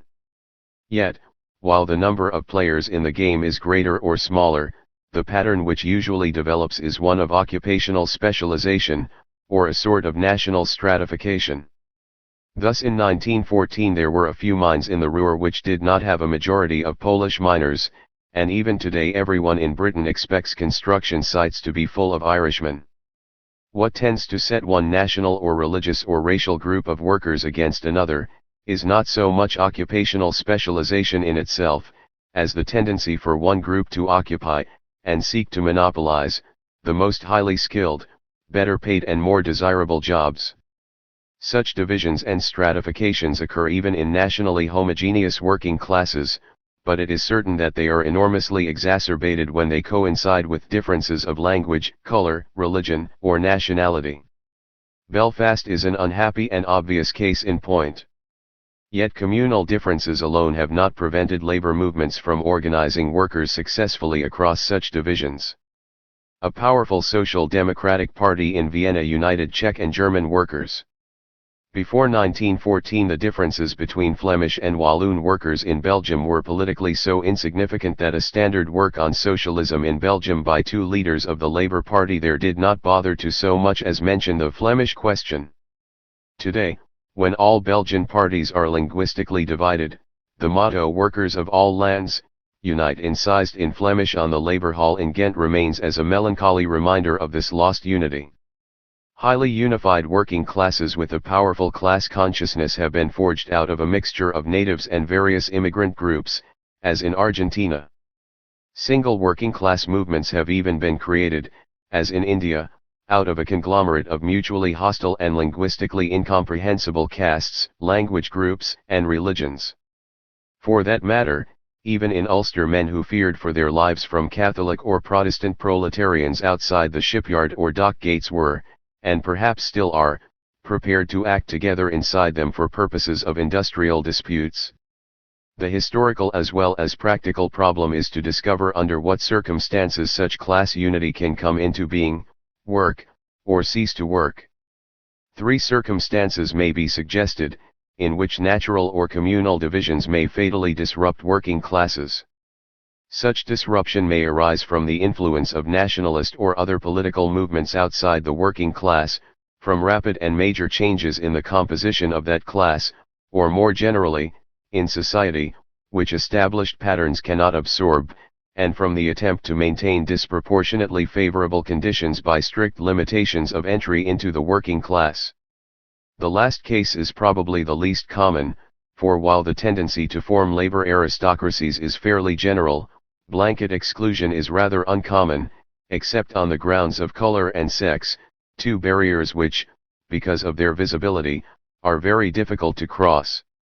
Still, where such blanket exclusion operates or has operated, as in the White Australia policy, the Chinese exclusion laws in the United States and the anti-black discrimination in South African industry, it has certainly come primarily from within the unusually favored local working class, afraid of losing its exceptionally advantageous conditions. Where exclusion is totally successful, there is no split in the working class, since the excluded are kept out altogether. Where the favored and the unprivileged coexist, as in South Africa, in practice two parallel and perhaps mutually hostile working classes tend to develop. However, in capitalist and probably also socialist industrialization it is rare for labor to be consistently so favored or so strong as to impose permanent blanket exclusiveness. Consequently, even labor movements based on the attempt to create congeries of labor aristocracies, as in mid-19th century Britain, aimed at labor movements which were inclusive, that is, they recognized that they ought ideally to achieve the organization of all workers, and certainly of all who were likely to penetrate into the enclosure they reserved for their trade or occupation. Within such a comprehensive movement, the special advantages of labor aristocracy ought, of course, to be safeguarded. Changes in the social composition of the working class may be divisive, insofar as they disturb established social patterns and allow rivalries within the class to be nationally or communally colored, or class lines to coincide with national or communal lines. This has been the danger in regions like Catalonia and, even more, the Basque Country, where industrial development leads to a mass influx of Spanish workers, slow to learn to speak Catalan and even slower to learn Basque, and rather despised by native Catalans or feared by native Basques. Nobody acquainted with the problems of the colored minorities in Britain would want to underestimate the consequent sense of mutual hostility and even fear between different groups of workers. This is all the more dramatic, since traditionally organized labor movements have actively discouraged national, racial, or religious prejudices. At the same time, one may doubt whether these frictions, by themselves, are of decisive significance. It is chiefly when the state and its institutions are involved, as by demands for a linguistic monopoly, or for legal equality, or for autonomy or separatism, that they become explosive, as they unfortunately have in Ulster. In fact, traditionally national and regional minority groups in states, especially when composed of workers, have, other things being equal, tended to support the mass party on the progressive wing of the majority nation's politics as being the most likely to defend their minority interests. Even today American blacks and white ethnics, between whom no love is lost, both tend to vote for the Democratic Party, while in Britain Asian and West Indian workers tend to vote Labour in spite of the racialism of many white working-class Labour voters. However, the most powerful divisive forces, in the form of political parties and movements such as those inspired by nationalism, come from outside the working classes. Historically such movements have hardly ever originated within them, though they have often sought to appeal to them.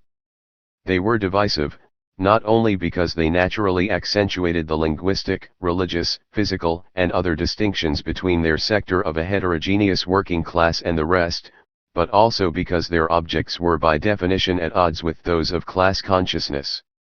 They sought to substitute the dividing line between the nation, including both its exploiters and exploited, and the foreigners, including all workers classifiable as such, for class lines. Moreover, in the early stages of nationalist movements, nationalists either took little interest in the issues which preoccupied workers as workers, organized or unorganized, or regarded the solution of such problems as conditional on the prior achievement of the nationalist objectives.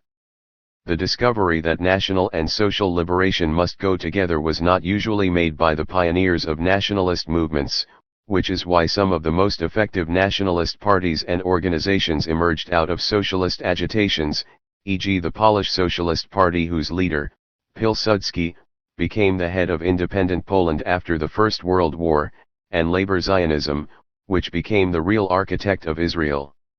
Even when the discovery was made within nationalist movements, activists who gave too high a priority to social liberation were difficult to digest. The nationalist reputation of Michael David has suffered accordingly. Historically it has proved difficult to deny and prevent class consciousness, since it arises naturally and logically out of the proletarian condition, at least in the elementary form of trade union consciousness, that is to say the recognition of works as such need to organize collectively against employers in order to defend and improve their conditions as hired hands. Thus Catholic trade unions were formed not because most social Catholics at the end of the 19th century favored them, they regarded them, in Albert de Mun's words, as the specific organization of the war of one group against another and preferred mixed associations of employers and workers, but because the latter did not meet the trade union needs of Catholic workers. In France social Catholics accepted them, with more or less reluctance, between 1897 and 1912. Again, even in countries with strong national loyalties among workers, trade unionism tended to resist the fragmentation of unions along national lines. Czech workers certainly did not think of themselves as the same as German workers, but while they were inclined to vote for Czech political parties rather than non-Czech or all Austrian ones, the pressure to split the Austrian trade union movement along national lines did not come from within the labor movement. It arose some time after the split into national sections of the Social Democratic Party had become effective, and was resisted more strongly by the all-Austrian unions. Indeed, even after the split had taken place, the majority of Czech unionists remained in the all-Austrian organizations, where, of course, they were entitled to form their own Czech branches and had their own Bohemian leadership. Similarly, today, while the parties of the left in Spain have split along national or regional lines, there has been no comparable tendency to divide the all-Spanish trade union movements. The reasons are obvious. The unity of all workers is an evident asset when they go on strike for economic reasons, and even though for other purposes they may think of themselves chiefly as Catholics or Protestants, black or white, Poles or Mexicans, it is advisable to put these distinctions aside for such purposes as asking for higher wages. Nevertheless, it is equally clear that if class consciousness cannot be eliminated, it certainly neither excludes nor, usually, dominates national sentiments. The collapse of the Second International in 1914 into socialist parties and trade union movements, most of which supported their belligerent governments, is familiar. What is less familiar, since the internationalism of labor historians has not insisted on it, is the strong current of chauvinism which is found in some politically radical working classes. Thomas Wright, the journeyman engineer who reported on the English working class of the 1860s, notes specifically that the older, radical, and Chartist generation of workers combined a passionate distrust of all who were not workers with a John Bullish patriotism. In itself, strong national sentiment may not be of great political consequence. English and French workers, who almost certainly did not like what they thought they knew about one another's country, have never since 1815 been expected to fight against their neighbors across the Channel. At times social revolutionary or anti-war sentiment may override patriotism, as in the last years of the First World War. Even at such times patriotism may not be negligible. It has been suggested that in France, unlike Britain, the growth of mass working-class support for the Russian Revolution was distinctly slow until it became clear it would not jeopardize the chances of victory in the West. A similar phenomenon may be observable in the Habsburg Empire. While the famous wave of anti-war strikes in January 1918, which began in the armaments works near Vienna, rapidly spread throughout the engineering factories of ethnic Austria and Hungary, it did not spread to the Czech areas of Bohemia. It has been suggested that anti-war mobilization was inhibited here by the policy of the nationalist movement, by this time echoed among many Czech workers, which relied on an Allied victory for the achievement of its aim, the independence of what was shortly to become Czechoslovakia. In certain circumstances the appeal of nationalism or patriotism to workers was likely to be particularly effective. One of these occurred when they could identify with an existing nation-state as citizens rather than mere passive subjects, i.e. where their integration into the political and hegemonic system of their rules was underway, not least through that major agent of conscious socialization from above, a public system of elementary education. Class and private discontent did not prevent most English, French or German workers from seeing Britain, France, and Germany as in some sense their country, as, say, Austrian ones in 1914 did not, because there was no nation-state, or Italian workers and peasants did not, since few even spoke and even fewer could read Italian, and hardly any of them had enjoyed the right to vote for more than a year.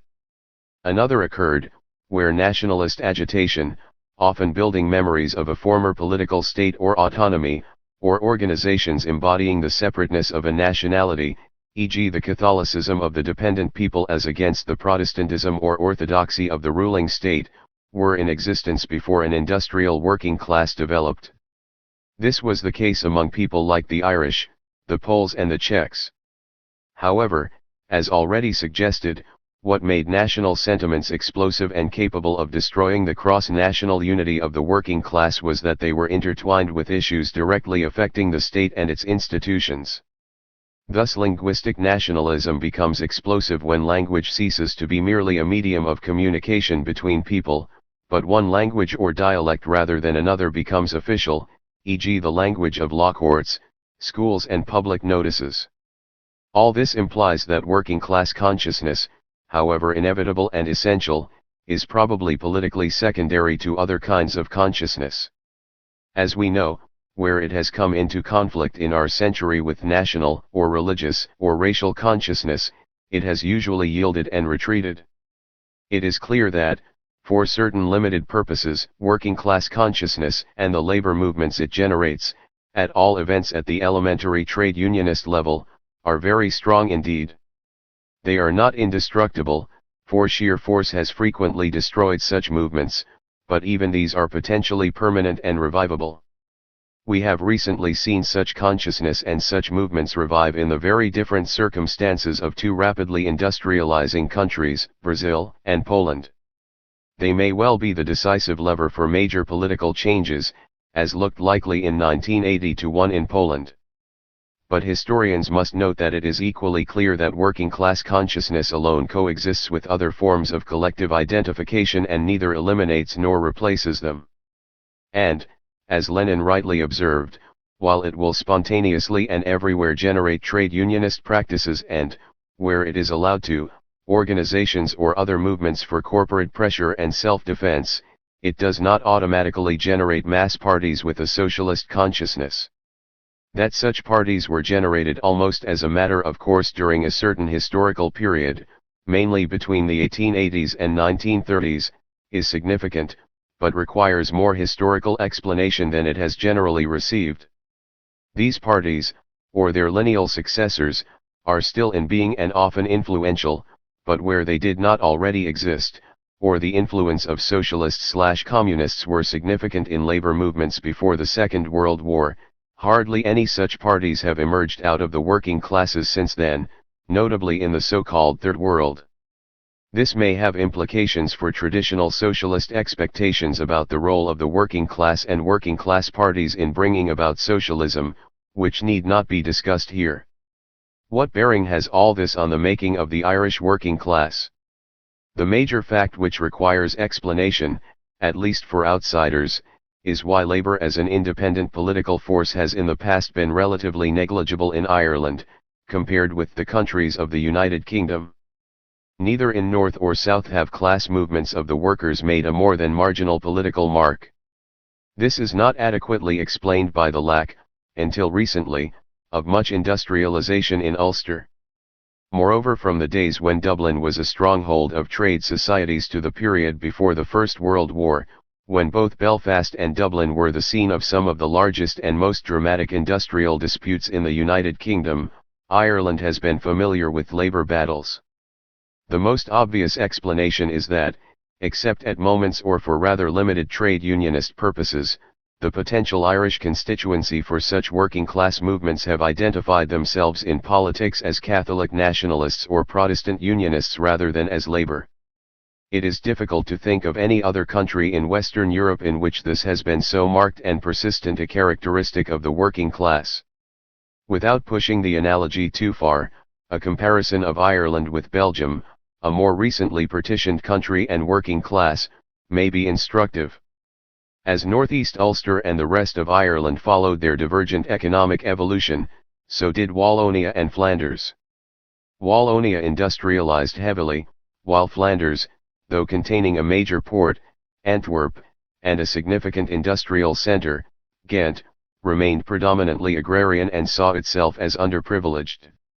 As old-fashioned 19th-century basic industries lost their firm footing in Ulster and Wallonia, so Flanders, and to some extent the Republic of Ireland, have become more industrialised and prosperous, but not, like the old zones, as part of the British or, de facto, the French industrial economies, but within a European and transnational framework. As Catholics and Protestants are inseparable in Belfast, so Flemings and French speakers are inseparable in Brussels. Yet Belgium, though occupied from time to time, has long been independent of its immediate neighbours, France and the Netherlands, and, since 1830, it has been an independent state, whereas the connection with Britain clearly dominated Irish affairs throughout, and still dominates those of Ulster. In the Belgian working class the two groups hardly mixed, since the language border is rather clearly marked. Where they did mix, as in Brussels, the city grew slowly enough, from say 6% of the population in the early 19th century to about 9% in 1911, for Flemish immigrants to be assimilated, as it seemed they were willing to be, facing little real resistance. On the other hand, Belfast grew from very little to about a third of the population of the 6 counties during the century, at first by a mass influx of Ulster Catholics which, around the middle of the century, looked as though it might swamp the Protestants, later by a mass growth of Ulster Protestants, which reduced the Catholics to a permanent and embittered minority. By 1911 Belfast was disproportionately more Protestant than the rest of the province, and Catholics were far more systematically excluded from the city's skilled trade than they had been in 1870. The Belgian labor movement grew up from the 1880s as a strong, single, and unified body operating across language lines, and largely engaged, before 1914, in the struggle for universal male suffrage, which minimized internal divergences within the working class. It was not so seriously split linguistically until after the Second World War. Not so in Ireland, where the official commitment to a single all-Irish labour movement often concealed an essentially nationalist orientation struggling against the trade union movement of skilled workers who were quite content with the usual autonomy within an all-UK organisation. Moreover, the established dominance of the national issue, Home Rule or independence from Britain, deprived Labour of a unifying issue of political mobilisation, such as the fight for electoral democracy provided in Belgium. The paradox of the Irish situation in the period when a major labour movement might have been expected to emerge, from the end of the 1880s to 1914, the era of new unionism and labour unrest, is that three factors converged to tie Catholic workers to Fenian nationalism. Mass nationalist mobilization and Orange resistance equated political Irishness with Catholicism. The old craft unionism of skilled workers, concentrated in industrial Ulster, would in any case not have been much use to unskilled workers, but the increasingly systematic exclusion of Catholics from skilled Ulster trades intensified the tensions between the two sectors of the working class. Finally, the very radicalism, or even the socialist and revolutionary convictions, of the new union leaders and organizers, who wanted to break with the caution and reformism of the old unions, had political implications in Ireland which it did not have in Britain, for in Ulster, at least, organized skilled workers were not only old unionists but also tended to be Orangemen. In short, both political mobilization, national and unionist, and the class mobilization of hitherto unorganized and unorganizable workers, united to divide the working class. A labor movement which was both political and industrial and which united Protestant and Catholic, Orange and Green, skilled and unskilled, became impossible. It would have been possible only if divisions between sections of workers had not coincided with divisions between Catholic and Protestant, which increasingly implied between Green and Orange, as they did in Belfast, the test of any united Irish labour movement. In any case, such a movement would have been possible only by overlooking the separation from Britain, i.e. by regarding the uses around which Irish politics revolved as irrelevant to labour as such. It is not impossible to conceive of this, but the prospect hardly seemed realistic between 1880 and 1921. The most that could be expected of a political labour movement neutral as between Orange and Green, but many of whose members were far from neutral as individuals, would have been a pressure group for the specific interests of trade unionists, or for legislation of specific interest to wage workers, in fact, something like an all-Irish Labour Representation Committee. Yet even in Britain itself, the Labour Representation Committee, though in theory operating outside the field of political dispute between liberals and conservatives, which was distinctly less impassioned than that between nationalist and unionists, actually had great difficulty until after the First World War in emancipating itself from the political loyalties of so many organized workers to one of the two parties, and the suspicion of those who supported the other. This, then, was the dilemma of Irish labour leaders. It was independent of their personal convictions. A case can be made for James Connolly's choice of the Green option, on the grounds that most Irishmen were Catholics, and that in any case the dour and respectable old Unionist, and Unionists, of Protestant Belfast hardly looked like promising material for social revolution. Yet if the Catholic labouring masses seemed to offer better prospects for revolutionaries, after all, even James Larkin, who was not an Irish nationalist in the sense Connolly was, or became, had his greatest triumphs among them. The Green option automatically excluded that united movement of all Irish workers of which Connolly dreamed.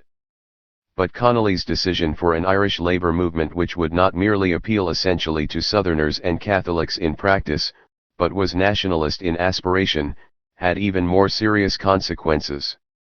It meant the subordination of Southern Irish labour to nationalism. Marxist parties have sometimes succeeded in transforming their societies after taking the lead of movements of national liberation, but hardly ever, if at all, in competition with previously established and strong national movements under other leadership. In spite of Connolly's efforts and his leadership in 1916, it was the IRA and not the Citizens' Army which took over the green flag. Connolly lives on in official memory as a Fenian martyr rather than as a Marxist revolutionary. Perhaps this was inevitable. One cannot confidently say otherwise. Nevertheless, it meant that a strong and independent political movement of labor developed neither in the North nor in the South, though it is possible that today the conditions for such a movement are better in the South, because partition is de facto no longer a significant issue in the Republic. In the North, as we know, it still is. Does this mean that Ireland contained not one but two working classes, or even, as some enthusiasts hold, not one but two nations? In the literal sense, this is obviously not so. Catholics and Protestants in Ulster no more formed separate working classes in any economic or operational sense than they did on Clydeside. Such questions arise chiefly because it is often assumed, without much thought, that working classes, or any other large classes, do not exist except as monolithic blocks, as it is assumed that a nation is not real unless each member, living on its territory, who is not a certified foreigner or a defined minority, is uniformly colored right through with whatever is considered the accepted national dye. Today this is usually language, though the Irish have learned the hard way that this dye does not always take. In a few European countries and many more Afro-Asian ones it is still religion. Right-wing Americans think it is a set of conventional practices and beliefs, lacking which a person is un-American. This is not so. The unity of classes and nations is defined by what they have in common as against other groups, and not by their internal homogeneity. There is no state which does not contain regional, sectional, or other differences among its population, and these are potentially disruptive, as the recent rise of separatist movements in Western Europe proves. The only difference in principle between Ireland and Bavaria is that the Catholic, Protestant difference in Ireland has proved disruptive, whereas the attempt to prove that the Protestant minority in the northern part of Bavaria, Franconia, is oppressed by the Catholic majority is at present confined to a lunatic fringe of ultra-left ex-students. Similarly, all working classes contain internal conflicts, though usually they remain subordinate. On the other hand, the course of history can both merge and split societies, and therefore the classes within them. It has divided Ireland. Given that there now exist separate political units and economies in North and South, it becomes impossible any longer to speak of a single Irish working class any more than a single Bengali or German working class, to name but two other partitioned nations. Separate states are powerful definers of economy and society. This does not mean that the two Irelands cease to have much in common as have the two Germanys, not least kinfolk and culture. We may speculate about what might happen if both were united. Given the widening divergences it is increasingly difficult to say reunited, but in both cases the question is at present academic. To this extent history has up to the present led to the making of two Irish working classes. Of these, the Ulster working class suffers particularly, indeed one is tempted to say uniquely, acute divisions. The only parallel one can readily think of is the Hindu-Muslim communal tension on the Indian subcontinent. For these reasons no general conclusions about working class and nation can be drawn from Ulster. Ireland remains resolutely unique in this respect. So, no doubt, does every other country or nation, once historians concentrate their attention sufficiently upon it. However, unfortunately the uniqueness of Irish historical development has manifested itself, so far, largely at the expense of the making of its working class and its labor movement. 6. Inventing national traditions. Nothing appears more ancient, and lined to an immemorial past, than the pageantry which surrounds the British monarchy in its public ceremonial manifestations. Yet, in its modern form it is the product of the late 19th and 20th centuries. Traditions which appear or claim to be old are often quite recent in origin and sometimes invented. Anyone familiar with the colleges of ancient British universities will be able to think of the institution of such traditions on a local scale, though some, like the annual festival of 9 lessons and carols in the chapel of King's College, Cambridge, on Christmas Eve, may become generalized through the modern mass medium of radio. The term invented tradition is used in a broad, but not imprecise, sense. It includes both traditions actually invented, constructed, and formally instituted and those emerging in a less easily traceable manner within a brief and datable period, a matter of a few years perhaps, and establishing themselves with great rapidity. The Royal Christmas broadcast in Britain, instituted in 1932, is an example of the first, the appearance and development of the practices associated with the Cup final in British Association football, of the second. It is evident that not all of them are equally permanent, but it is their appearance and establishment rather than their chances of survival which are our primary concern. Invented tradition is taken to mean a set of practices, normally governed by overtly or tacitly accepted rules and of a ritual symbolic nature, which seek to inculcate certain values and norms of behavior by repetition, which automatically implies continuity with the past. In fact, where possible, they normally attempt to establish continuity with a suitable historic past. A striking example is the deliberate choice of a Gothic style for the 19th century rebuilding of the British Parliament, and the equally deliberate decision after the Second World War to rebuild the parliamentary chamber on exactly the same basic plan as before. The historic past into which the new tradition is inserted need not be lengthy, stretching back into the assumed mists of time. Revolutions and progressive movements which break with the past, by definition, have their own relevant past, though it may be cut off at a certain date, such as 1789. However, insofar as there is such reference to a historic past, the peculiarity of invented traditions is that the continuity with it is largely factitious. In short, they are responses to novel situations which take the form of reference to old situations, or which establish their own past by quasi-obligatory repetition. It is the contrast between the constant change and innovation of the modern world, and the attempt to structure at least some parts of social life within it as unchanging and invariant, that makes the invention of tradition so interesting for historians of the past 2 centuries. Tradition in this sense must be distinguished clearly from custom, which dominates so-called traditional societies.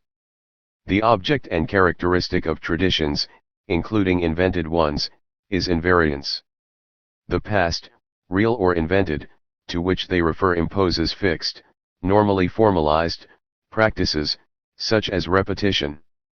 Custom in traditional societies has the double function of motor and flywheel. It does not preclude innovation and change up a point, though evidently the requirement that it must appear compatible or even identical with precedent imposes substantial limitations on it. What it does is to give any desired change, or resistance to innovation, the sanction of precedent, social continuity, and natural law as expressed in history. Students of peasant movements know that a village's claim to some common land or right by custom from time immemorial often expresses not a historical fact, but the balance of forces in the constant struggle of village against lords or against other villages. Students of the British labor movement know that the custom of the trade or of the shop may represent not ancient tradition, but whatever right the workers have established in practice, however recently, and which they now attempt to extend or defend by giving it the sanction of perpetuity. Custom cannot afford to be invariant, because even in traditional societies life is not so. Customary or common law still shows this combination of flexibility in substance and formal adherence to precedent. The difference between tradition and custom in our sense is indeed well illustrated here. Custom is what judges do, tradition, in this instance invented tradition, is the wig, robe, and other formal paraphernalia and ritualized practices surrounding their substantial action.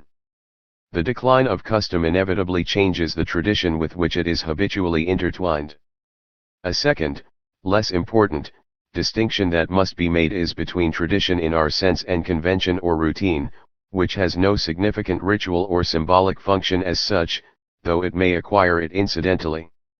It is evident that any social practice that needs to be carried out repeatedly will tend, for convenience and efficiency, to develop a set of such conventions and routines, which may be de facto or de jure formalized for the purposes of imparting the practice to new practitioners. This applies to unprecedented practices, such as the work of an aircraft pilot, as much as to long familiar ones. Societies since the Industrial Revolution have naturally been obliged to invent, institute or develop new networks of such convention or routine more frequently than previous ones. Insofar as they function best when turned into habit, automatic procedure, or even reflex action, they require invariance, which may get in the way of the other necessary requirement of practice, the capacity to deal with unforeseen or inhabitual contingencies. This is a well-known weakness of routinization or bureaucratization, particularly at the subaltern levels where invariant performance is generally considered the most efficient. Such networks of convention and routine are not invented traditions, since their functions, and therefore their justifications, are technical rather than ideological. In Marxian terms, they belong to base rather than superstructure. They are designed to facilitate readily definable practical operations, and are readily modified or abandoned to meet changing practical needs, always allowing for the inertia which any practice acquires with time and the emotional resistance to any innovation by people who have become attached to it. The same applies to the recognized rules of games or other patterns of social interaction, where these exist, or to any other pragmatically based norms. Where these exist in combination with tradition, the difference is readily observable. Wearing hard hats when riding makes practical sense, like wearing crash helmets for motorcyclists or steel helmets for soldiers. Wearing a particular type of hard hat in combination with hunting pink makes an entirely different kind of sense. If this were not so, it would be as easy to change the traditional costume of fox hunters as it is to substitute a differently shaped helmet in armies, rather conservative institutions, if it can be shown to provide more effective protection. Indeed, it may be suggested that traditions and pragmatic conventions or routines are inversely related. Tradition shows weakness when, as among liberal Jews, dietary prohibitions are justified pragmatically, as by arguing that the ancient Hebrews banned pork on grounds of hygiene. Conversely, objects or practices are liberated for full symbolic and ritual use when no longer fettered by practical use. The spurs of cavalry officers' dress uniforms are more important for tradition when there are no horses. The umbrellas of guards officers in civilian dress lose their significance when not carried tightly furled, that is, useless. The wigs of lawyers could hardly acquire their modern significance until other people stopped wearing wigs. Inventing traditions, it is assumed here, is essentially a process of formalization and ritualization, characterized by reference to the past, if only by imposing repetition. The actual process of creating such ritual and symbolic complexes has not been adequately studied by historians. Much of it is still rather obscure. It is presumably most clearly exemplified where a tradition is deliberately invented and constructed by a single initiator, as for the Boy Scouts by Baden-Powell. Perhaps it is almost as easily traced in the case of officially instituted and planned ceremonials, since they are likely to be well documented, as in the case of the construction of Nazi symbolism and the Nuremberg Party rallies. It is probably most difficult to trace where such traditions are partly invented, partly evolved in private groups, where the process is less likely to be bureaucratically recorded, or informally over a period of time as, say, in Parliament and the legal profession. The difficulty is not only one of sources but also of techniques, though there are available both esoteric disciplines specializing in symbolism and ritual, such as heraldry and the study of liturgy, as well as Warburgian historic disciplines for the study of such subjects. Unfortunately, neither are usually familiar to historians of the industrial era. There is probably no time and place with which historians are concerned which has not seen the invention of tradition in this sense. However, we should expect it to occur more frequently when a rapid transformation of society weakens or destroys the social patterns for which old traditions had been designed, producing new ones to which they were not applicable, or when such old traditions and their institutional carriers and promulgators no longer prove sufficiently adaptable and flexible, or are otherwise eliminated. In short, when there are sufficiently large and rapid changes on the demand or the supply side. Such changes have been particularly significant in the past 200 years, and it is therefore reasonable to expect these instant formalizations of new traditions to cluster during this period. This implies, incidentally, against both 19th-century liberalism and more recent modernization theory, that such formalizations are not confined to so-called traditional societies, but also have their place, in one form or another, in modern ones. Broadly speaking, this is so, but one must beware of making the further assumptions, firstly that older forms of community and authority structure, and consequently the traditions associated with them, were unadaptable and became rapidly unviable, and secondly that new traditions simply resulted from the inability to use or adapt old ones. Adaptation took place for old uses in new conditions and by using old models for new purposes. Old institutions with established functions, references to the past and ritual idioms and practices might need to adapt in this way.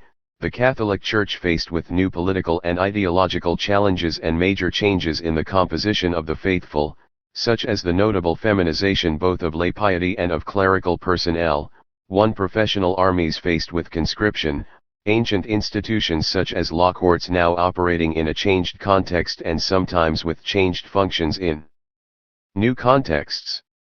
So were institutions enjoying nominal continuity, but in fact turning into something very, very different, such as universities. Thus Karsten Bonson too has analyzed the sudden decline, after 1848, of the traditional practice of mass student exodus from German universities, for reasons of conflict or demonstration, in terms of the changed academic character of universities, the rising age of the student population, its embourgeoisement which diminished town/gown tensions and student riotousness, the new institution of free mobility between universities, the consequent change in student associations and other factors. Point 3 In all such cases novelty is no less novel for being able to dress up easily as antiquity. More interesting, from our point of view, is the use of ancient materials to construct invented traditions of a novel type for quite novel purposes. A large store of such materials is accumulated in the past of any society, and an elaborate language of symbolic practice and communication is always available. Sometimes new traditions could be readily grafted on old ones, sometimes they could be devised from borrowing from the well-supplied warehouses of official ritual, symbolism and moral exhortation, religion and princely pomp, folklore and Freemasonry, itself an earlier invented tradition of great symbolic force. Thus the development of Swiss nationalism, concomitant with the formation of the modern federal state in the 19th century, has been brilliantly studied by Rudolf Braunfort, who has the advantage of training in a discipline, Volkskunde, which lends itself to such studies, and in a country where its modernization has not been set back by association with Nazi abuses. Existing customary traditional practices, folk song, physical contests, marksmanship, were modified, ritualized, and institutionalized for the new national purposes. Traditional folk songs were supplemented by new songs in the same idiom, often composed by schoolmasters, transferred to a choral repertoire whose content was patriotic, progressive, nation, wie Volk der Tun, though it also embodied ritually powerful elements from religious hymnology. The formation of such new song repertoires, especially for schools, is well worth study. The statutes of the Federal Song Festival, are we not reminded of the Estetvoda? Declare its object to be the development and improvement of the people's singing, the awakening of more elevated sentiments for God, freedom and country, union and fraternization of the friends of art and the fatherland. The word improvement introduces the characteristic note of 19th century progress.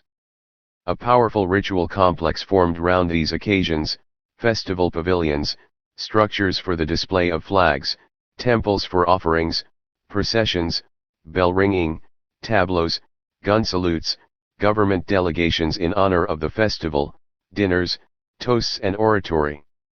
Old materials were again adapted for this. The echoes of Baroque forms of celebration, display and pomp are unmistakable in this new festival architecture. And as, in the Baroque celebration, state and church merge on a higher plane, so an alloy of religious and patriotic elements emerges from these new forms of choral, shooting and gymnastic activity. Point 5. How far new traditions can thus use new materials, how far they may be forced to invent new languages or devices, or extend the old symbolic vocabulary beyond its established limits, cannot be discussed here. It is clear that plenty of political institutions, ideological movements, and groups, not least in nationalism, were so unprecedented that even historic continuity had to be invented, for example by creating an ancient past beyond effective historical continuity, either by semi-fiction, Boadicea, Vercingetorix, Arminius the Cheruscan, or by forgery, Ossian, the Czech medieval manuscripts. It is also clear that entirely new symbols and devices came into existence as part of national movements and states, such as the national anthem, of which the British in 1740 seems to be the earliest, the national flag, still largely a variation on the French revolutionary tricolore, evolved 1790-4, or the personification of the nation in symbol or image, either official, as with Marianne and Germania, or unofficial, as in the cartoon stereotypes of John Bull, the lean Yankee Uncle Sam and the German Michel. Nor should we overlook the break in continuity which is sometimes clear even in traditional topoi of genuine antiquity. If we follow Lloyd 6 English Christmas folk carols ceased to be created in the 17th century, to be replaced by hymn book carols of the Watts, Wesley kind, though a demotic modification of these in largely rural religions like primitive Methodism may be observed. Yet carols were the first kind of folk song to be revived by middle-class collectors to take their place in novel surroundings of church, guild, and women's institute, and thence to spread in a new urban popular setting by street corner singers or by horse boys chanting on doorsteps in the ancient hope of reward. In this sense God rest ye merry, gentlemen is not old but new. Such a break is visible even in movements deliberately describing themselves as traditionalist, and appealing to groups which were, by common consent, regarded as the repositories of historic continuity and tradition, such as Peasants. 7 Indeed, the very appearance of movements for the defense or revival of traditions, traditionalist or otherwise, indicates such a break. Such movements, common among intellectuals since the Romantics, can never develop or even preserve a living past, except conceivably by setting up human natural sanctuaries for isolated corners of archaic life, but must become invented tradition. On the other hand, the strength and adaptability of genuine traditions is not to be confused with the invention of tradition. Where the old ways are alive, traditions need to be neither revived nor invented. Yet it may be suggested that where they are invented, it is often not because old ways are no longer available or viable, but because they are deliberately not used or adapted. Thus, in consciously setting itself against tradition and for radical innovation, the 19th century liberal ideology of social change systematically failed to provide for the social and authority ties taken for granted in earlier societies, and created voids which might have to be filled by invented practices. The success of 19th century Tory factory masters in Lancashire, as distinct from liberal ones, in using such old ties to advantage shows that they were still there to be used, even in the unprecedented environment of the industrial town. 8 The long-term inadaptability of pre-industrial ways to a society revolutionized beyond a certain point is not to be denied, but is not to be confused with the problems arising out of the rejection of old ways in the short term by those who regarded them as obstacles to progress or, even worse, as its militant adversaries. This did not prevent innovators from generating their own invented traditions. The practices of Freemasonry are a case in point. Nevertheless, a general hostility to irrationalism, superstition, and customary practices reminiscent of the dark past, if not actually descended from it, made impassioned believers in the verities of the Enlightenment, such as liberals, socialists, and communists, unreceptive to traditions old or novel. Socialists, as we shall see below, found themselves acquiring an annual May Day without quite knowing how. National Socialists exploited such occasions with liturgical sophistication and zeal and a conscious manipulation of symbols. 9 The liberal era in Britain at best tolerated such practices, insofar as neither ideology nor economic efficiency were at issue, sometimes as a reluctant concession to the irrationalism of the lower orders.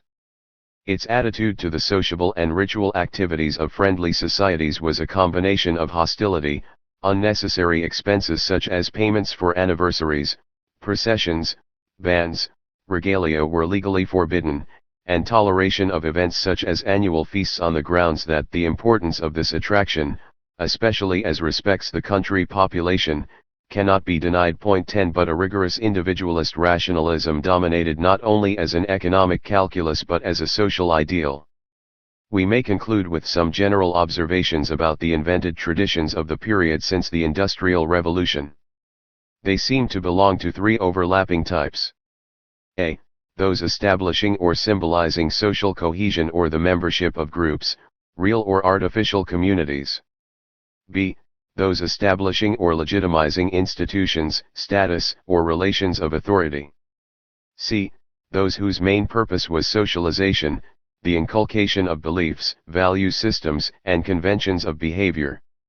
While traditions of types B and C were certainly devised, as in those symbolizing submission to authority in British India, it may be tentatively suggested that type A was prevalent, the other functions being regarded as implicit in or flowing from a sense of identification with the community and/or the institutions representing, expressing, or symbolizing it, such as a nation. One difficulty was that such larger social entities were plainly not Gemeinschaften or even systems of accepted ranks. Social mobility, the facts of class conflict and the prevalent ideology made traditions combining community and marked inequality in formal hierarchies, as in armies, difficult to apply universally.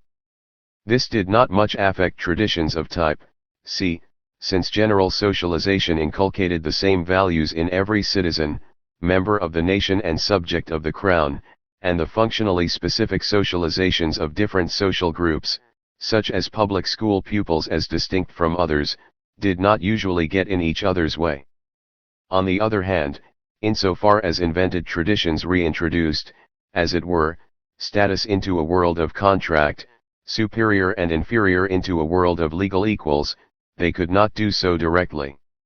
They could be smuggled in by formal symbolic assent to a social organization which was de facto unequal, as by the restyling of the British coronation ceremony. 11 More commonly they might foster the corporate sense of superiority of elites, particularly when these had to be recruited from those who did not already possess it by birth or ascription, rather than by inculcating a sense of obedience in inferiors.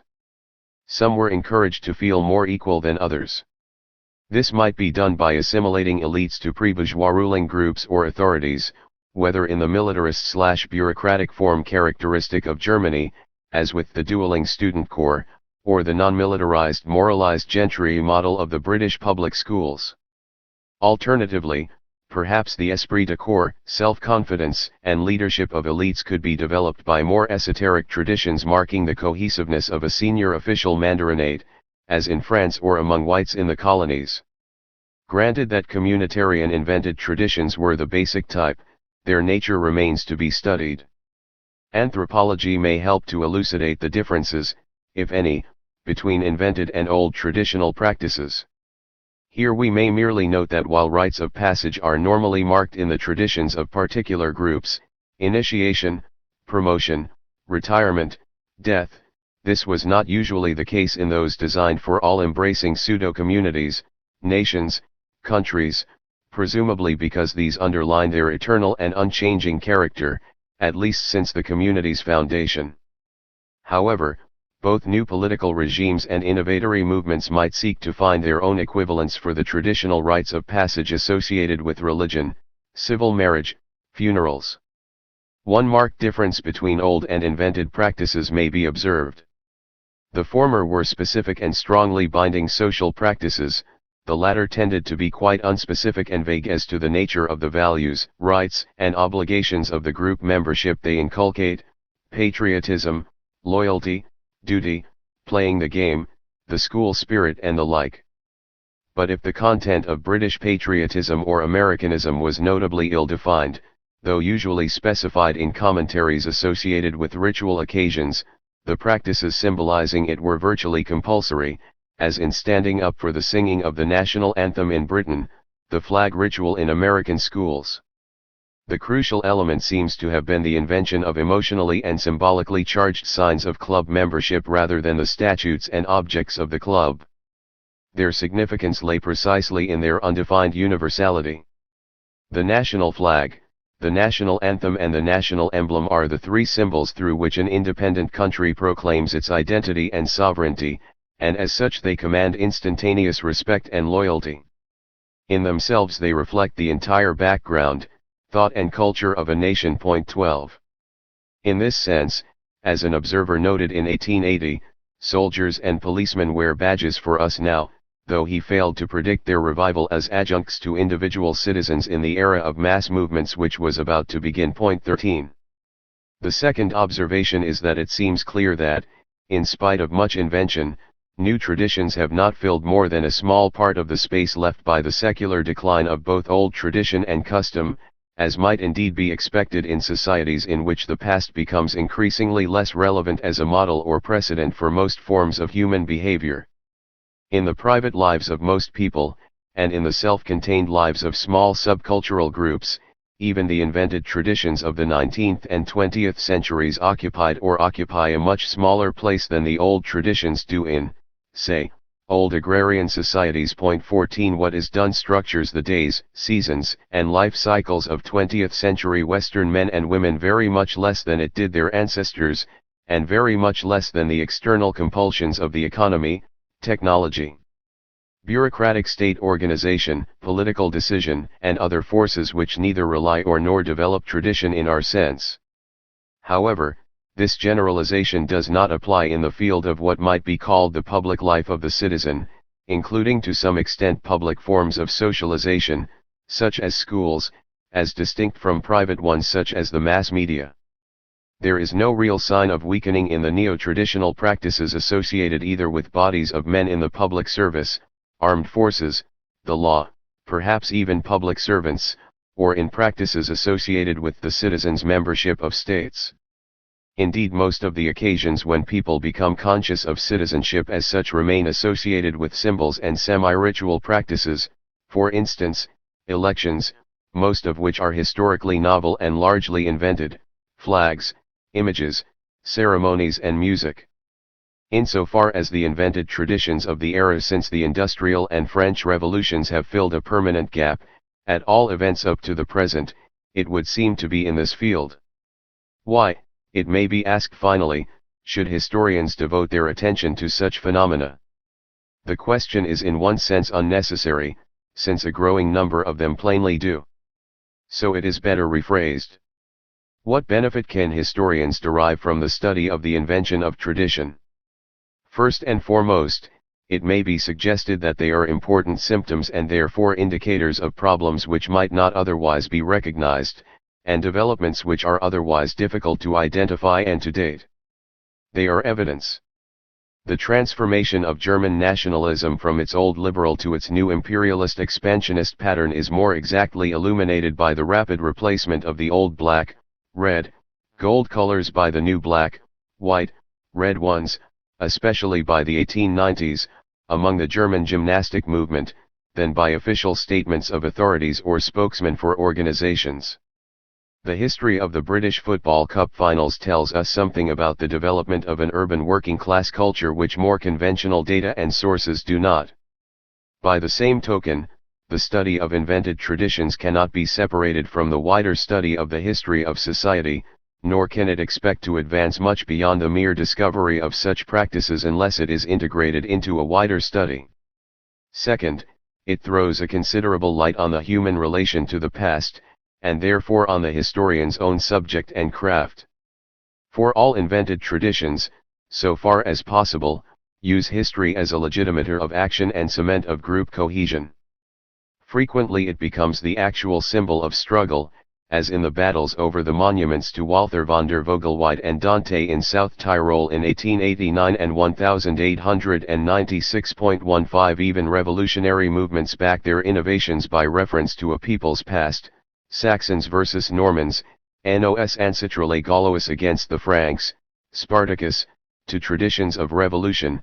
The German people are by no means lacking in revolutionary tradition, as Engels claimed in the first words of his Peasant War in Germany, 16, and to its own heroes and martyrs.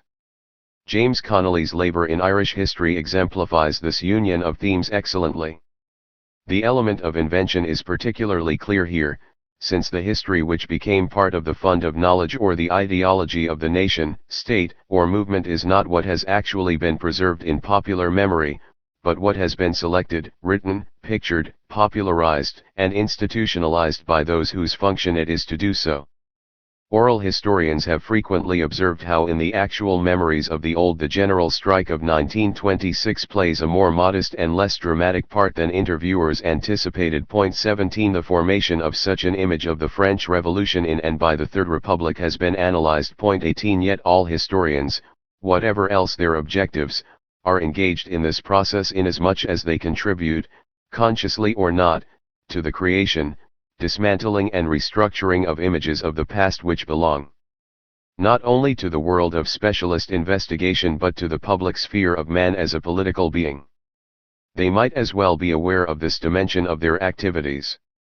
In this connection, one specific interest of invented traditions for, at all events, modern and contemporary historians ought to be singled out. They are highly relevant to that comparatively recent historical innovation, the nation, with its associated phenomena, nationalism, the nation-state, national symbols, histories and the rest. All these rest on exercises in social engineering which are often deliberately and always innovative, if only because historical novelty implies innovation. Israeli and Palestinian nationalism or nations must be novel, whatever the historic continuities of Jews or Middle Eastern Muslims, since the very concept of territorial states of the currently standard type in their regions was barely thought of a century ago, and hardly became a serious prospect before the end of the First World War. Standard national languages, to be learned in schools and written, let alone spoken, by more than a smallish elite, are largely constructs of varying, but often brief, age. As a French historian of Flemish language observed, quite correctly, the Flemish taught in Belgium today is not the language which the mothers and grandmothers of Flanders spoke to their children. In short, it is only metaphorically but not literally a mother tongue. We should not be misled by a curious, but understandable, paradox. Modern nations and all their impedimenta generally claim to be the opposite of novel, namely rooted in the remotest antiquity, and the opposite of constructed, namely human communities so natural as to require no definition other than self-assertion.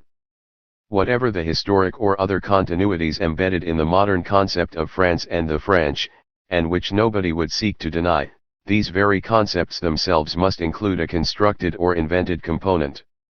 And just because so much of what subjectively makes up the modern nation consists of such constructs and is associated with appropriate and, in general, fairly recent symbols or suitably tailored discourse, such as national history, the national phenomenon cannot be adequately investigated without careful attention to the invention of tradition. Finally, the study of the invention of tradition is interdisciplinary. It is a field of study which brings together historians, social anthropologists, and a variety of other workers in the human sciences, and cannot adequately be pursued without such collaboration. 7. The production of national traditions.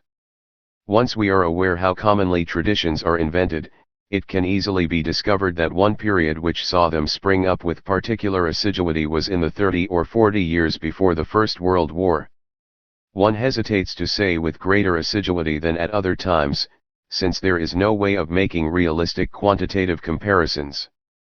Nevertheless, the creation of traditions was enthusiastically practiced in numerous countries.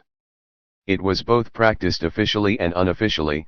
The former, we may loosely call it political, primarily in or by states or organized social and political movements; the latter, we may loosely call it social, mainly by social groups not formally organized as such, or those whose objects were not specifically or consciously political, such as clubs and fraternities, whether or not these also had political functions. The distinction is one of convenience rather than principle. It is designed to draw attention to two main forms of the creation of tradition in the 19th century, both of which reflect the profound and rapid social transformations of the period.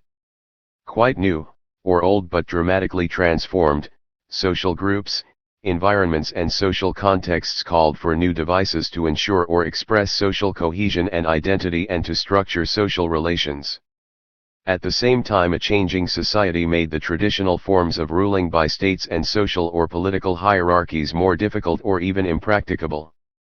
This required new methods of ruling or establishing bonds of loyalty.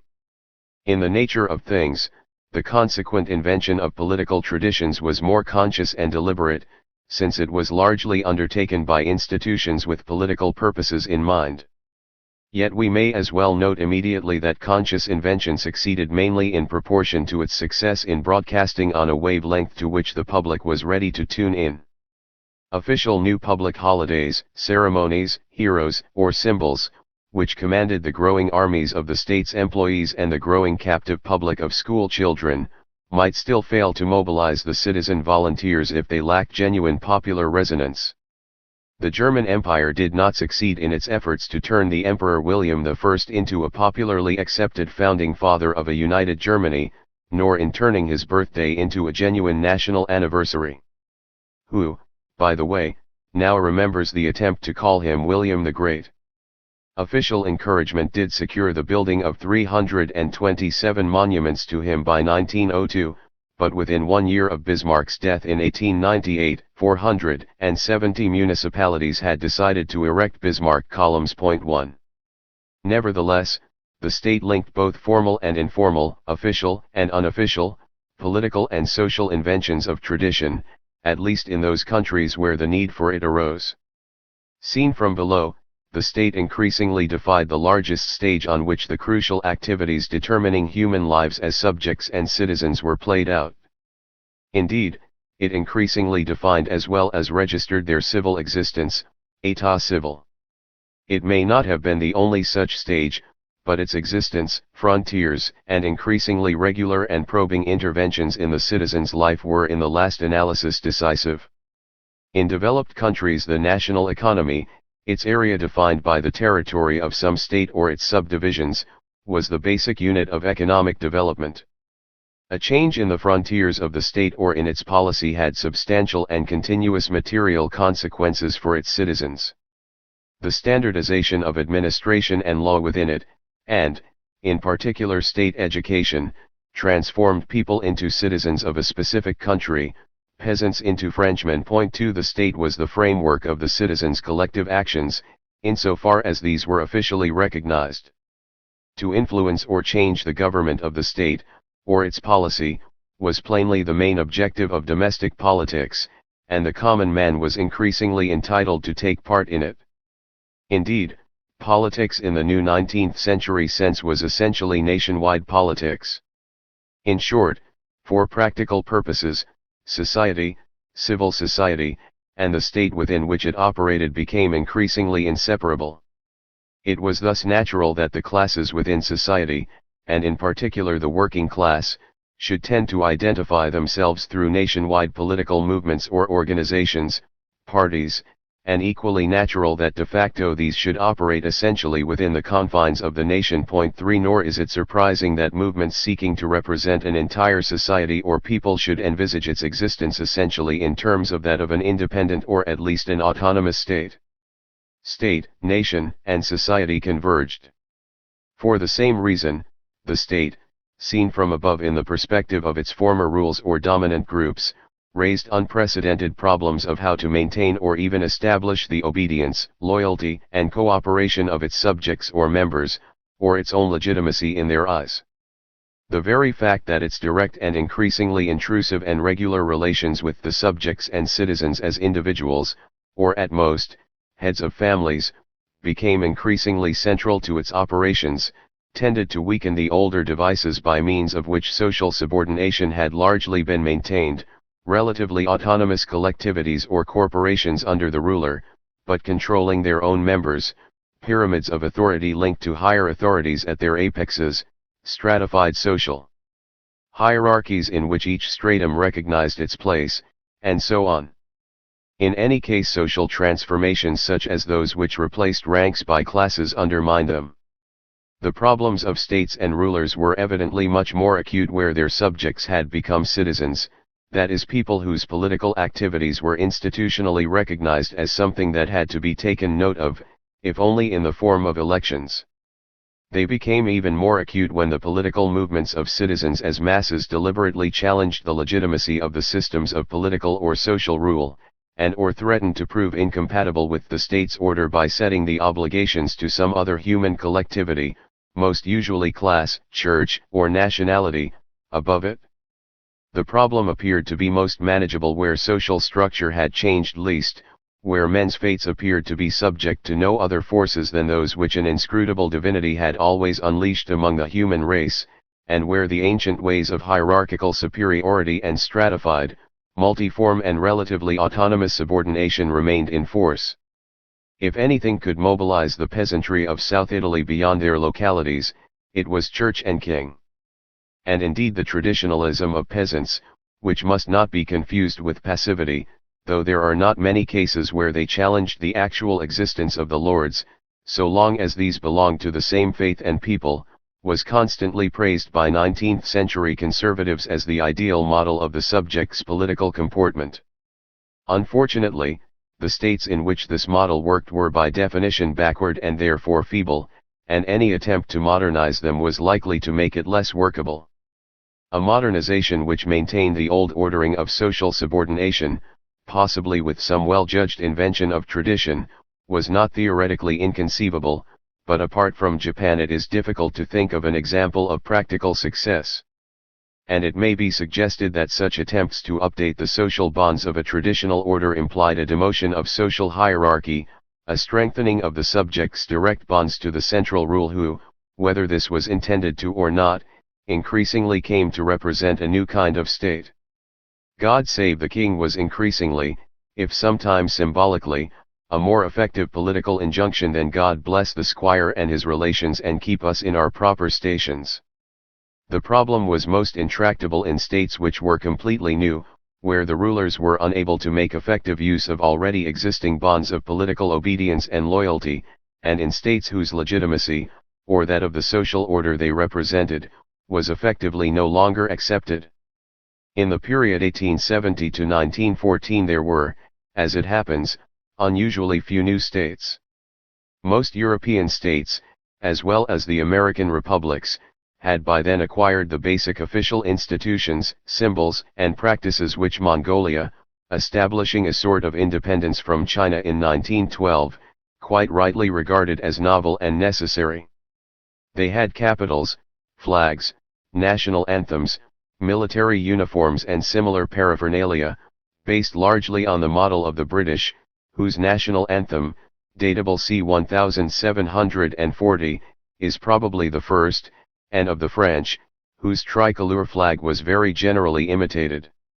Several new states and regimes could either, like the French Third Republic, reach back into the store of earlier empire, combine appeals to an earlier German empire, with the myths and symbols of a liberal nationalism popular among the middle classes, and the dynastic continuity of the Prussian monarchy, of which by the 1860s half of the inhabitants of Bismarckian Germany were subjects.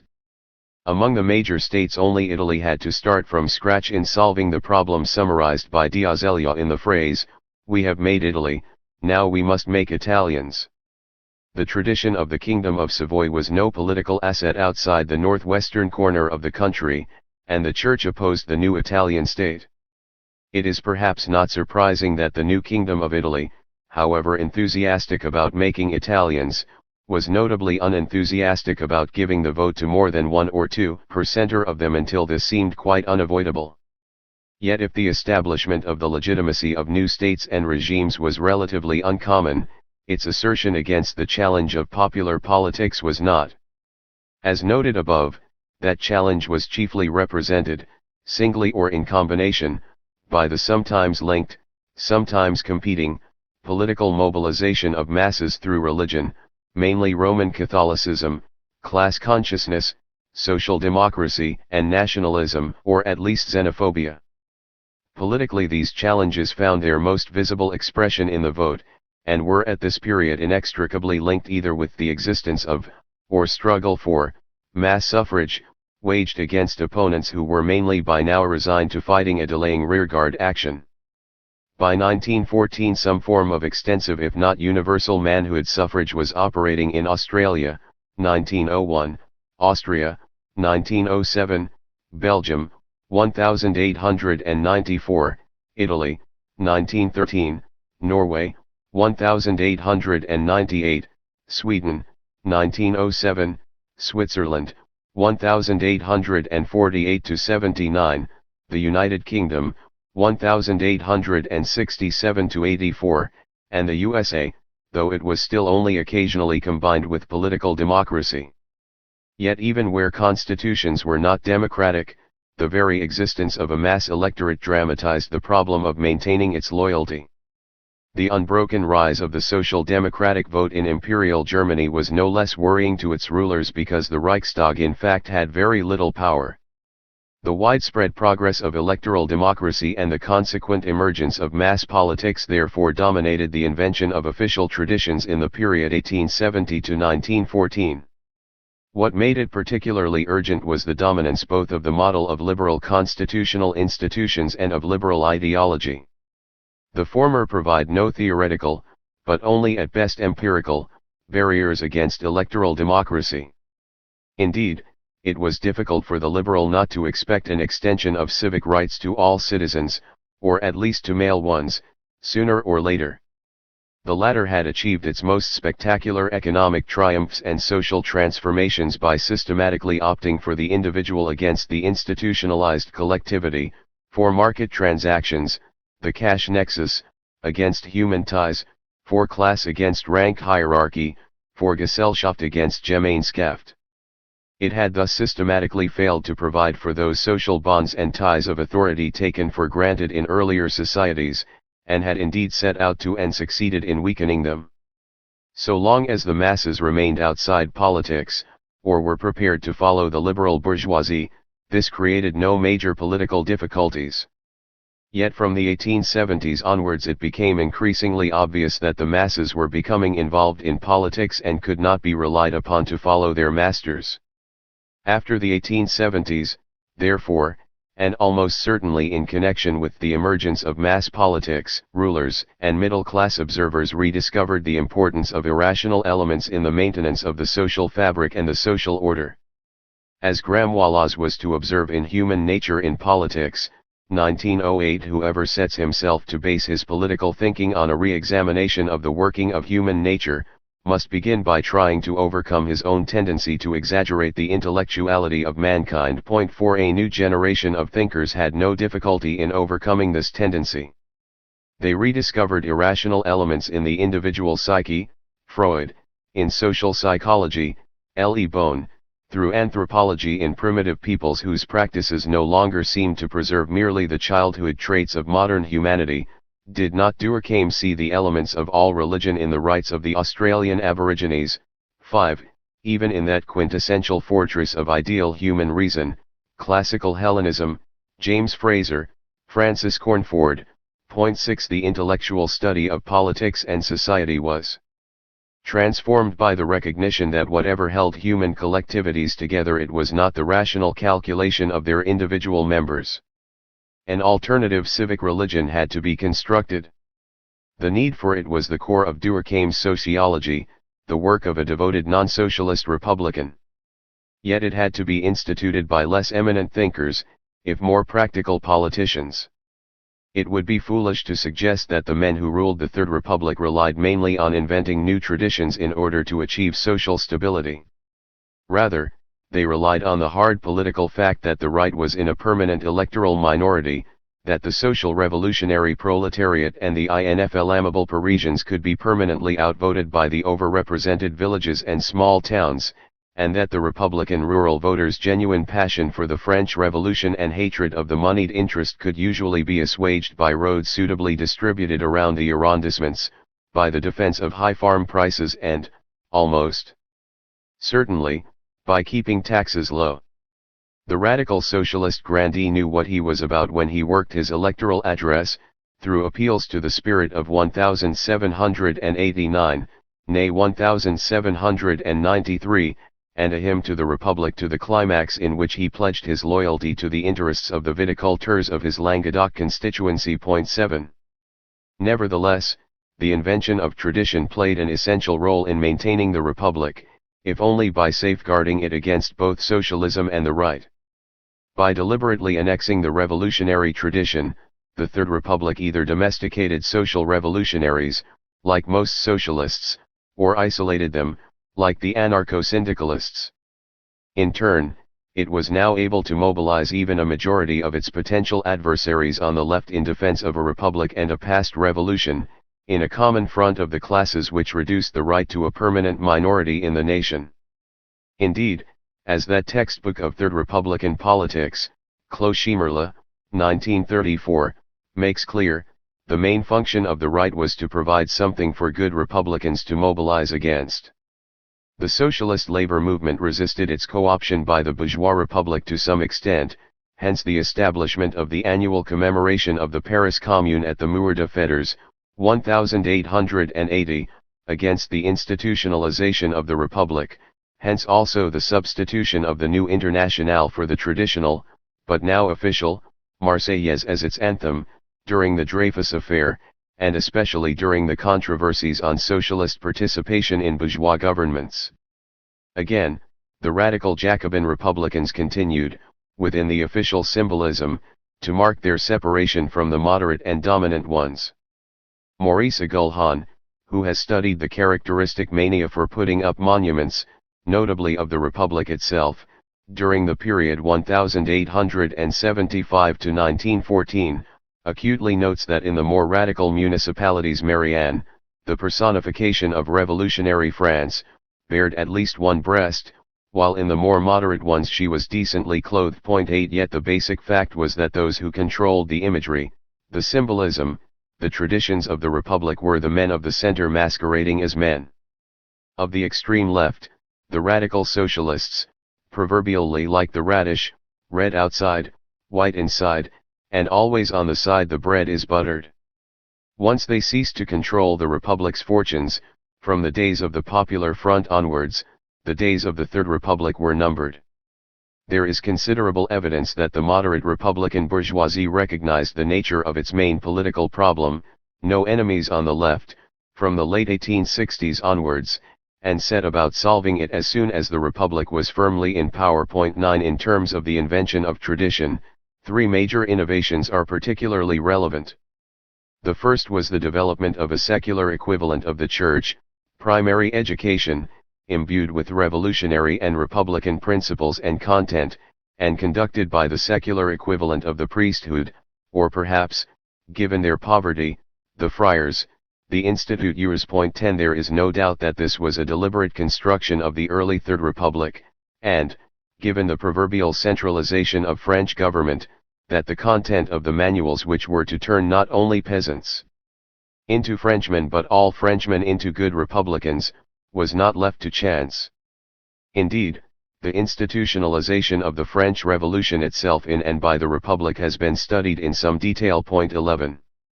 The second was the invention of public ceremonies. 12 The most important of these, Bastille Day, can be exactly dated in 1880. It combined official and unofficial demonstrations and popular festivities, fireworks, dancing in the streets, in an annual assertion of France as the nation of 1789, in which every French man, woman, and child could take part. Yet while it left scope for, and could hardly avoid, more militant, popular manifestations, its general tendency was to transform the heritage of the Revolution into a combined expression of state pomp and power and the citizen's pleasure. A less permanent form of public celebration were the occasional world expositions which gave the Republic the legitimacy of prosperity, technical progress, the Eiffel Tower, and the global colonial conquest they took care to emphasize. 13. The third was the mass production of public monuments already noted. It may be observed that the Third Republic did not, unlike other countries, favor massive public buildings, of which France already had a large supply, though the great expositions left some of these behind them in Paris, nor gigantic statuary. The major characteristic of French statuomania. 14 was its democracy, anticipating that of the war memorials after 1914-18. It spread two kinds of monuments throughout the cities and rural communes of the country, the image of the Republic itself, in the form of Marianne which now became universally familiar, and the bearded civilian figures of whoever local patriotism chose to regard as its notables, past and present. Indeed, while the construction of Republican monuments was evidently encouraged, the initiative, and the costs of, Such enterprises were undertaken at a local level. The entrepreneurs catering for this market provided choices suitable for the purses of every Republican commune from the poorest upwards, ranging from modest busts of Mary Ann, in various sizes, through full-figure statues of varying dimensions, to the plinths and allegorical or heroic accessories with which the more ambitious citizenry could surround her feet. 15 The opulent ensembles on the Place de la République and the Place de la Nation in Paris provided the ultimate version of such statuary. Such monuments trace the grassroots of the Republic, particularly in its rural strongholds, and may be regarded as the visible links between the voters and the nation. Some other characteristics of the official invented traditions of the Third Republic may be noted in passing. Except in the form of the commemoration of notable figures from the local past, or of local political manifestos, it kept away from history. This was partly, no doubt, because history before 1789, except perhaps for Nos Ancitrale Gaulois, recalled church and monarchy, partly because history since 1789 was a divisive rather than unifying force. Each brand, or rather degree, of republicanism had its own corresponding heroes and villains in the revolutionary pantheon, as the historiography of the French Revolution demonstrates. Party differences were expressed in statues to Robespierre, Mirabeau, or Danton. Unlike the USA and the Latin American states, the French Republic therefore shied away from the cult of the Founding Fathers. It preferred general symbols, abstaining even from the use of themes referring to the national past on its postage stamps until long after 1914, though most European states, other than Britain and Scandinavia, discovered their appeal from the mid-1890s onwards. The symbols were few: the tricolor, democratized and universalized in the sash of the mayor, present at every civil marriage or other ceremony, the Republican monogram, RF, and motto, liberty, equality, fraternity, the Marseillaise, and the symbol of the Republic and of freedom itself, which appears to have taken shape in the last years of the Second Empire, Mary Ann. We may also note that the Third Republic showed no official hankering for the specially invented ceremonies so characteristic of the first, trees of liberty, goddesses of reason and ad hoc festivals. There was to be no official national day other than July 14th, no formal mobilizations, processions, and marches of the civilian citizenry, unlike the mass regimes of the 20th century, but also unlike the USA, but rather a simple republicanization of the accepted pomp of state power, uniforms, parades, bands, flags and the like. The Second German Empire provides an interesting contrast, especially since several of the general themes of French Republican invented tradition are recognizable in its own. Its major political problem was twofold: how to provide historical legitimacy for the Bismarckian, Prusso-Little German, version of unification which had none, and how to deal with that large part of the democratic electorate which would have preferred another solution: Great Germans, anti-Prussian particularists, Catholics and, above all, Social Democrats. Bismarck himself does not seem to have bothered much about symbolism, except for personally devising a tricolor flag which combined the Prussian black, white with the nationalist and liberal black, red gold which he wished to annex, 1866. There was no historical precedent whatever for the empire's black, white, red national banner. 16 His recipe for political stability was simpler: to win the support of the, predominantly liberal, bourgeoisie by carrying out as much of its program as would not jeopardize the predominance of the Prussian monarchy, army and aristocracy, to utilize the potential divisions among the various kinds of opposition and to exclude political democracy as far as possible from affecting the decisions of government. Apparently irreconcilable groups which could not be divided, notably the Catholics and especially the post-Lassaline Social Democrats, left him somewhat at a loss. In fact, he was defeated in his head-on confrontations with both. One has the impression that this old-fashioned conservative rationalist, however brilliant in the arts of political maneuver, never satisfactorily solved the difficulties of political democracy, as distinct from the politics of notables. The invention of the traditions of the German Empire is therefore primarily associated with the era of William II. Its objects were mainly twofold: to establish the continuity between the Second and First German Empires, or more generally, to establish the new empire as the realization of the secular national aspirations of the German people, and to stress the specific historical experiences which linked Prussia and the rest of Germany in the construction of the new empire in 1871. Both, in turn, required the merger of Prussian and German history, to which patriotic imperial historians, notably Treitschke, had for some time devoted themselves. The major difficulty in the way of achieving these objects was firstly the history of the Holy Roman Empire of the German nation was difficult to fit into any 19th-century nationalist mold, and secondly that its history did not suggest that the denouement of 1871 was historically inevitable, or even likely. It could be linked to a modern nationalism only by two devices: by the concept of a secular national enemy against whom the German people had defined their identity and struggled to achieve unity as a state, and by the concept of conquest or cultural, political, and military supremacy, by means of which the German nation, scattered across large parts of other states, mainly in Central and Eastern Europe, could claim the right to be united in a single Greater German state.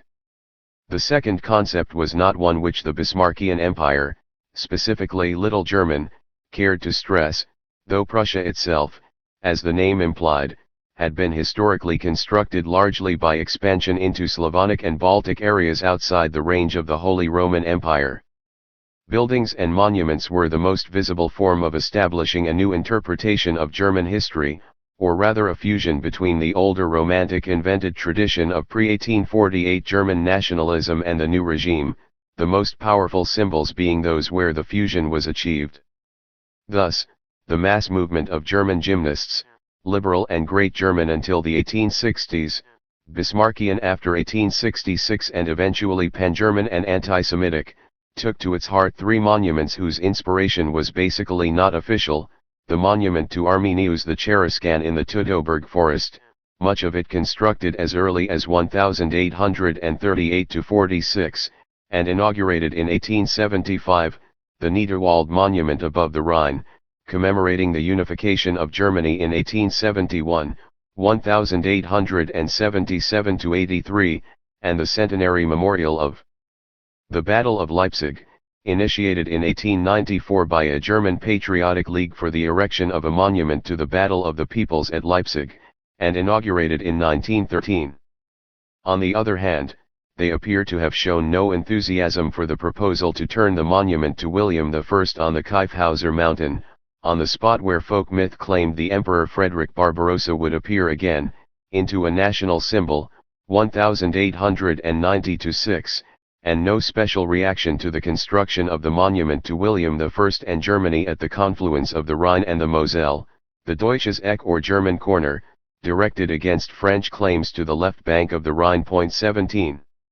Leaving such variations aside, the mass of masonry and statuary which went up in German in this period was remarkably large, and made the fortunes of sufficiently pliable and competent architects and sculptors. 18 Among those constructed or planned in the 1890s alone, we may mention the new Reichstag building, 1884-94, with elaborate historical imagery on its facade, the Kyffhauser monument already mentioned, 1890-6, the national monument to William I, clearly intended as the official father of the country, 1890-7, the monument to William I at the Porta Westfalica, 1892, the William I monument at the Deutsches Eck, 1894-7, the extraordinary Valhalla of Hohenzollern princes in the Avenue of Victory, Siegsallee, in Berlin,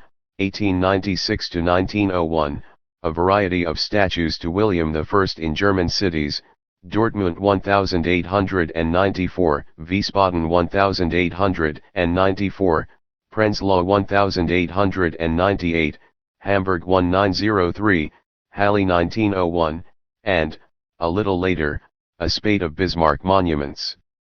which enjoyed a more genuine support among nationalists. 19 The inauguration of one of these monuments provided the first occasion for the use of historical themes on the postage stamps of the empire, 1899. This accumulation of masonry and statuary suggests two comments. The first concerns the choice of a national symbol. Two of these were available, a vague but adequately military Germania, who played no notable role in sculpture, though she figured extensively on postage stamps from the start, since no single dynastic image could as yet symbolize Germany as a whole, and the figure of the Deutsche Michel, who actually appears in a subordinate role on the Bismarck monument. He belongs to the curious representations of the nation, not as country or state, but as the people, which came to animate the demotic political language of the 19th century cartoonists, and was intended, as in John Bull and the Goateed Yankee, but not in Marianne, image of the Republic, to express national character, as seen by the members of the nation itself. Their origins and early history are obscure, though, like the national anthem, they are almost certainly first found in 18th century Britain. 20 The point about the Deutsche Michel is that his image stressed both the innocence and simple-mindedness so readily exploited by cunning foreigners, and the physical strength he could mobilize to frustrate their knavish tricks and conquests when finally roused. Michel seems to have been essentially an anti-foreign image. The second concerns the crucial significance of the Bismarckian unification of Germany as the only national historical experience which the citizens of the new empire had in common, given that all earlier conceptions of Germany and German unification were in one way or another Great German. And within this experience, the Franco-German War was central. Insofar as Germany had a brief national tradition, it was symbolized in three names: Bismarck, William I and Sedan. This is clearly exemplified by the ceremonials and rituals invented, also mainly under William II. Thus the chronicles of one gymnasium record no less than 10 ceremonies between August 1895 and March 1896 recalling the 25th anniversary of the Franco-Prussian War, including ample commemorations of battles in the war, celebrations of the emperor's birthday, the official handing over of the portrait of an imperial prince, illuminations and public addresses on the War of 1870-1, on the development of the imperial idea, Kaiseridee, during the war, on the character of the Hohenzollern dynasty, and so on. 21. A comparison of the French and German innovations is instructive. Both stress the founding acts of the new regime, the French Revolution in its least precise and controversial episode, the Bastille, and the Franco-Prussian War. Except for this one point of historic reference, the French Republic abstained from historical retrospect as strikingly as the German Empire indulged in it. Since the Revolution had established the fact, the nature, and the boundaries of the French nation and its patriotism, the Republic could confine itself to recalling these to its citizens by means of a few obvious symbols: Marianne, the tricolore, the Marseillaise, and so on, supplementing them with a little ideological exegesis elaborating on the, to its poorer citizens, obvious if sometimes theoretical benefits of liberty, equality, and fraternity. Since the German people before 1871 had no political definition or unity, and its relation to the new empire, which excluded large parts of it, was vague, symbolic, or ideological, identification had to be more complex and, with the exception of the role of the Hohenzollern dynasty, army, and state, less precise. Hence the multiplicity of reference, ranging from mythology and folklore, German oaks, the Emperor Frederick Barbarossa, through the shorthand cartoon stereotypes to definition of the nation in terms of its enemies. Like many another liberated people, Germany was more easily defined by what it was against than in any other way. This may explain the most obvious gap in the invented traditions of the German Empire, its failure to conciliate the Social Democrats. It is true that William II initially liked to present himself as a social emperor, and made a clear break with Bismarck's own anti-socialist policies. Yet the temptation to present the socialist movement as anti-national proved too strong to be resisted, and socialists were more systematically excluded from the state service, including, by especially passed law, from posts in higher education, than they were, for example, in the Habsburg Empire. No doubt two of the empire's political headaches were considerably mitigated. Military glory and power as well as the rhetoric of German greatness disarmed the great Germans or Pan-Germans, now increasingly divorced from their liberal or even democratic origins. If they were to achieve their ends at all, it would now be through the new empire or not at all. The Catholics, as became clear when Bismarck's campaign against them was abandoned, caused no serious problems. Nevertheless, the Social Democrats alone, advancing with apparent inevitability towards majority status in the empire, constituted a political force which, if other countries during this period are a guide, ought to have moved the German government towards a rather more flexible attitude. Yet in a nation relying for its self-definition to such a great extent on its enemies, external and internal, this was not wholly unexpected, 22 all the more so, since the by definition anti-democratic military elite formed so powerful a device for assimilating the middle class to the status of a ruling class. Yet the choice of Social Democrats and, less formally, of Jews as internal enemies had an additional advantage, though the nationalism of the empire was unable to exploit it fully. It provided a demagogic appeal against both capitalist liberalism and proletarian socialism which could mobilize the great masses of the lower middle class, handicraftsmen and peasants who felt threatened by both, under the banner of the nation. Paradoxically, the most democratic and, both territorially and constitutionally, one of the most clearly defined nations faced a problem of national identity in some respects similar to Imperial Germany. The basic political problems of the USA, once secession had been eliminated, was how to assimilate a heterogeneous mass, towards the end of our period, an almost unmanageable influx, of people who were Americans not by birth but by immigration. Americans had to be made. The invented traditions of the USA in this period were primarily designed to achieve this object. On the one hand, the immigrants were encouraged to accept rituals commemorating the history of the nation, the Revolution and its founding fathers, the 4th of July, and the Protestant Anglo-Saxon tradition, Thanksgiving Day, as indeed they did, since these now became holidays and occasions for public and private festivity. 23. Conversely, the nation absorbed the collective rituals of immigrants, St. Patrick's Day, later Columbus Day, into the fabric of American life, mainly through the powerful assimilating mechanism of municipal and state politics. On the other hand, the educational system was transformed into a machine for political socialization by such devices as the American flag, which, as a daily ritual in the country's schools, spread from the 1880s onwards. 24 The concept of Americanism as an act of choice, the decision to learn English, to apply for citizenship, and a choice of specific beliefs, acts, and modes of behavior implied the corresponding concept of un-Americanism.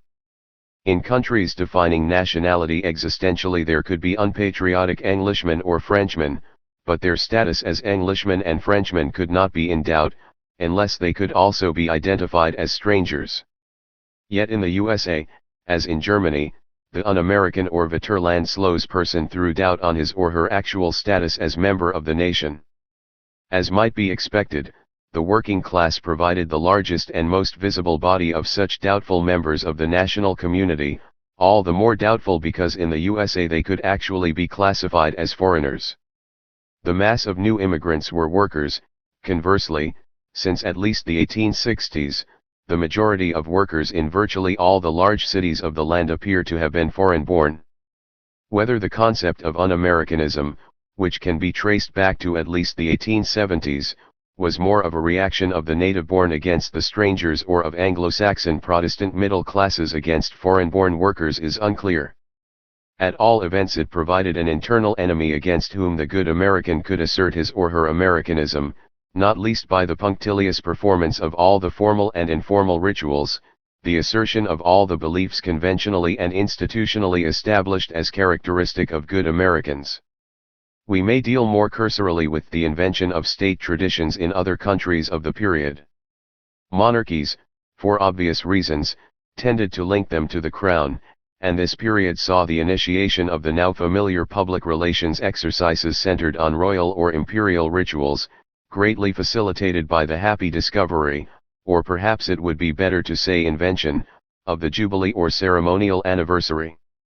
Its novelty is actually remarked upon in the New English Dictionary. 25 The publicity value of anniversaries is clearly shown by the occasion they so often provided for the first issue of historical or similar images on postage stamps, that most universal form of public imagery other than money.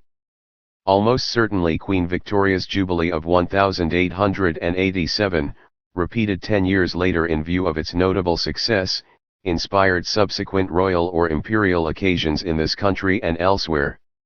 Even the most traditionalist dynasties, the Habsburgs in 1908, the Romanovs in 1913, discovered the merits of this form of publicity. It was new insofar as it was directed at the public, unlike traditional royal ceremonials designed to symbolize the ruler's relation to the divinity and their position at the apex of a hierarchy of grandees.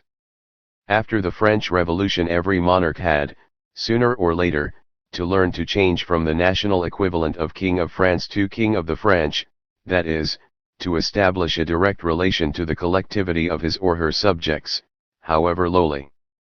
Though the stylistic option of a bourgeois monarch, pioneered by Louis Philippe, was available, it seems to have been taken only by the kings of modest countries wishing to maintain a low profile, the Netherlands, Scandinavia, though even some of the most divinely ordained rulers, notably the Emperor Francis Joseph, appear to have fancied the role of hard-working functionary living in Spartan comfort.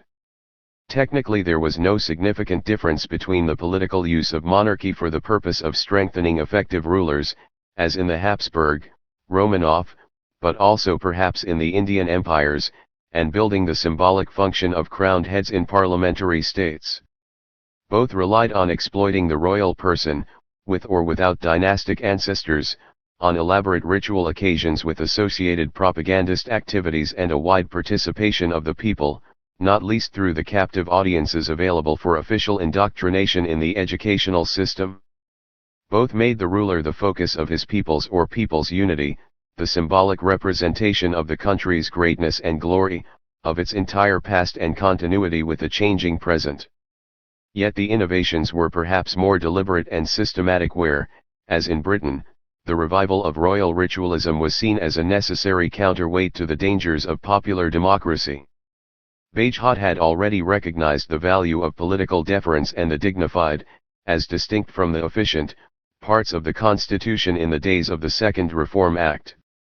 The old Disraeli, unlike the young, learned to use reverence for the throne and its occupant as a mighty instrument of power and influence, and by the end of Victoria's reign the nature of the device was well understood.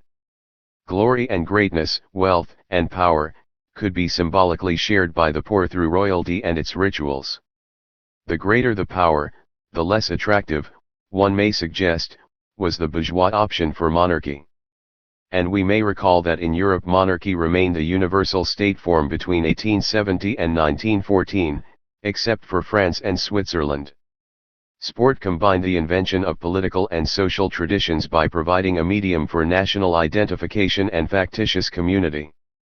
This was not new in itself, for mass physical exercises had long been linked with liberal, nationalist movements, the German Turner, the Czech Sokols, or with national identification, rifle shooting in Switzerland.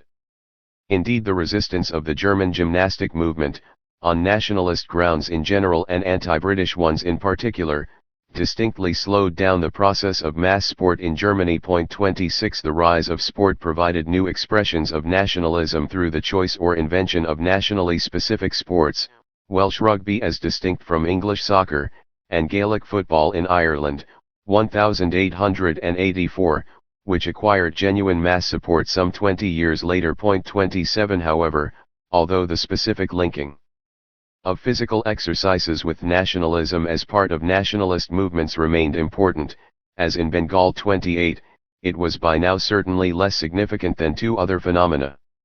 The first of these was the concrete demonstration of the links which bound all inhabitants of the national state together, irrespective of local and regional differences, as in the all-English football culture or, more literally, in such sporting institutions as the cyclists' Tour de France, 1903, followed by the Giro d'Italia, 1909.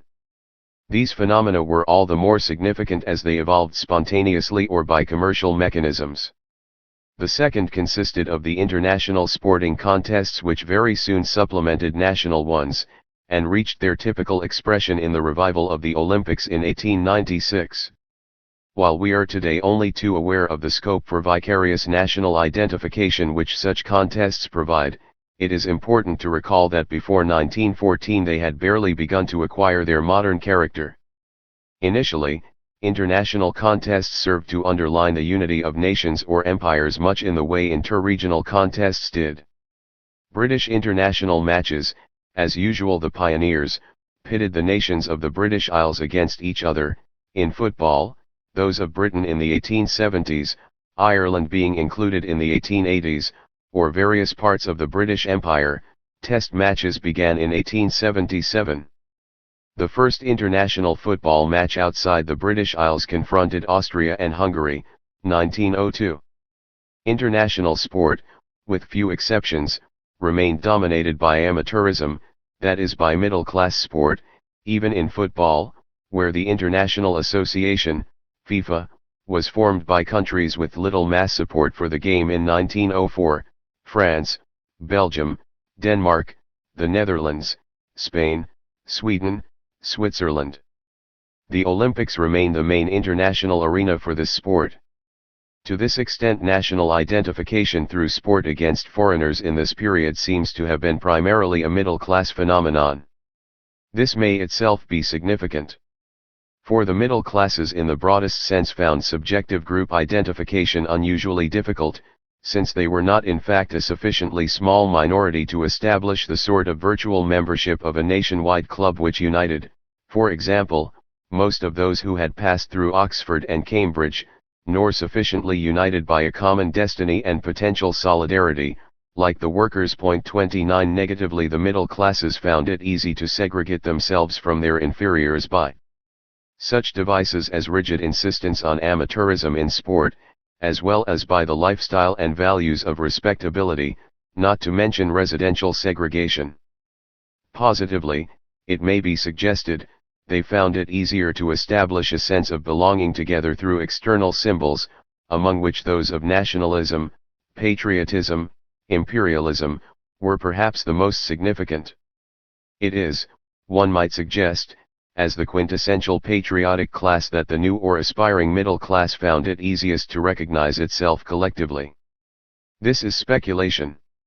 Here it is only possible to point out that there is at least some prima facie evidence for it, seen in the appeal of patriotism to the white-collar strata of Britain in the South African War 30 and the role of the right-wing nationalist mass organizations, overwhelmingly of middle-class but not elite composition, in Germany from the 1880s on, the appeal of Schoener's nationalism to the German-speaking university students, a middle-class stratum profoundly marked by nationalism in a number of European countries. 31 The nationalism which gained ground was overwhelmingly identified with the political right.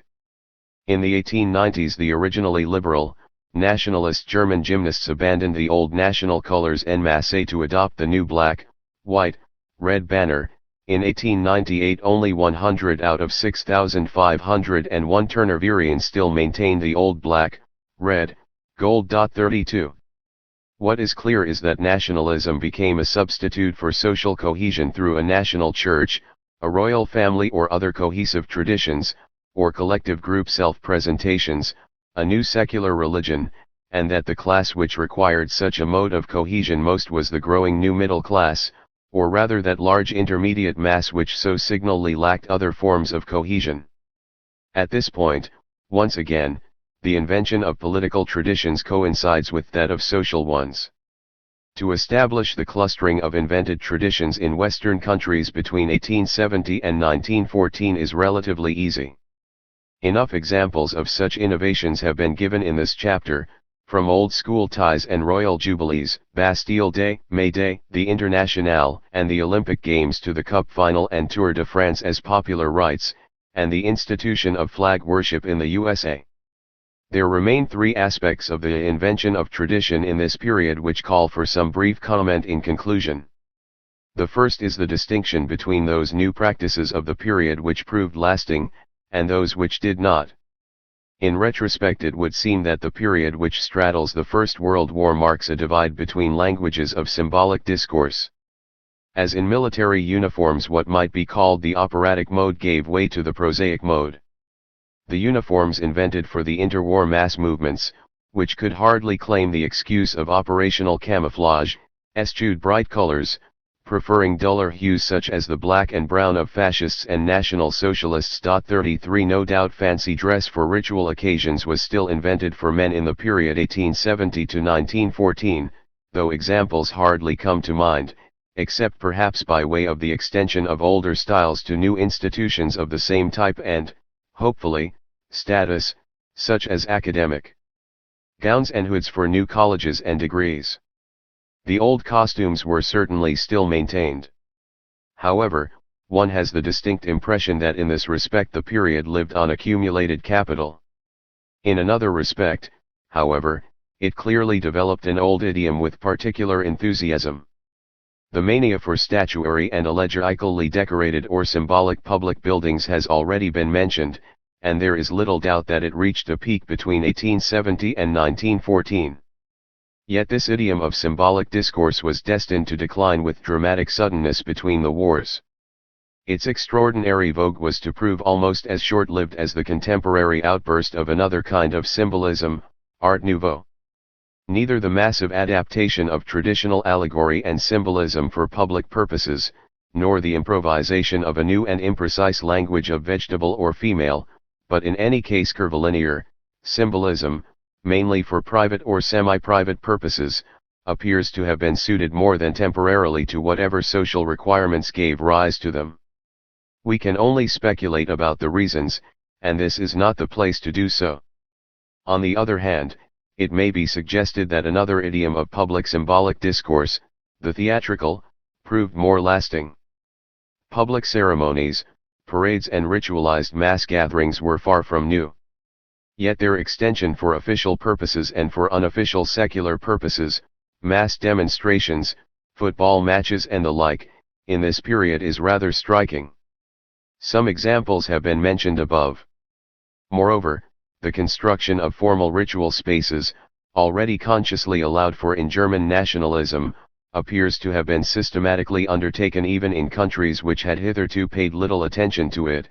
One thinks of Edwardian London, and neither should we overlook the invention in this period of substantially new constructions for spectacle and de facto mass rituals such as sports stadia, outdoor and indoor. 34 The royal attendance at the Wembley Cup final, from 1914, and the use of such buildings as the Sportspalast in Berlin or the Vélodrome des Hivers in Paris by the interwar mass movements of their respective countries, anticipate the development of formal spaces for public mass ritual, Red Square from 1918, which was to be systematically fostered by fascist regimes.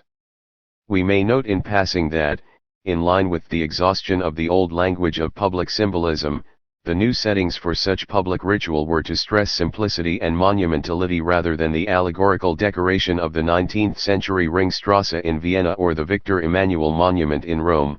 35 A tendency already anticipated in our period. 36 On the stage of public life, the emphasis therefore shifted from the design of elaborate and varied stage sets, capable of being read in the manner of a strip cartoon or tapestry, to the movement of the actors themselves, either, as in military or royal parades, a ritual minority acting for the benefit of a watching mass public, or, as anticipated in the political mass movements of the period, such as May Day demonstrations, and the great mass sporting occasions, a merger of actors and public. These were the tendencies which were destined for further development after 1914. Without speculating further about this form of public ritualization, it does not seem unreasonable to relate it to the decline of old tradition and the democratization of politics. The second aspect of invented tradition in this period concerns the practices identified with specific social classes or strata as distinct from members of wider interclass collectivities such as states or nations. While some such practices were formally designed as badges of class consciousness, the May Day practices among workers, the revival or invention of traditional peasant costume among, de facto the richer, peasants, a larger number were not so identified in theory, and many indeed were adaptations, specializations, or conquests of practices originally initiated by the higher social strata. Sport is the obvious example.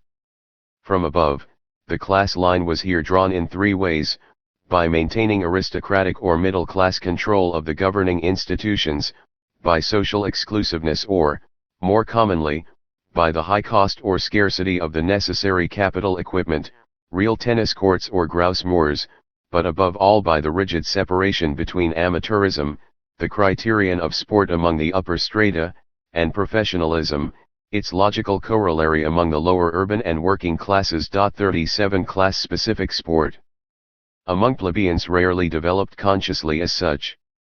Where it did, it was usually by taking over upper-class exercises, pushing out their former practitioners, and then developing a separate set of practices on a new social basis, the football culture. Practices thus filtering socially downwards, from aristocracy to bourgeoisie, from bourgeoisie to working class, were probably predominant in this period, not only in sport, but in costume and material culture in general, given the force of snobbery among the middle classes and of the values of bourgeois self-improvement and achievement among the working class elites. 38 They were transformed, but their historical origins remain visible. The opposite movement was not absent, but in this period less visible.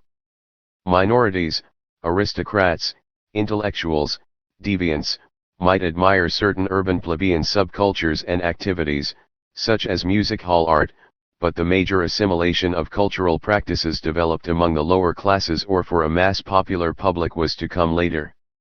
Some signs of it were visible before 1914, mainly mediated through entertainment and above all the social dance, which may be linked to the growing emancipation of women, the vogue for the ragtime or the tango.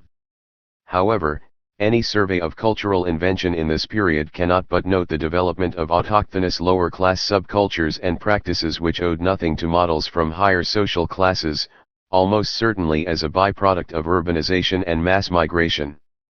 The tango culture in Buenos Aires is an example. 39 How far they enter into a discussion of the invention of tradition must remain a matter of debate. The final aspect is the relation between invention and spontaneous generation, planning, and growth. This is something which constantly puzzles observers in modern mass societies. Invented traditions have significant social and political functions, and would neither come into existence nor establish themselves if they could not acquire them. Yet how far are they manipulable? The intention to use, indeed often to invent, them for manipulation is evident. Both appear in politics, the first mainly, in capitalist societies, in business. To this extent conspiracy theorists opposed to such manipulation have not only plausibility but evidence on their side. Yet it also seems clear that the most successful examples of manipulation are those which exploit practices which clearly meet a felt, not necessarily a clearly understood, need among particular bodies of people. The politics of German nationalism in the Second Empire cannot be understood only from above. It has been suggested that to some extent nationalism escaped from the control of those who found it advantageous to manipulate it, at all events in this period. 40 Tastes and fashions, notably in popular entertainment, can be created only within very narrow limits.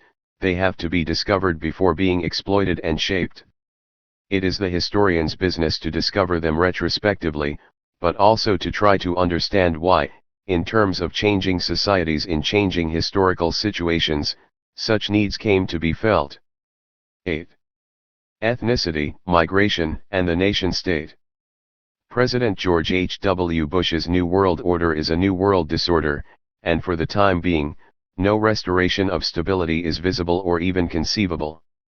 It is against this background that we see the present rise of ethnic or nationalist or separatist phenomena in various, but by no means in all, parts of the world. On the other side of the coin is supranationalism or transnationalism, that is, the development of an increasingly integrated world economy or, more generally, a world whose problems cannot effectively be tackled, let alone solved, within the borders of nation-states. The paradox of the situation is that some of these agitations are recreating nation-states of the ethnic/linguistic type, often on a much smaller scale than before, at a time when this makes no rational sense and, indeed, is particularly dangerous. This is not a universal tendency. Today, ethnic or similar movements do not necessarily or even typically find a nation-state of their own relevant to their problems. The United States demonstrates this in general, and the black population of the United States demonstrates this in particular. In short, we must not equate ethnicity and nationalism, or ethnicity and other interests aiming to set up territorial states. However, very often they are confused. I want to draw your attention to three aspects of this new instability. First, the specific and explosive situation between the frontiers of Germany, Austria and Italy in the west and those of Japan in the east, including the Middle East and Central Asia. Second, the phenomenon of ghettoization within states. And third, the actual or potential consequences of living through a period of global mass migration comparable to and potentially much bigger than the European mass migration of 1882. 1920. What we are seeing today, 1995, is not a proof of the irresistible force of national or ethnic identity, but it is the result of the outcome of the First World War in a situation analogous to that in 1917-20, namely the breakdown of old pluriethnic empires. The collapse of the Habsburg and Ottoman empires and the temporary collapse of Tsarist Russia produced two equally impracticable forms of post-war settlement. On the ruins of the European empires, it produced the Wilsonian plan of a Europe of, in theory, homogeneous ethnic linguistic nation-states. In the Middle East, it produced the imposition of British and French formal or informal empire over nominally independent territories with little or no historic political presence, plus a half-hearted Wilsonian formula for the Jews in Palestine. The European settlement broke down before the Middle Eastern one. It became clear that the distribution of ethnic groups and languages is such that homogeneous national territories could only be achieved by forcible assimilation, by mass population transfer, or by genocide. The Turks initiated this in a modest way, by forcible assimilation of the Kurds, mass transfer of the Greeks and genocide of the Armenians. But in the 1940s, the whole matter was taken up again on a much larger scale with the genocide of the Jews and others, and, after the war, the mass expulsion of the Germans from Central and Eastern Europe. In short, in spite of this, the basic situation in large parts of Europe remained as before. Homogeneous national territorial states can still only be imposed at the same cost. And meanwhile international migration has created, or recreated, ethnic diversity even in states which previously, through the barbarism of the 1940s, had eliminated it. The former Yugoslavia demonstrates this. Concretely, the explosive issues today in Europe are issues that were created by the First World War and not before. Yugoslavia, the Croats and the Serbs in the same state, the Czechs and the Slovaks in the same state, and so on. This applies also in the explosive Soviet national problems which were of no significance before 1914. Neither the Caucasian nor the Baltic problem was in any important sense an historic problem of nationalism. Conversely, the historic problems of nationalism that were explosive or present before 1914 have been relatively quiescent today. The most obvious example is the Macedonian question in the Balkans, which only became explosive when, for reasons that had nothing to do with Macedonia, Yugoslavia fell apart, and also the Ukrainian question in the former Soviet Union, which similarly came to the fore only as the Soviet Union collapsed. In 1917 there was strong Ukrainian nationalism, though it was not separatist. There was no Baltic nationalism worth mentioning. A brief note. Replaying 1918 not only creates instability and solves no problem, although actually in a transnational economy it becomes possible to think of an economically viable Slovakia and Serbia, as it was not between the wars, but it is actually dangerous to democracy. It is dangerous to culture. It is dangerous to freedom because the small nations, unlike the big nations, in establishing homogeneity insist on dominating their minorities. The problem in Quebec is not directed against the English, it is directed against the Italians, the Greeks, the Inuit, the Native Americans who are forced to be culturally assimilated to French culture in Quebec. And the same is true in Slovakia, in Croatia, in Serbia, and anywhere else. A brief word about the second point, ghettoization. The modern pattern of migration produces, at least initially, a diaspora of ghettos, mostly urban. Democracy produces a machine for minority groups to fight effectively for a share of central or national resources, which is why the classic nationalist program is so totally irrelevant to groups in this situation. Ghettoization is politically effective, which is why it develops so rapidly in countries like the United States. In recent New York elections, redistricting was specifically designed to produce minority representation, not only of ethnic minorities. For instance, in the West Village and Chelsea, it was designed to produce a specific territory of gay representation, and the candidate who won advertised himself as being not only gay, but HIV positive. Mass migration also produces group friction. In extreme cases, it creates areas barricading themselves against hostile or unacceptable outsiders. This is worse than living side by side, as was possible in the past, within limits. But it is better than mutual massacre or the racist transformation of national politics, which we see in many European countries. In this respect, events in the United States are more acceptable than what is happening elsewhere. Racism in the United States tends to be less dangerous and less pervasive than in other countries because it is much more limited to a grassroots struggle, as opposed to countries like France or even countries with apparently no racist tradition, such as Sweden or Italy. Even when ghettoization turns into civil war at the grassroots, as in Northern Ireland, it has so far proved containable. It is one of the saddest paradoxes that in actual fact, in most sociological terms, Northern Ireland is a more peaceful, more stable, and a more sane society than most of the rest of Britain, in spite of the fact that a certain number of people are being killed on the borders of these two ghettos. The obvious negative side is that no common national ground may remain in the end by the division of the population of a state into self-contained subunits. And, in fact, the ability which once provided the Democratic Party with its unity, namely the skill to forge a single unit out of ethnic diversity and, if you like, class unity, ceases to be valid. What we find today is the complete absence of the kind of concern with Americanization which one found in the United States in the 1880 to 1922 period. And this is a real problem. Possibly only in Australia, among the countries with mass immigration, does one find a basic concern for integrating and creating a sort of national unity. We are today in an era of global and not only of European mass migration. It is potentially far bigger than we realize. The percentage of the demographic excess of the European population that migrated between 1880 and 1914 was enormous.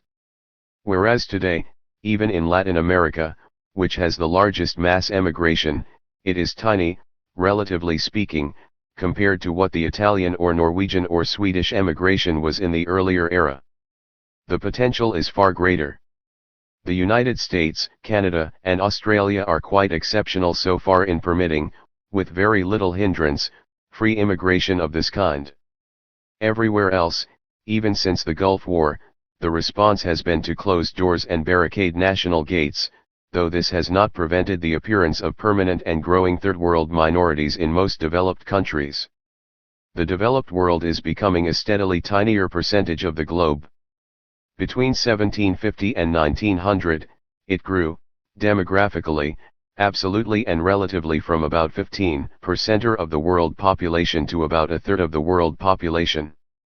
Since 1900, or more exactly since 1950, it has fallen. It is now back to 15 to 20% or if one takes OECD countries as a percentage of global population. This is the rich world, the land of milk and honey and gold, towards which the poor of the world are naturally drawn, particularly in an international capitalist society theoretically encouraging free movement of the factors of production. What is more, they are being lured by the fact that the developed world, including the ex-socialist countries, do not reproduce themselves and therefore have a problem of labor shortage. One possible solution to this situation is, of course, to refuse the strangers, to barricade ourselves. I think this is no longer actually possible.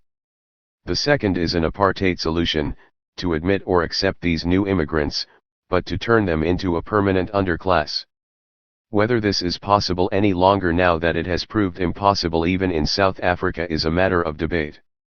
The third is to allow it and to face a long-term, quite fundamental transformation, such as is happening in the United States, of course, where already in the big cities the majority of the population are of non-European and non-white origins. I do not think that this necessarily means the end of a basic culture, particularly a culture of the kind established in the United States. Essentially, the Roman Empire followed this particular strategy or was forced to follow this political strategy. But in the end, the area of the Roman Empire remains, to this day, culturally marked by the Romans, the Latin culture, whether in the religious or in the civilian form. Finally, I draw your attention to simply one further possibility. Namely, that modern transportation and the modern globalization of the world make possible simultaneous, binational or multinational existence, such as, of course, many members of the upper middle class, especially academics, are already engaged in. There are people who habitually spend part of the year in one country, part of the year in another, without necessarily losing their roots. This may be happening not only at the upper level. There are already many people from Israel who habitually, while either remaining Israelis or permanent Israeli immigrants, spend many months each year in New York making a living and then return to Israel. I have myself come across a case of an Ecuadorian from Guayaquil who comes for 6 months to New York, earns dollars driving a cab, and then goes back home, where his wife is looking after their business in Guayaquil.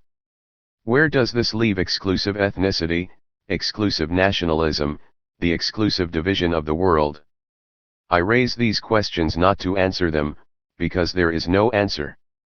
I raise them because they are problems that the left and the right must face today. 9. Working class internationalism. This paper distinguishes the problem of how internationalist working class parties related to the policy of nation-states, especially in wars, from two other aspects of working class internationalism. It discusses, 1. The differences and similarities between our internationalism and the bourgeois and liberal radical internationalism current in the 19th century, and, 2. The varieties of internationalism existing with labor movements and their membership. Under 1.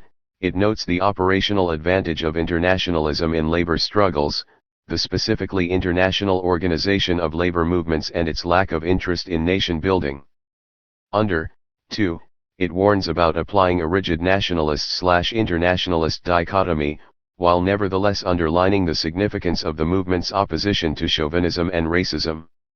I have the honor of opening the colloquium which has been organized to mark the 50th anniversary of the International Institute of Social History, founded in 1935, the greatest archive and institute of its kind in the world. The speaker who opens such a colloquium has one clear function, to offer congratulations, on behalf of everyone who has even the slightest contacts with the study of labor and socialist movements anywhere in the world, and to wish the Institute and its collaborators and users another 50 years of equal success.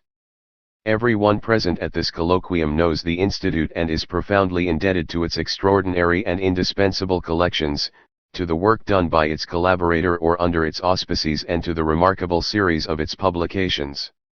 It would be absurd if I were to go into detail about what we already know and appreciate. But I cannot prevent myself from recalling that, but for the foundation of the Institute and the efforts of its pioneers, the extraordinary wealth of historical materials it contains, starting with the manuscripts of Marx and Engels themselves, might not even be in existence. That so many of them survived the tragic era of fascism and war is due to the men and women who decided to found and organize this institute, to their labors, and to the many people, organizations, and institutions in the Netherlands who made its foundation and continued life possible. May the second 50 years of the Institute be as fruitful and distinguished as its first half-century has been. Beyond congratulating the Institute, the functions of the speaker opening this colloquium are not so clear. I do not wish to anticipate the proceedings of the next 3 days. However, it may be useful to reflect upon some of the ambiguities of the concept of working-class internationalism as it has come to be understood or misunderstood. These are, I submit, of 3 kinds. First, it is not always clear how working-class internationalism, or more precisely the internationalism of the socialist movements speaking on behalf of the working class or claiming to, is related to other forms of internationalism of which there was plenty about in the 19th century. In other words, what is specific to the working class and its movements in the internationalist ideology associated with them. Second, by identifying the working class and working class movement, we risk confusing different kinds or levels of internationalism existing within both. And third, there is the complex and passionately debated problem of how the internationalism of the working class, or its movements, or the movements claiming to speak on its behalf, relates to the nation, i.e. in practice the nation-states within which these classes and movements have their being, or how they ought to relate. Practically all political debates about working-class internationalism are concerned with this third set of problems. They have been discussed with particular passion and urgency when states possessing such movements have gone to war with one another, and with even more passion since 1945, when even states claiming to be socialist have undertaken military operations against other socialist states. The Franco-German War of 1870-1 was, I think, the first in which the problem of working-class internationalism in a period of conflict between nations was publicly dramatized. I have placed this problem third, simply because it is unnecessary to underline its significance. I shall return to it later. Meanwhile, let me consider the first set of ambiguities, since it raises problems of theory and history which are too often overlooked. Internationalism is an integral part of the ideology of bourgeois liberalism and progress in the 19th century. One might go further and say that it is an integral part of all theories of social evolution. Is there a specific working-class version of it, and if so, in what does it consist? The reason why this has not been much noticed, and it is not easy to recognize its considerable importance, is that this internationalism exists, as it were, in the penumbra of the concept from which it is obviously derived, namely that of the nation or nations, and as everyone knows, one of the great puzzles of 19th century intellectual history is that while the concepts or terms nation, nationality, or national, are very generally used by most thinkers, their meaning is far from clear. Certainly these terms are undefined in the Communist Manifesto. It is as though writers, in the period before the Marxist debates on the national question began in the 1880s, generally felt that the terms were too obvious to require elucidation. As the English liberal Bagehot said of the nation, we know what it is when you do not ask us, but we cannot very quickly explain or define it. I am elsewhere attempting to analyze the nature of the nation in the period of triumphant bourgeois liberal ideology, and here I only want to sketch its connection with a kind of internationalism. To put the matter briefly, virtually all thinkers deriving from the 18th century Enlightenment took the view that the evolution of human society proceeded from the smaller to the larger scale, from locality to region to state, from kin group to tribe to people, and eventually to a global society, globally organized, with a global culture, a Weltliteratur, perhaps even a single global language. Most, without arguing the case too precisely, would take it for granted that the phase of this evolution which coincided with bourgeois and liberal society was that of state and people, i.e. of the nation and the nation-state. Or, more precisely, the nation-state sufficiently large to carry out its historic functions of economic, political, and cultural development, which were held to include the exploitation of the undeveloped and backward parts of the globe. The force of historical evolution was on the side of large and therefore viable nationalities and their states, against small ones. Beyond them there undoubtedly lay the transnational or internationalist future of world society, to which even nationalists like Friedrich List claimed to look forward, and which generated a great deal of sincere but quite vacuous rhetoric. Internationalism and world society would be the child of a world of nations. However, at this point a divergence may be noted among bourgeois ideologists. Liberal free traders argued, with Richard Cobden, that the development of capitalism already made the world in some senses a potential unity, so that the instauration of universal free trade would, or ought to, cut the ground from under the conflicts between states and peoples, and make wars impossible. Men should speak directly to men, or rather businessmen to businessmen, bypassing governments. International capitalism meant international peace and understanding now. This was not mere political rhetoric. Cobden and Bright opposed the Crimean War almost single-handedly on such grounds, and in 1914 two Liberal ministers, one was Cobden's biographer, actually resigned from the British government rather than support a war they believed to be unnecessary and wrong. On the other hand, ideologists representing less dominant capitalist economies than the British argued that, while the future undoubtedly belonged to a world society, the present belonged, and was likely to belong for a long time to come, to the formation of United States. A state of 30 to 60 million already offered the advantages which one day would be enjoyed by the whole world. So much for the classic bourgeois liberal internationalism. Perhaps one should add a word on two more radical democratic concepts, also arising out of nations or nationality, and peculiarly prominent in 1848, namely the idea of the fraternal reconciliation of nations or Volkerverbruderung, and the idea of the right of nations to self-determination. Both, as is obvious, assume the prior existence of nations which are to fraternize or exercise self-determination. Neither are logically implied in bourgeois liberalism, for which the only nation that exists is the nation-state and its body of citizens. Now fraternization between individuals makes sense, but hardly between states. As for self-determination, it is incompatible with the evolutionary theory I have just sketched. Now it is clear that socialist theory, at least in its Marxist form, is one variant of this form of evolutionary theory. In Marx and Engels this process is specifically linked to the bourgeoisie.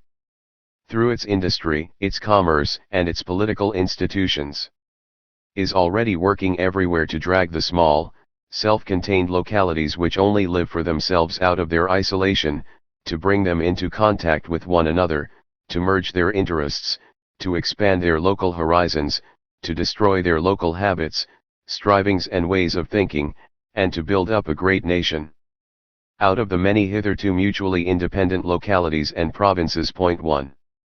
And, to cite the manifesto, in turn it compels all nations, on pain of extinction, to adopt the bourgeois mode of production and draws from under the feet of industry the national ground on which it stood, because capitalism creates a global economic system, a universal interdependence of nations.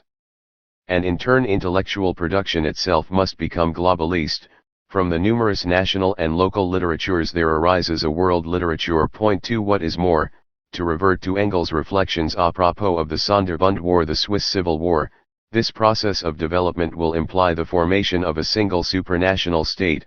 The democratic proletariat will not only have to centralize every country separately, but will have to centralize all civilized countries together as soon as possible. 3. In short, the world of nations is an intermediate state on man's progress of localized to global existence, for Marx and Engels as well as for numerous non-socialist thinkers of their time. And other similarities between their view and prevailing contemporary liberal views about nations and global society are easily seen, for instance Engels' skepticism about the future of small or backward nationalities, which is shared by John Stuart Mill and many others. It is worth noting, however, that in sharing this general view of social development, Marx's and Engels' internationalism is firmly rooted in a world of nations, i.e. of nation-states. The reason why the most famous internationalist injunction of all calls upon the workers of all countries to unite, is because they operate in different countries. What is more, the struggle of the proletariat with the bourgeoisie is at first a national struggle, at least in form, though not in substance, because the proletariat of each country must, of course, first of all settle matters with its own bourgeoisie, and indeed, it must first of all acquire political supremacy, must rise to be the leading class of the nation, must constitute itself the nation. 4 In other words, internationalism is not the absence of concern with the nation, a nationalism, or cosmopolitanism, but the overcoming of the limits of the nation. I observe in passing that there are indeed movements, institutions, and even social groups which are non-national or cosmopolitan, in that they simply do not recognize nations either in the form of states or of nationalities, except as something which exerts force majeure. It would be absurd to speak of Islamic internationalism, since for the pious Muslim the political or ethnic entities to which other Muslims belong are in themselves no more significant than the color of their eyes. What is alone significant is the faith which binds them together. The belief, which is, as we have seen, not Marx's alone, that a world system will emerge, as it were, through and on the other side of a world of nations, excludes such a nationalism. And yet, for both bourgeois and proletarian, if in different ways, the world was not only a world of nations but also, and directly, a world system, in which individual, class and general social interest could operate independently of, and across state, ethnic or any other lines and in conflict with interests defined in state or national terms. The very fact that there could be bourgeois liberals who fought imperialism and war on the grounds that they made no sense from a capitalist point of view proves the point, even if we do not accept their arguments. The existence of interests and struggles across state and ethnic frontiers therefore had to introduce, at least potentially, an element of cosmopolitanism, inasmuch as, say, class and movement ought to prevail over state and nation if the two were in conflict. And as we shall see, this was particularly clear in an internationally organized movement such as the working class movement. What, therefore, were the specifically proletarian elements in working class internationalism? It was not that it looked forward to the end of nations, or even to an era of universal brotherhood and peace. Free traders also expected this to be the result of abolishing restraints on free capitalist development, and Cobden would have agreed with Marx that national differences and antagonisms between peoples are daily more and more vanishing, owing to the development of the bourgeoisie, to freedom of commerce, to the word market, etc. 5. The peculiarity of working class internationalism, apart from a much more specific analysis of the development of capitalism and its overthrow, was threefold. First, it believed in the special role of the proletariat in the overcoming of national and state antagonisms, because as a class it had no country. Or, in Engels' words on the occasion of the Festival of Nations in London, in 1845, the proletarians in all countries have one and the same interest, one and the same enemy, and one and the same struggle. The great mass of proletarians are, by their very nature, free from national prejudices, and their whole disposition and movement is essentially humanitarian, anti-nationalist. Only the proletarians can destroy nationality, only the awakening proletariat can bring about fraternization between the different nations. 6. No doubt the older Engels would not have wished to subscribe to every word of this youthful outburst, but it surely expresses his and Marx's permanent conviction that the collective interest of workers everywhere as workers, their conflict as proletarians with employers, outweighed everything else. Internationalism was implied in class struggle. Now it is easy to see that there is friction between this thesis and the other thesis, by which the struggle of the proletariat against the bourgeoisie is at first a national struggle, waged in each country under the highly specific economic, political, institutional, and other conditions of that state. The struggle of, say, the Italian, Spanish and Portuguese proletariat even today, when all belong to the European economic community, may be classified together as against the struggles of farmers, but they are not the same struggle, directed against the same enemy, in any operational sense, and where national segments of working classes have actually had to struggle against the same transnational employer, e.g. Ford or General Motors, the difficulty of doing so through labor and trade union movements essentially organized for national operation, has been only too evident. Moreover, historical experience has shown that the young Engels' generous assumption about national prejudices is not true. And yet no major or mass labor movement could have been formed with such an ideology unless something in it has represented what workers experienced as realities in their class situation. I think it can be shown that this was so, and I suggest it is a more interesting task of research to investigate the more positive appeal of working class operational internationalism than to demonstrate, yet again, its obvious limitations. There is no time to pursue the subject, but I would just draw your attention to three things.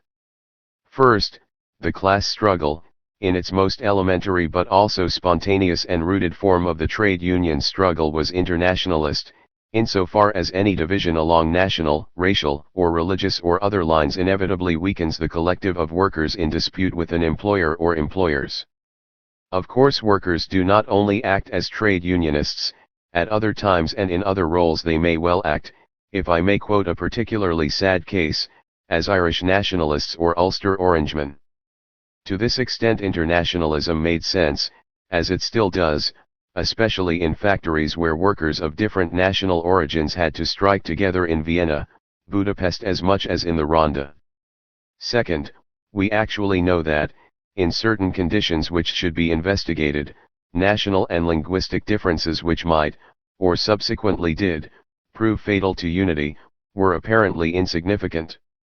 A powerful workers' movement in Vienna developed on a mixed German-Czech foundation. The Welsh coal field was transformed from Welsh to English-speaking without any discernible national problems, and, most impressive of all, a single Belgian labor movement was built on the foundation of Flemish and French workers. The linguistic divisions which have since split every Belgian institution down the middle were apparently so insignificant that Emile van der Velde and Jules Destry in 1898 did not so much refer to the Flemish problem in their book Le Socialisme en Belgique. And third, we should not forget the extraordinary mobility of an era which sent 30 to 40 million, mainly of future manual workers, into emigration, to make themselves into members of new countries and nations. However, neither should we forget the enormous numbers who came back, or permanently crisscrossed frontiers. All historians know that traveling men, emigrants, and returned emigrants were the essence of early labor movements, since they provided so many of their cadres. The mind automatically turns from German journeymen who bring socialist ideas northwards from Germany, to English trade unionists like Tom Mann migrating for some years to Australia to organize workers there, to Norwegians like Martin Tranmæl bringing the experience of the IWW industrial workers of the world back from the USA to Norway, or Harry Bridges crossing the Pacific from Australia to lead general strikes in San Francisco. Socialist, communist and anarchist movements were full of leaders and militants who transferred readily from one movement to another. More than this, they contained persons who might actually be simultaneously leaders of labor movements in more than one country. Rosa Luxemburg, equally and contemporaneously involved in the politics of the German, Polish, All-Russian, and international movements, is the most famous case in point. The second specificity of working-class internationalism was that it was from the start organized as an international movement, because it was conceived as such. Without prejudice to earlier currents of internationalism in bourgeois or liberal revolution, e.g. in the 1820s, this tendency to international organization may be characteristic of proletarian as distinct from bourgeois movements. Bourgeois and democratic radical national revolutions often had a sense that they possessed a mission for world liberation, as notably in the case of the French, but this kind of messianism was not confined to La Grande Nation. However, the center of proletarian internationalism was not a revolutionary country, but, as it were, an international army of which national movements were seen as subordinate units. The international communist movement came to be dominated by the USSR because in 1917-23 revolution failed everywhere except in Russia. Lenin originally envisaged the transfer of the Communist International to Berlin. It is extremely unlikely that any French Jacobin would ever have conceived, even in theory, of another capital of the world revolution than Paris. I would suggest, by the way, that Marx has considerable personal responsibility for this transnational orientation of the movement. Without the memory of the First International there would have been no second, and without the second no third. The regrettable decline of this tradition may tell us something about the historical fortunes of mass proletarian socialist movements. There is no longer any real equivalent to the old internationals. And while mass proletarian socialist/communist parties appeared and grew in a large number of countries between the 1880s and the 1930s, hardly any new parties of this kind have emerged out of the working classes since then, in countries where they did not previously exist. This is very strikingly the case in the so-called Third World. This throws light on a third peculiarity of working class internationalism. Actual mass working class parties and movements, as distinct from their leaders and theorists, were not particularly concerned with that nation building which Bagehot claimed to be the essential element in 19th century history. In this respect they differed from the liberal bourgeoisie, which always saw itself as a potential ruling class to which the construction of a viable national economy was essential for capitalist development, at least in the 19th century. They also differed from petty bourgeois and other nationalists, for whom the construction of their own nation as a political unit irrespective of size, was the overriding political objective.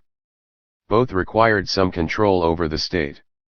To put it crudely, a liberal bourgeoisie or a nationalist movement which did not think in terms of government could concentrate its activities on little else except journalism, rhetoric, and folklore, whereas a working class had plenty of other concrete tasks to keep it busy, for instance, collective bargaining. The limited scope of spontaneous class consciousness, or trade union consciousness as Lenin called it, was the reason why Marx insisted from the start that political organization with political power as its objective must be central to the working class movement. But the ideal typical stance of most mass labor movements until the revolution, and how many were to get to this point, was oppositionist, that is to say it left the running of state and economic system to someone else, as the parties of the Second International did before 1914, and the communist parties in the capitalist countries did after 1917. The more a socialist movement was the organized expression of the immediate interests of a working class, the less it had to bother about the frictions between the governments of states, or with other national problems, unless, of course, its own internal affairs were affected by them. Admittedly this did something to protect movements against state chauvinism, and it certainly made a public commitment to an internationalist ideology easier. But often it led to a tacit acceptance of bourgeois hegemony and working class subalternity. In politics the major activity of the parties of the Second International was to win or assert full citizenship rights for workers. But what kind of political behavior was to be expected from the citizen, was defined not by the workers' movement, but by the state, someone else's state. In 1914 when class-conscious workers in belligerent countries rushed to the colours in a spontaneous levée en masse, as was certainly the case in Britain, they did not believe themselves to be betraying their party's convictions. Having won the right to be full members of their nation through their movement, they now behaved as full citizens were supposed to. For socialist leaders the outbreak of war and the collapse of their Second International in August 1914 were utterly traumatic. It is very doubtful whether the mass of labor and socialist workers felt the same conflict between the demands of their class consciousness and of their national citizenship. The same Welsh miners, who both followed revolutionary syndicalist leaders and also poured into the army as volunteers in 1914, brought their coal field out in a solid strike in 1915, deaf to the accusation that they were being unpatriotic in doing so. These observations on the limitations of working-class internationalism bring me to the need to distinguish the various types and strata of internationalism within working-class movements. At one extreme of these we find a small body of men and women to whom the states and the nation, ultis, to which they belonged were genuinely irrelevant, the future revolution being, as it were, their only real country. They are those Brecht refers to in his poem To Those Born After when he wrote Die Länder aufwechseln als die Schuhe, we changed countries more often than our shoes, remaining in the same territory wherever he or she found themselves. In the Second International period we find such people frequently among anarchists, quite often as migrants or remigrants from one national movement to another, notably among people born in Eastern Europe.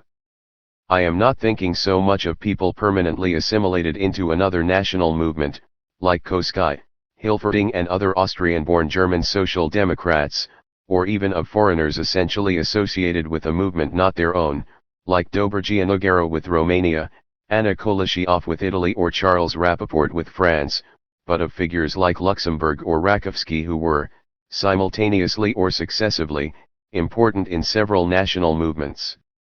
Such persons would clearly have put their energies with equal zeal into the struggle in Switzerland or Portugal if this had seemed politically desirable. In the Comintern period these international cadres became institutionalized, a process which has been excellently analyzed by Aldo Agosti in the third volume of Storia del Marxismo published by Einaudi. Under the impact of the collapse of 1914 the Comintern deliberately developed this form of internationalism as a general and overriding obligation of all communists, and not only Comintern cadres, in the form of loyalty to the international party line and the USSR. How far this duty was actually felt to be compelling outside the cadre of professional revolutionaries and functionaries is a question which still awaits much research. It is impossible to pursue it here. However, we may nevertheless distinguish between a minority of genuinely transnational cadres, whose nationality of origin was of merely biographical interest, and those who remained firmly identified with their nation, while unswervingly doing their duty as the International defined it for them. I do not particularly wish to defend the elements of Franco-centricity to be found in the French Communist Party, or the great German assumptions to be found among harried and illegal cadres of the KPD confronted in the later 1930s by Austrian communists with theories about an Austrian nation. However, these examples undoubtedly prove that nationalist, even chauvinist reflexes in communist movements were not incompatible with absolute loyalty to the international line.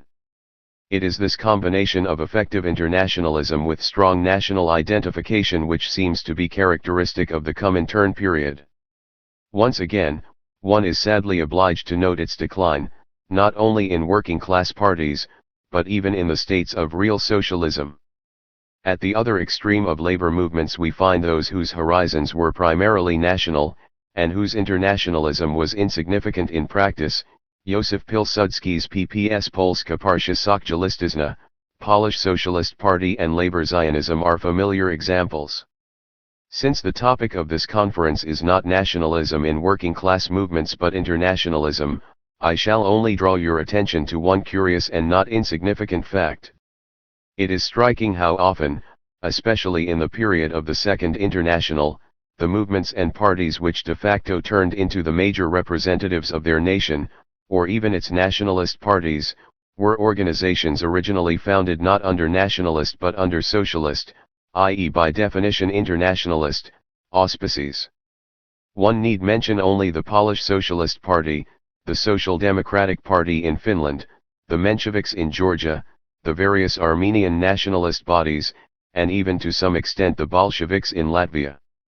The dialectic of internationalism, national and social liberation deserves more discussion than it has received.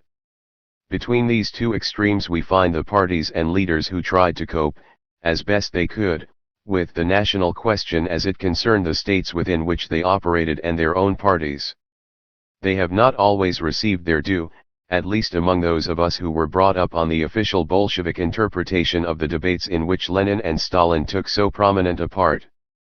Whatever we may think of Austro-Marxist theory on the matter, and the undoubted German national identification of the leading socialists in Cisleithania, I think the internationalist actions of Victor Adler and Otto Bauer stand up to scrutiny, though probably not those of Karl Renner.